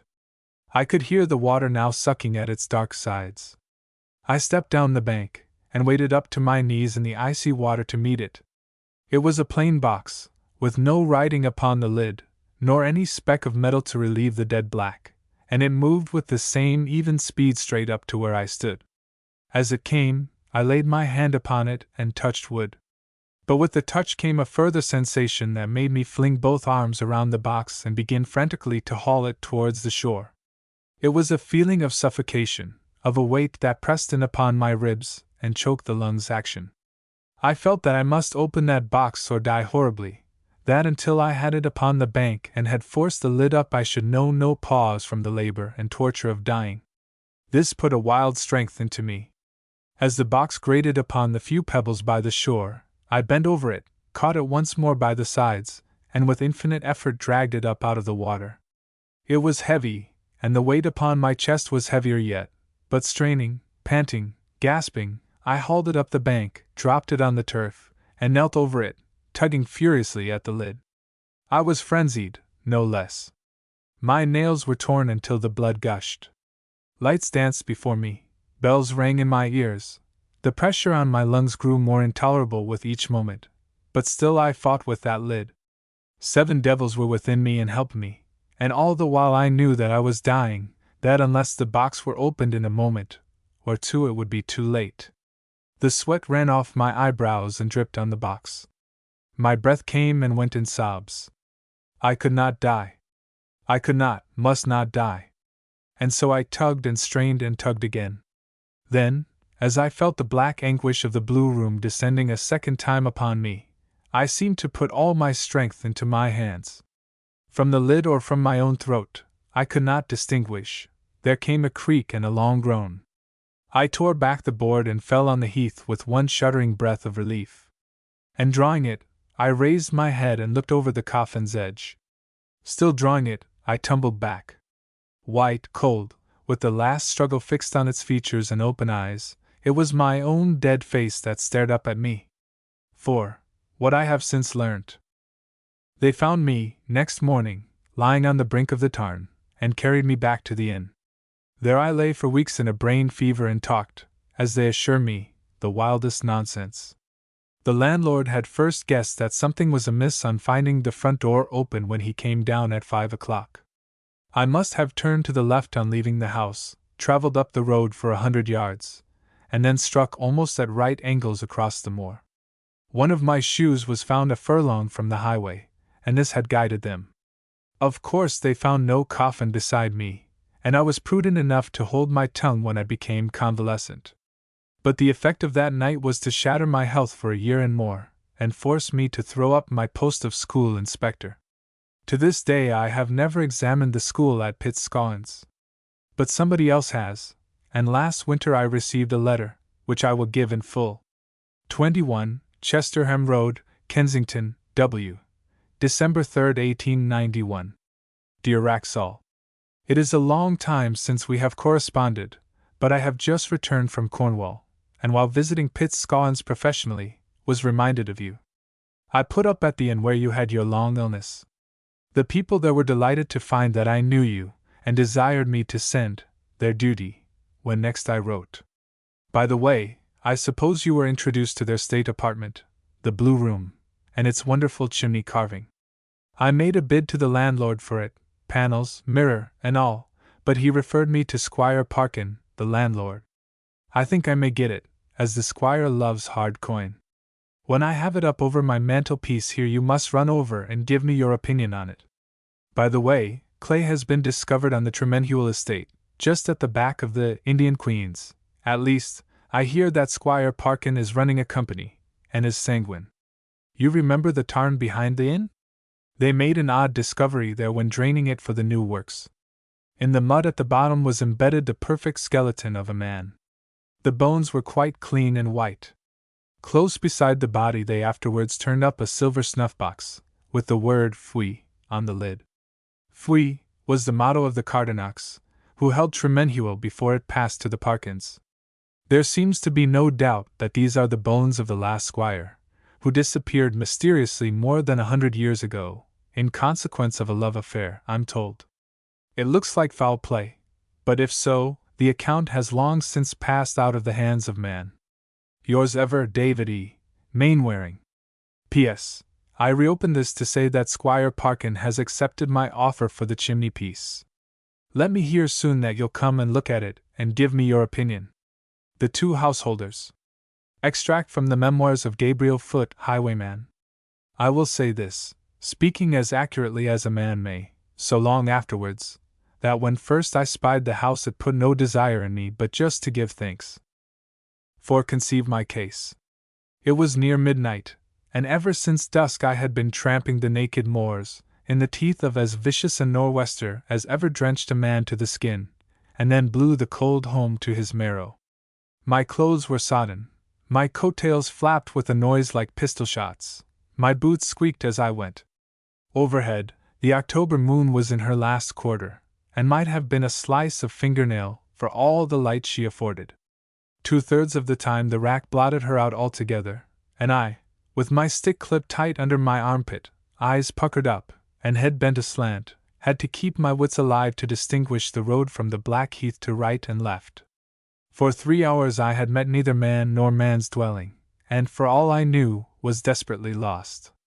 Indeed, at the crossroads 2 miles back, there had been nothing for me but to choose the way that kept the wind on my face, and it gnawed me like a dog.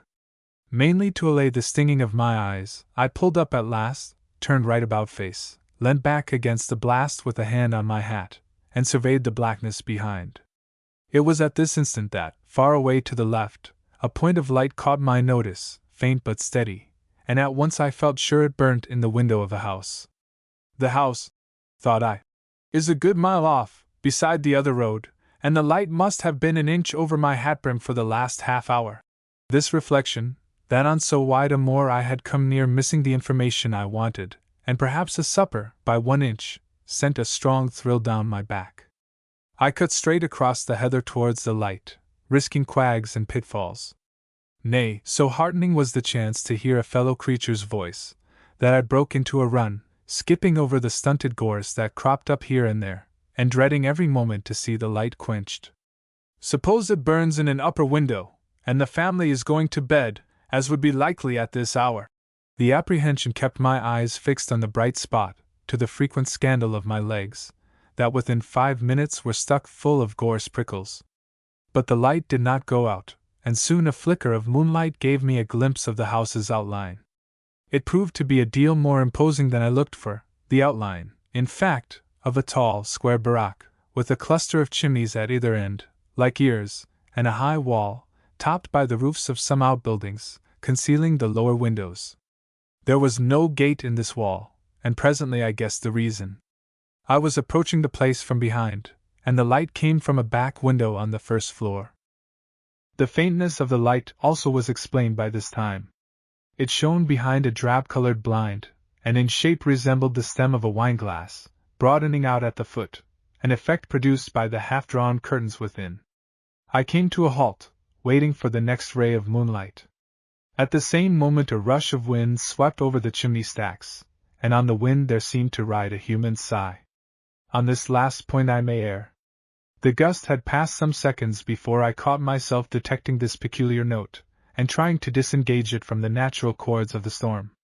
From the next gust it was absent, and then, to my dismay, the light faded from the window. I was half-minded to call out when it appeared again, this time in 2 windows, those next on the right to that where it had shone before. Almost at once it increased in brilliance, as if the person who carried it from the smaller room to the larger were lighting more candles, and now the illumination was strong enough to make fine gold threads of the rain that fell within its radiance, and fling 2 shafts of warm yellow over the coping of the back wall. During the minute or more that I stood watching, no shadow fell on either blind. Between me and the wall ran a ditch, into which the ground at my feet broke sharply away. Setting my back to the storm again, I followed the lip of this ditch around the wall's angle. Here it shallowed, and here, too, was shelter, but not wishing to mistake a bed of nettles or any such pitfall for solid earth, I kept pretty wide as I went on. The house was dark on this side, and the wall, as before, had no opening. Close beside the next angle there grew a mass of thick gorse bushes, and pushing through these I found myself suddenly on a sound high road, with the wind tearing at me as furiously as ever. But here was the front, and I now perceived that the surrounding wall advanced some way before the house, so as to form a narrow court lodge. So much of it, too, as faced the road had been whitewashed, which made it an easy matter to find the gate. But as I laid hand on its latch I had a surprise. A line of paving stones led from the gate to a heavy porch, and along the wet surface of these there fell a streak of light from the front door, which stood ajar. That a door should remain 6 inches open on such a night was astonishing enough, until I entered the court and found it as still as a room, owing to the high wall. But looking up and assuring myself that all the rest of the facade was black as ink, I wondered at the carelessness of the inmates. It was here that my professional instinct received the first jog. Abating the sound of my feet on the paving stones, I went up to the door and pushed it softly. It opened without noise. I stepped into a fair-sized hall of modern build, paved with red tiles and lit with a small hanging lamp. To right and left were doors leading to the ground floor rooms.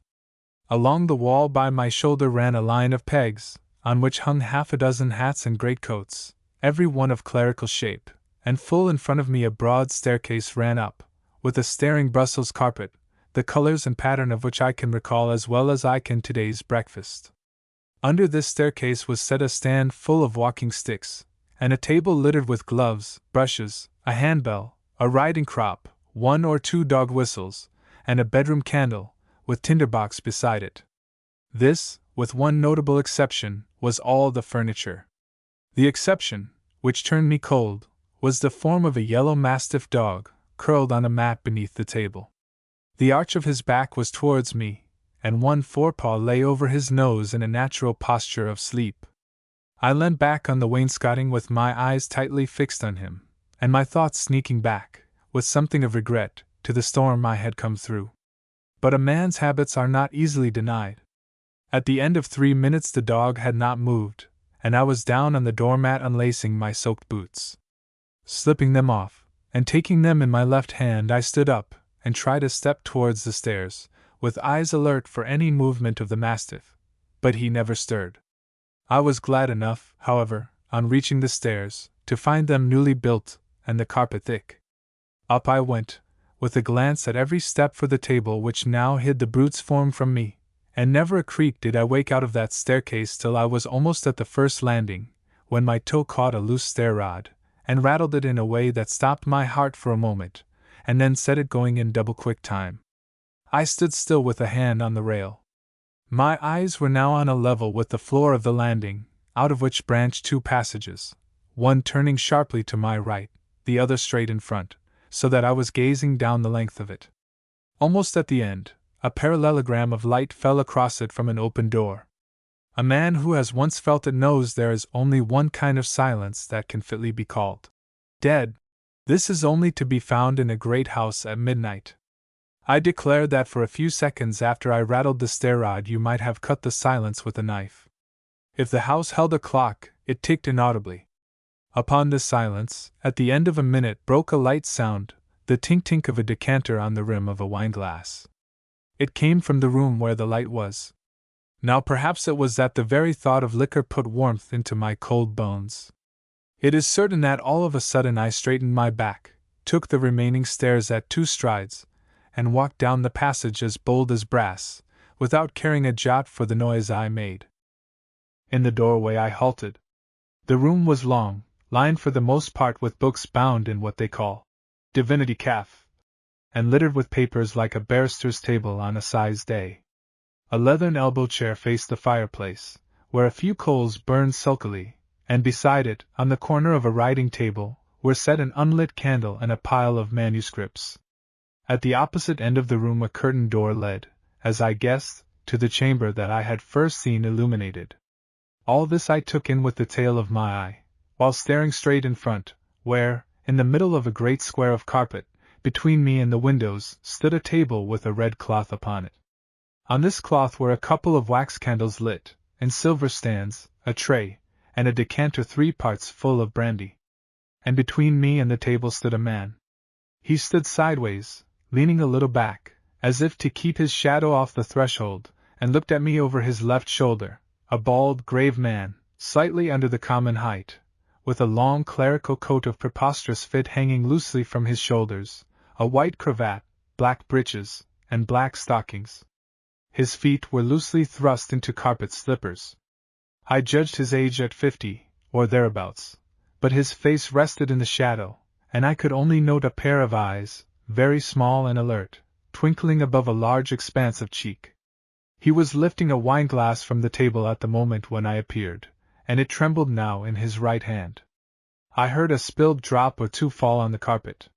This was all the evidence he showed of discomposure. Setting the glass back, he felt in his breast pocket for a handkerchief, failed to find one, and rubbed his hands together to get the liquor off his fingers.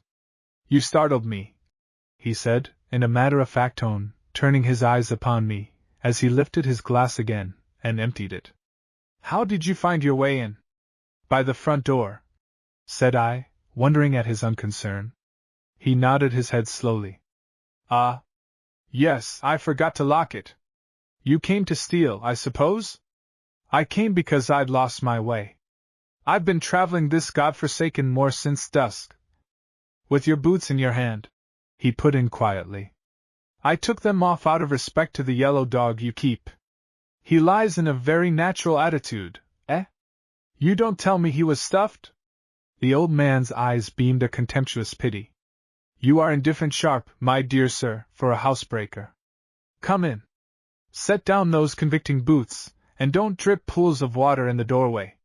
If I must entertain a burglar, I prefer him tidy." He walked to the fire, picked up a poker, and knocked the coals into a blaze. This done, he turned round on me with the poker still in his hand. The serenest gravity sat on his large, pale features. "Why have I done this?" he asked. "I suppose to get possession of the poker." "Quite right. May I inquire your next move?" "Why," said I, feeling in my tail pocket, "I carry a pistol." "Which I suppose to be damp?" "By no means. I carry it, as you see, in an oilcloth case." He stooped, and laid the poker carefully in the fender. "That is a stronger card than I possess. I might urge that by pulling the trigger you would certainly alarm the house and the neighborhood, and put a halter round your neck. But it strikes me as safer to assume you capable of using a pistol with effect at 3 paces. With what might happen subsequently I will not pretend to be concerned. The fate of your neck." He waved a hand. "Well, I have known you for just 5 minutes, and feel but a moderate interest in your neck. As for the inmates of this house, it will refresh you to hear that there are none. I have lived here 2 years with a butler and female cook, both of whom I dismissed yesterday at a minute's notice, for conduct which I will not shock your ears by explicitly naming. Suffice it to say, I carried them off yesterday to my parish church, 2 miles away, married them and dismissed them in the vestry without characters. I wish you had known that butler, but excuse me. With the information I have supplied, you ought to find no difficulty in fixing the price you will take to clear out of my house instanter." "Sir," I answered, "I have held a pistol at 1 or 2 heads in my time, but never at one stuffed with nobler indiscretion. Your chivalry does not, indeed, disarm me, but prompts me to desire more of your acquaintance. I have found a gentleman, and must sup with him before I make terms." This address seemed to please him. He shuffled across the room to a sideboard, and produced a plate of biscuits, another of dried figs, a glass, and 2 decanters. "Sherry and Madeira," he said. "There is also a cold pie in the larder, if you care for it." "A biscuit will serve," I replied. "To tell the truth, I'm more for the bucket than the manger, as the grooms say, and the brandy you were tasting just now is more to my mind than wine. There is no water handy. I have soaked in enough tonight to last me with this bottle." I pulled over a chair, laid my pistol on the table, and held out the glass for him to fill. Having done so, he helped himself to a glass and a chair, and sat down facing me. "I was speaking, just now, of my late butler," he began, with a sip at his brandy. "Does it strike you that, when confronted with moral delinquency, I am apt to let my indignation get the better of me?" "Not at all," I answered heartily, refilling my glass. It appeared that another reply would have pleased him better. I was hoping that, perhaps, I had visited his offense too strongly. As a clergyman, you see, I was bound to be severe, but upon my word, sir, since Parkinson left I have felt like a man who has lost a limb." He drummed with his fingers on the cloth for a few moments, and went on.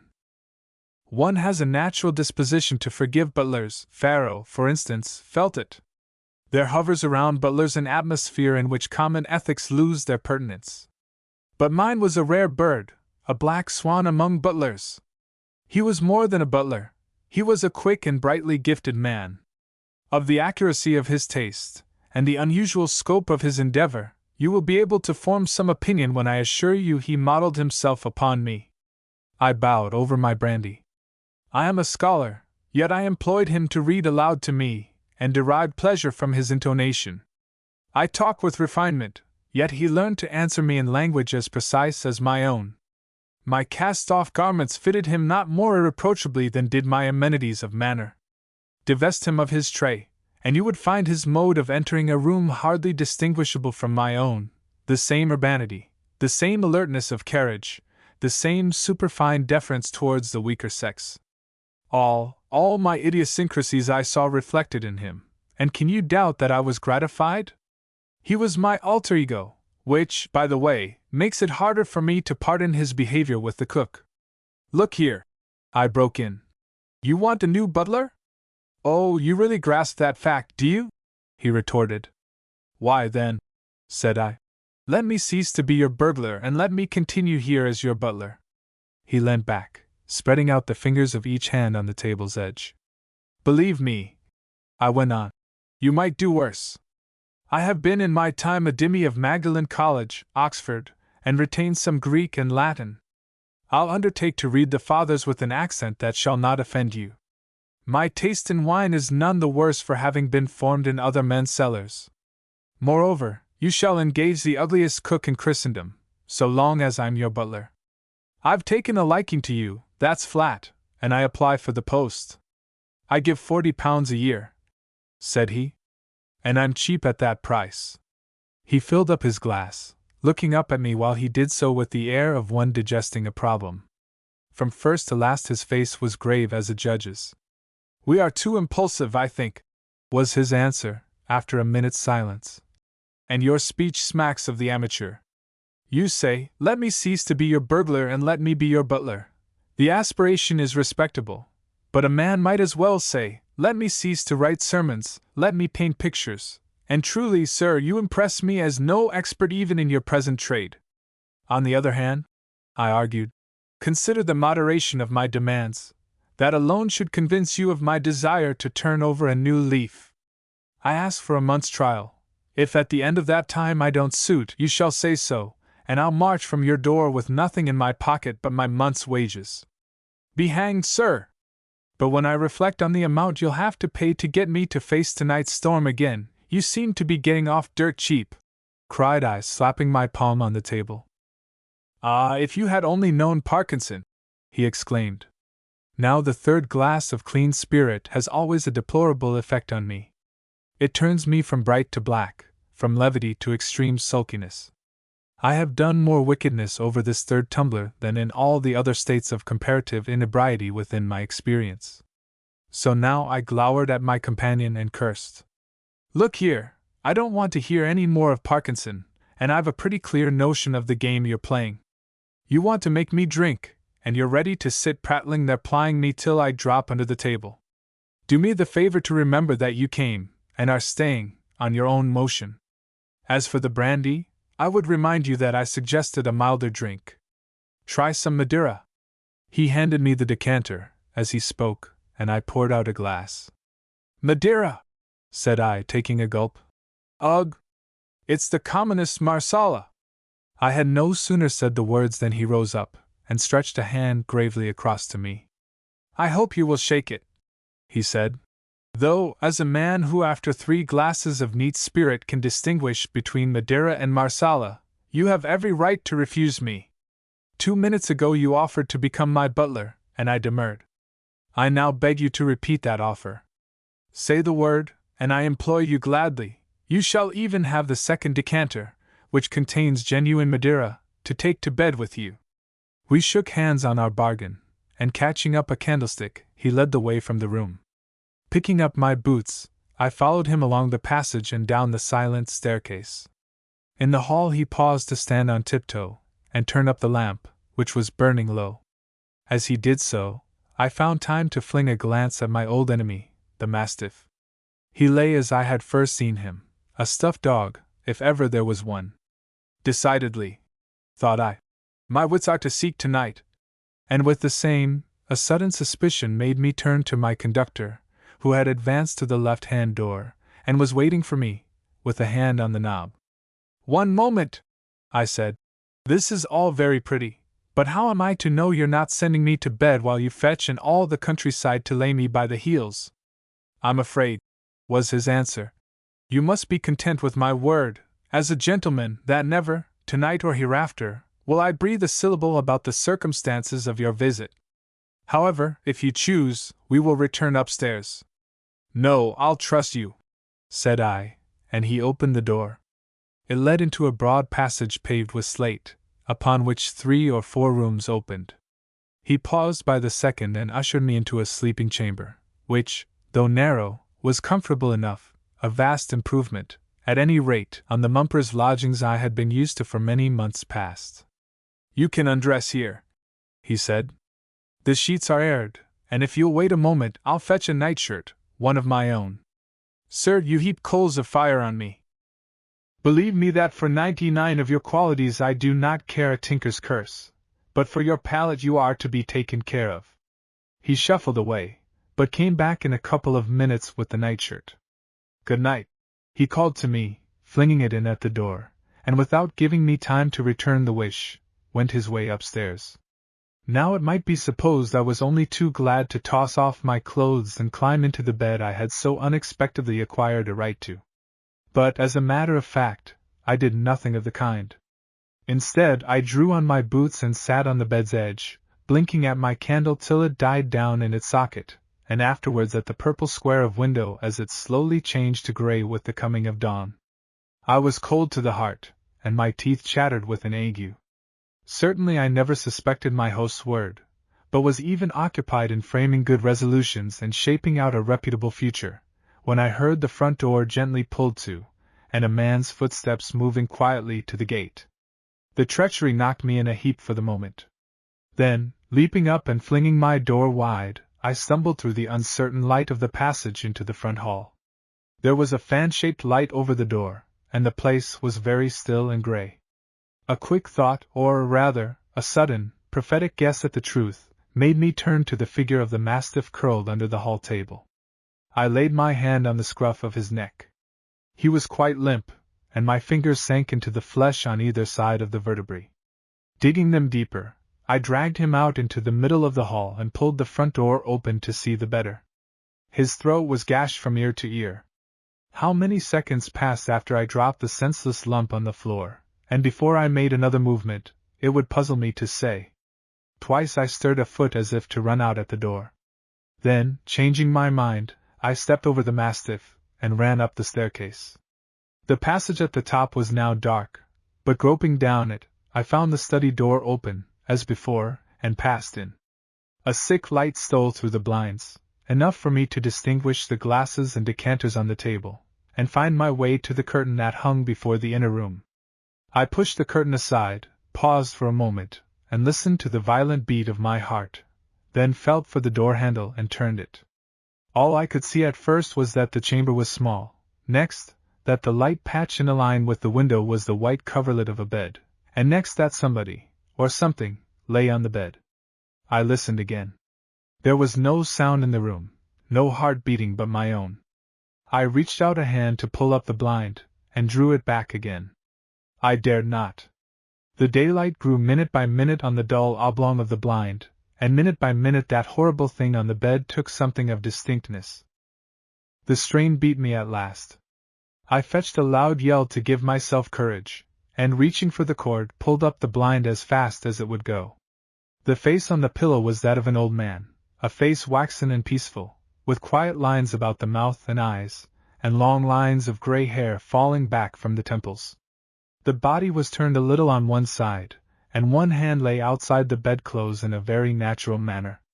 But there were 2 big dark stains on the pillow and coverlet. Then I knew I was face to face with the real householder, and it flashed on me that I had been indiscreet in taking service as his butler, and that I knew the face his ex-butler wore. And being by this time awake to the responsibilities of the post, I quitted it 3 steps at a time, not once looking behind me. Outside the house the storm had died down, and white daylight was gleaming over the sodden moors.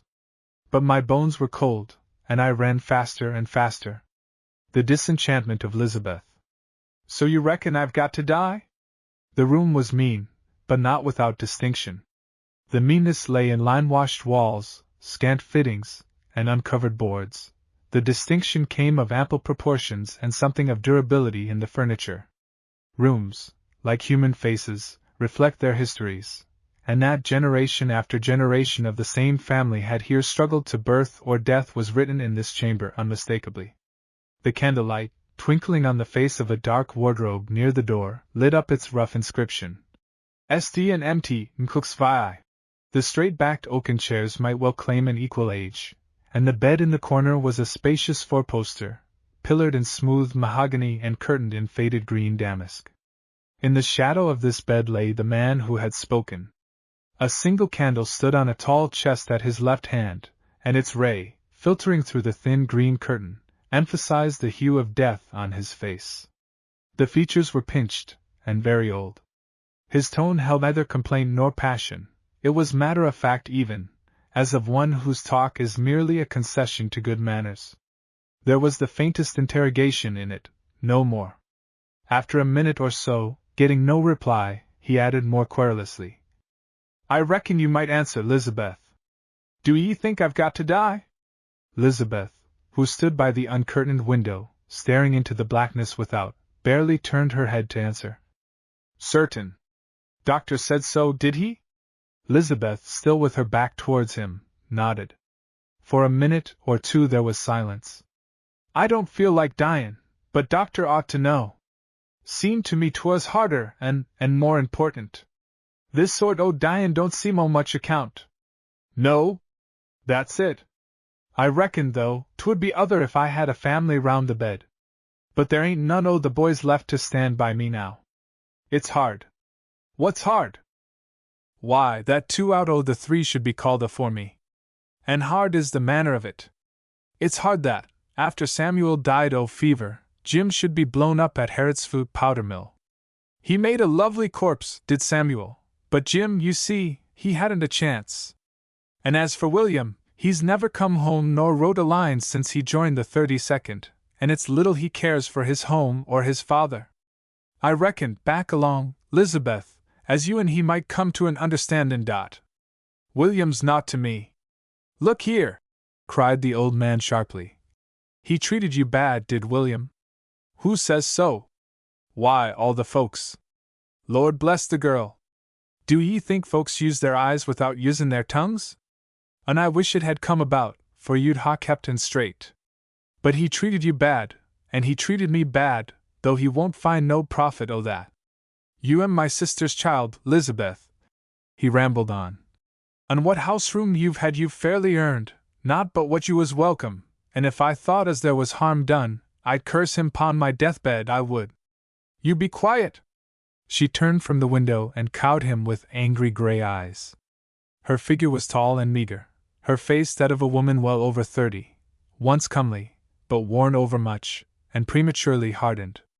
The voice had hardened with it, perhaps. The old man, who had risen on his elbow in an access of passion, was taken with a fit of coughing, and sank back upon the pillows. There's no call to be niffy, he apologized at last. I was on'y thinkin' of how you'd manage when I'm dead and gone. I reckon I'll shift. She drew a chair towards the bed and sat beside him. He seemed drowsy, and after a while stretched out an arm over the coverlet and fell asleep. Lizabeth took his hand, and sat there listlessly regarding the still shadows on the wall. The sick man never moved, only muttered once, some words that Lizabeth did not catch. At the end of an hour, alarmed perhaps by some sound within the bed's shadow, or the feel of the hand in hers, she suddenly pushed the curtain back, and catching up the candle, stooped over the sick man. His lids were closed, as if he slept still, but he was quite dead. Lizabeth stood for a while bending over him, smoothed the bedclothes straight, and quietly left the room. It was a law of the house to doff boots and shoes at the foot of the stairs, and her stockinged feet scarcely raised a creak from the solid timbers. The staircase led straight down into the kitchen. Here a fire was blazing cheerfully, and as she descended she felt its comfort after the dismal room above. Nevertheless, the sense of being alone in the house with a dead man, and more than a mile from any living soul, was disquieting. In truth, there was room for uneasiness. Elizabeth knew that some part of the old man's hoard lay upstairs in the room with him. Of late she had, under his eye, taken from a silver tankard in the tall chest by the bed such moneys as from week to week were wanted to pay the farm hands, and she had seen papers there, too, title deeds, maybe. The house itself lay in a cup of the hillside, backed with steep woods, so steep that, in places, anyone who had reasons, good or bad, for doing so, might well see in at any window he chose. And to Hooper's farm, down the valley, was a far cry for help. Meditating on this, Elizabeth stepped to the kitchen window and closed the shutter. Then, reaching down an old horse pistol from the rack above the mantelshelf, she fetched out powder and bullet and fell to loading quietly, as one who knew the trick of it. And yet the sense of danger was not so near as that of loneliness, of a pervading silence without precedent in her experience, as if its master's soul in flitting had, whatever Scripture may say, taken something out of the house with it.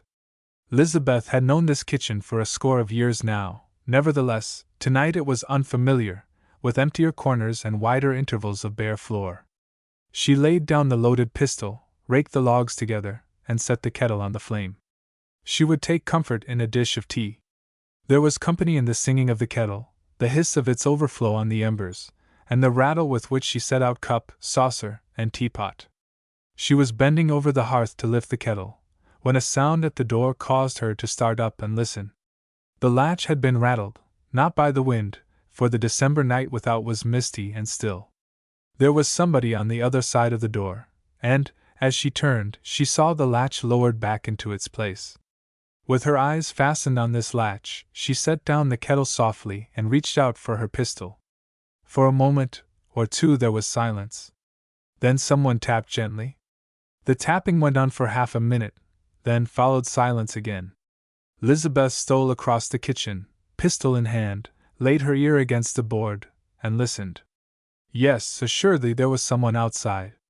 She could catch the sound of breathing, and the shuffling of a heavy boot on the door slate. And now a pair of knuckles repeated the tapping, more imperiously. "Who's there?" A man's voice, thick and husky, made some indistinct reply. Elizabeth fixed the cap more securely on her pistol, and called again. "Who's there?" "What the devil?" began the voice. Elizabeth shot back the bolt, and lifted the latch. "If you'd said at once 'twas William come back, you'd ha' been let in sooner," she said quietly. A thin puff of rain floated against her face as the door opened, and a tall soldier stepped out of the darkness into the glow of the warm kitchen. "Well, this here's a queer homecoming. Why, hello, Elizabeth, with a pistol in your hand, too. Do you shoot the fatted calf in these parts now? What's the meaning of it?" The overcoat of cinder gray that covered his scarlet tunic was powdered with beads of moisture. His black mustaches were beaded also. His face was damp, and smeared with the dye that trickled from his sodden cap. As he stood there and shook himself, the rain ran down and formed small pools upon the slates around his muddy boots. He was a handsome fellow, in a florid animal fashion, well set, with black curls, dark eyes that yet contrived to be exceedingly shallow, and as sanguine a pair of cheeks as one could wish to see. It seemed to Elizabeth that the red of his complexion had deepened since she saw him last, while the white had taken a tinge of yellow, reminding her of the prize beef at the Christmas market last week. Somehow she could find nothing to say. "The old man's in bed, I reckon. I saw the light in his window. You've had a wet tramp of it," was all she found to reply, though aware that the speech was inconsequent and trivial. "Damnably. Left the coach at Fiddler Cross, and trudged down across the fields. We were soaked enough on the coach, though, and couldn't get much worse." "We? Why, you don't suppose I was the only passenger by the coach, eh?" he put in quickly. "No, I forgot." There was an awkward silence, and William's eyes traveled round the kitchen till they lit on the kettle standing by the hearthstone. "Got any rum in the cupboard?" While she was getting it out, he took off his cap and greatcoat, hung them up behind the door, and, pulling the small table close to the fire, sat beside it, toasting his knees. Elizabeth set bottle and glass before him, and stood watching as he mixed the stuff. So you're only a private? William set down the kettle with some violence. You still keep a cursedly rough tongue, I notice. And you've been a soldier 5 years. I reckoned you'd be a sergeant at least, she pursued simply, with her eyes on his undecorated sleeve. William took a gulp. How do you know I've not been a sergeant? Then you've been degraded. I'm main sorry for that. Look here, you hush up. Damn it. There's girls enough have fancied this coat, though it ain't but a private's, and that's enough for you, I take it. It's handsome. There, that'll do. I do believe you're spiteful because I didn't offer to kiss you when I came in. Here, Cousin Elizabeth, he exclaimed, starting up. I'll be sworn for all your tongue you're the prettiest maid I've seen this 5 years. Give me a kiss. Don't, William! Such passionate entreaty vibrated in her voice that William, who was advancing, stopped for a second to stare. Then, with a laugh, he had caught and kissed her loudly. Her cheeks were flaming when she broke free.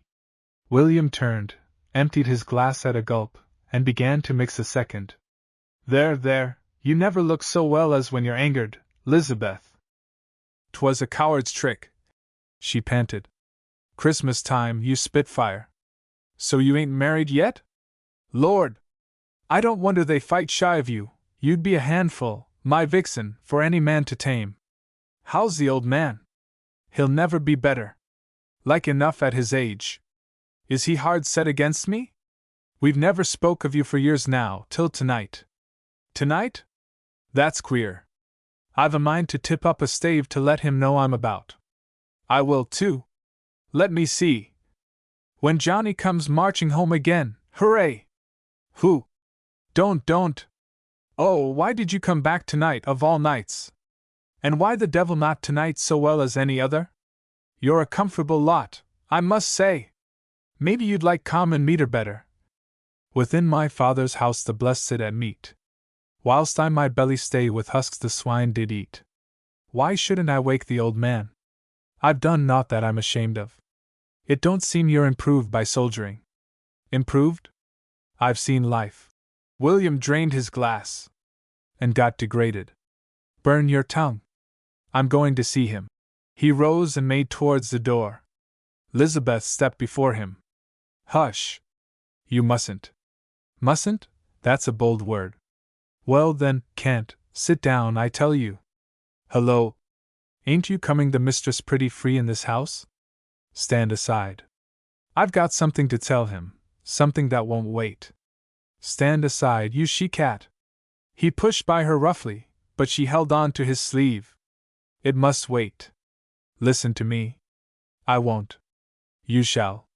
He's dead. Dead? He reeled back to the table and poured out another glassful with a shaking hand. Lizabeth noticed that this time he added no water. He died tonight, she explained, but he's been ailing for a year past, and took to his bed back in October. William's face was still pallid, but he merely stammered. Things happen queerly. I'll go up and see him. I'm master here now. You can't say aught to that. By the Lord! But I can buy myself out. I'm sick of soldiering, and will settle down here and be comfortable. We? His foot was on the stair by this time. He turned and nodded. Yes, we. It ain't a bad game being mistress o' this house. Cousin Lizabeth? She turned her hot face to the flame, without reply, and he went on his way up the stairs. Lizabeth sat for a while staring into the wood embers with shaded eyes. Whatever the path by which her reflections traveled, it led in the end to the kettle. She remembered that the tea was still to make, and on stooping to set the kettle back upon the logs, found it emptied by William's potations. Donning her stout shoes and pattens, and slipping a shawl over her head, she reached down the lantern from its peg, lit it, and went out to fill the kettle at the spring. It was pitch dark, the rain was still falling, and as she crossed the yard the sodden straw squeaked beneath her tread. The yard had been fashioned generations since, by leveling back from the house to the natural rock of the hillside, and connecting the two on the right by cowhouse and stable, with an upper story for barn and granary, on the left by a low wall, where, through a rough gate, the cart track from the valley found its entrance. Against the further end of this wall leant an open cart shed, and within 3 paces of it a perpetual spring of water gushing down the rock was caught and arrested for a while in a stone trough before it hurried out by a side gutter, and so down to join the trout stream in the valley below. The spring first came to light halfway down the rock's face. Overhead its point of emergence was curtained by a network of roots pushed out by the trees above and sprawling over the lip in helpless search for soil. Lizabeth's lantern threw a flare of yellow on these and on the bubbling water as she filled her kettle. She was turning to go when a sound arrested her. It was the sound of a suppressed sob, and seemed to issue from the cart shed. Lizabeth turned quickly and held up her lantern. Under the shed, and barely 4 paces from her, sat a woman. The woman was perched against the shaft of a hay wagon, with her feet resting on a mud-soiled carpet bag. She made but a poor appealing figure, tricked out in odds and ends of incongruous finery, with a bonnet, once smart, hanging limply forward over a pair of light-colored eyes and a very lachrymose face. The ambition of the stranger's toilet, which ran riot in cheap jewellery, formed so odd a contrast with her sorry posture that Lizabeth, for all her wonder, felt inclined to smile. "What's your business here?" "Oh, tell me," whimpered the woman. "What's he doing all this time? Won't his father see me? He don't intend to leave me here all night, surely, in this bitter cold, with nothing to eat, and my gown ruined." "He?" Lizabeth's attitude stiffened with suspicion of the truth. "William, I mean, and a sorry day it was I agreed to come." "William?" "My husband. I'm Mrs. William Transome. Come along to the house." Lizabeth turned abruptly and led the way. Mrs. William Transome gathered up her carpet bag and bedraggled skirts and followed, sobbing still, but in diminuendo. Inside the kitchen Lizabeth faced round on her again. "So you am William's wife?" "I am, and small comfort to say so, seein' this is how I'm served. Really, now, I'm not fit to be seen." "Bless the woman, who cares here what you look like? Take off those fallals and sit in your petticoat by the fire. Here, you ain't wet through, on your feet, and here's a dry pair o' stockings if you've none o' the bag. You must be possessed, to come trampin' over High Compton in them gingerbread things." She pointed scornfully at the stranger's boots. Mrs. William Transome, finding her notions of gentility thus ridiculed, acquiesced. "And now," resumed Lizabeth, when her visitor was seated by the fire pulling off her damp stockings, "there's rum and there's tea. Which will you take to warm yoursel?" Mrs. William elected to take rum, and Lizabeth noted that she helped herself with freedom. She made no comment, however, but set about making tea for herself, and then, drawing up her chair to the table, leant her chin on her hand and intently regarded her visitor. "Where's William?" inquired Mrs. Transome. "Upstairs. Askin his father's pardon?" "Well," Lizabeth grimly admitted, "that's like enough, but you needn't fret about them." Mrs. William showed no disposition to fret.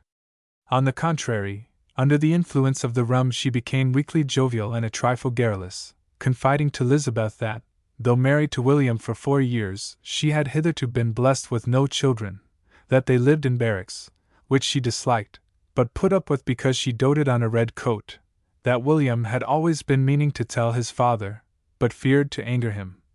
"Because, my dear," she frankly explained, "I was once connected with the stage," a form of speech behind which Lizabeth did not pry, that, a fortnight before Christmas, William had made up his mind at last.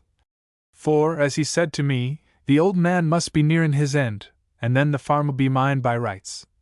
That he had obtained his furlough 2 days back, and come by coach all the way to this doleful spot, for doleful she must call it, though she would have to live there some day, with no shops nor theatres, of which last it appeared Mrs.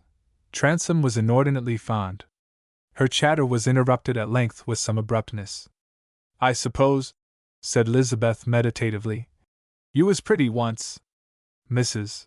Transome, with her hand on the bottle, stared, and then tittered. "Lud! My dear, you ain't over-complimentary." "Yes, pretty I was, though I say it. We ain't either of us pretty now, you especially." "I'd a knack o' dressin'," pursued the egregious Mrs. Transome. And nice eyes and hair. Why, Maria, darlin', said William one day, when him and me was keepin' company, I believe you could sit on that hair o' yours, I do really. Go along, you silly, I said, to be sure I can. He called you darling? Why, in course. Ain't you never had a young man? Lizabeth brushed aside the question by another. Do you love him? I mean so that you could lie down and let him tramp the life out o' you. Good Lord, girl, what questions you do ask! Why, o' course, like other married women. He's wild at times, but I shut my eyes, and he haven't struck me this year past. I wonder what he can be doin' all this time. Come and see. Lizabeth rose. Her contempt of this foolish, faded creature recoiled upon herself, until she could bear to sit still no longer. With William's wife at her heels, she mounted the stair, their shoeless feet making no sound. The door of the old man's bedroom stood ajar, and a faint ray of light stole out upon the landing. Lizabeth looked into the room, and then, with a quick impulse, darted in front of her companion. It was too late. Mrs. Transome was already at her shoulder, and the eyes of the two women rested on the sorry spectacle before them. Candle in hand, the prodigal was kneeling by the dead man's bed. He was not praying, however, but had his head well buried in the oaken chest, among the papers of which he was cautiously prying. The faint squeal that broke from his wife's lips sufficed to startle him. He dropped the lid with a crash, turned sharply round, and scrambled to his feet. His look embraced the two women in one brief flicker, and then rested on the blazing eyes of Lizabeth. You mean hound? Said she, very slowly. He winced uneasily, and began to bluster. Curse you! What do you mean by sneaking upon a man like this? A man! Echoed Lizabeth. Man, then, if you will, couldn't you wait till your father was cold, but must needs be groping under his pillow for the key of that chest? You woman there, you wife of this man, I'm main grieved you should ha' seen this. Lord knows I had the will to hide it. The wife, who had sunk into the nearest chair, and lay there huddled like a half-empty bag, answered with a whimper. Stop that whining! Roared William, turning upon her. Or I'll break every bone in your skin. Fie on you, man! Why, she tells me you haven't struck her for a whole year, put in Lizabeth, immeasurably scornful. So, cousin, you've found out what I meant by we, Lord! You fancied you was the one as was going to settle down why me and be comfortable, eh? You're jilted, my girl, and this is how you vent your jealousy. You played your hand well, you've turned us out. It's a pity, you didn't score this last trick. What do you mean? The innuendo at the end diverted her wrath at the man's hateful coarseness. Mean? Oh, course, you're innocent as a lamb. Mean? Why, look here. He opened the chest again, and drawing out a scrap of folded foolscap, began to read.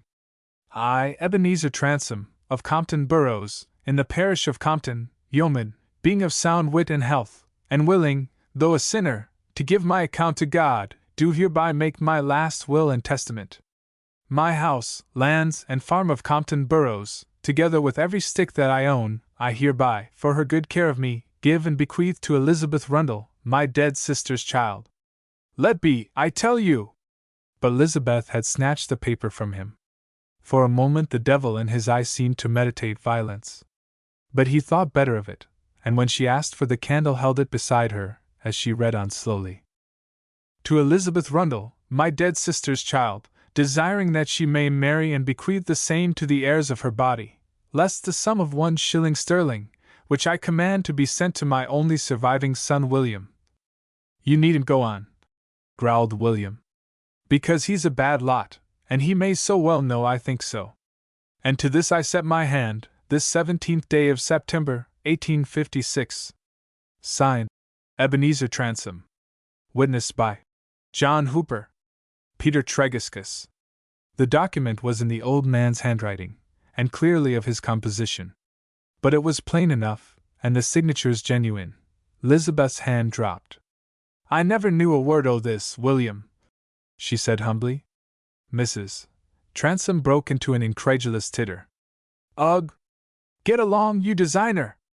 William, appealed Lizabeth. I've never had no thought o' robbing you. Elizabeth had definite notions of right and wrong, and this disinheritance of William struck her conservative mind as a violation of nature's laws. William's silence was his wife's opportunity. "Robbery's the word, you baggage! You thought to buy him why your ill-got gains. Ugh! Go along, why you!" Elizabeth threw a desperate look towards the cause of this trouble, the pale mask lying on the pillows. Finding no help, she turned to William again. "You believe I meant to rob you?" Meeting her eyes, William bent his own on the floor, and lied. "I reckon you meant to buy me, Cousin Lizabeth." His wife tittered spitefully. "Woman!" cried the girl, lapping up her timid merriment in a flame of wrath. "Woman, listen to me. Time was I loved that man o' your'n, time was he swore I was all to him. He was a liar from his birth. It's your natur to think I'm jealous. A better woman would know I'm sick, why shame and scorn o' missile. That man, there, has kissed me, often and often, kissed me 'pon the mouth. Bein' what you are, you can't understand how those kisses taste now, when I look at you. Well, I'm sure." "Hold your blasted tongue!" roared William. Mrs. Transome collapsed. "Give me the candle," Elizabeth commanded. "Look here." She held the corner of the wool to the flame, and watched it run up at the edge and wrap the whole in fire. The paper dropped from her hand to the bare boards, and with a dying flicker was consumed. The charred flakes drifted idly across the floor, stopped, and drifted again. In dead silence she looked up. Mrs. Transome's watery eyes were open to their fullest. Elizabeth turned to William and found him regarding her with a curious frown. "Do you know what you've done?" he asked hoarsely. Elizabeth laughed a trifle wildly. "I reckon I've made reparation." "There was no call," began William. "You fool, 'twas to myself. And now," she added quietly, "I'll pick up my things and tramp down to Hooper's farm. They'll give me a place, I know, and be glad o' the chance. They'll be sittin' up tonight, bein' Christmas time. Good night, William." She moved to go, but recollecting herself, turned at the door, and stepping up to the bed, bent and kissed the dead man's forehead. Then she was gone. It was the woman who broke the silence that followed with a base speech. "Well, to think she'd lose her head like that when she found you wasn't to be had." "Shut up," said William savagely. "And listen to this. If you was to die tonight, I'd marry Lizabeth next week." Time passed. The old man was buried, and Mr. and Mrs. Transome took possession at Compton Burrows and reigned in his stead. Lizabeth dwelt a mile or so down the valley with the Hoopers, who, as she had said, were thankful enough to get her services, for Mrs. Hooper was well up in years, and gladly resigned the dairy work to a girl who, as she told her husband, was of good havage, and worth her keep a dozen times over. So Lizabeth had settled down in her new home, and closed her heart and shut its clasps tight. She never met William to speak to. Now and then she caught sight of him as he rode past on horseback, on his way to market or to the Compton Arms, where he spent more time and money than was good for him. He had bought himself out of the army, of course, but he retained his barrack tales and his air of having seen life. These, backed up with a baritone voice and a large-handedness in standing treat, made him popular in the bar parlor. Meanwhile, Mrs. Transome, up at Compton Burrows, perhaps because she missed her theaters, sickened and began to pine, and one January afternoon, little more than a year after the homecoming, Lizabeth, standing in the dairy by her cream pans, heard that she was dead. "Poor soul," she said. But she looked a sickly one. That was all. She herself wondered that the news should affect her so little. "I reckon," said Mrs. Hooper with meaning, "William will soon be looking round for another wife." Lizabeth went quietly on with her skimming. It was just 5 months after this, on a warm June morning, that William rode down the valley, and dismounting by Farmer Hooper's, hitched his bridle over the garden gate, and entered. Lizabeth was in the garden. He could see her prince sunbonnet moving between the rows of peas. She turned as he approached, dropped a pod into her basket, and held out her hand. "Good day, William." Her voice was quite friendly. William had something to say, and Lizabeth quickly guessed what it was. I thought I'd drop in and see how you was gettin' on, for it's main lonely up at Compton Burrows since the missus was took. I dare say. And I'd a matter on my mind to tell you, he pursued, encouraged to find she harbored no malice.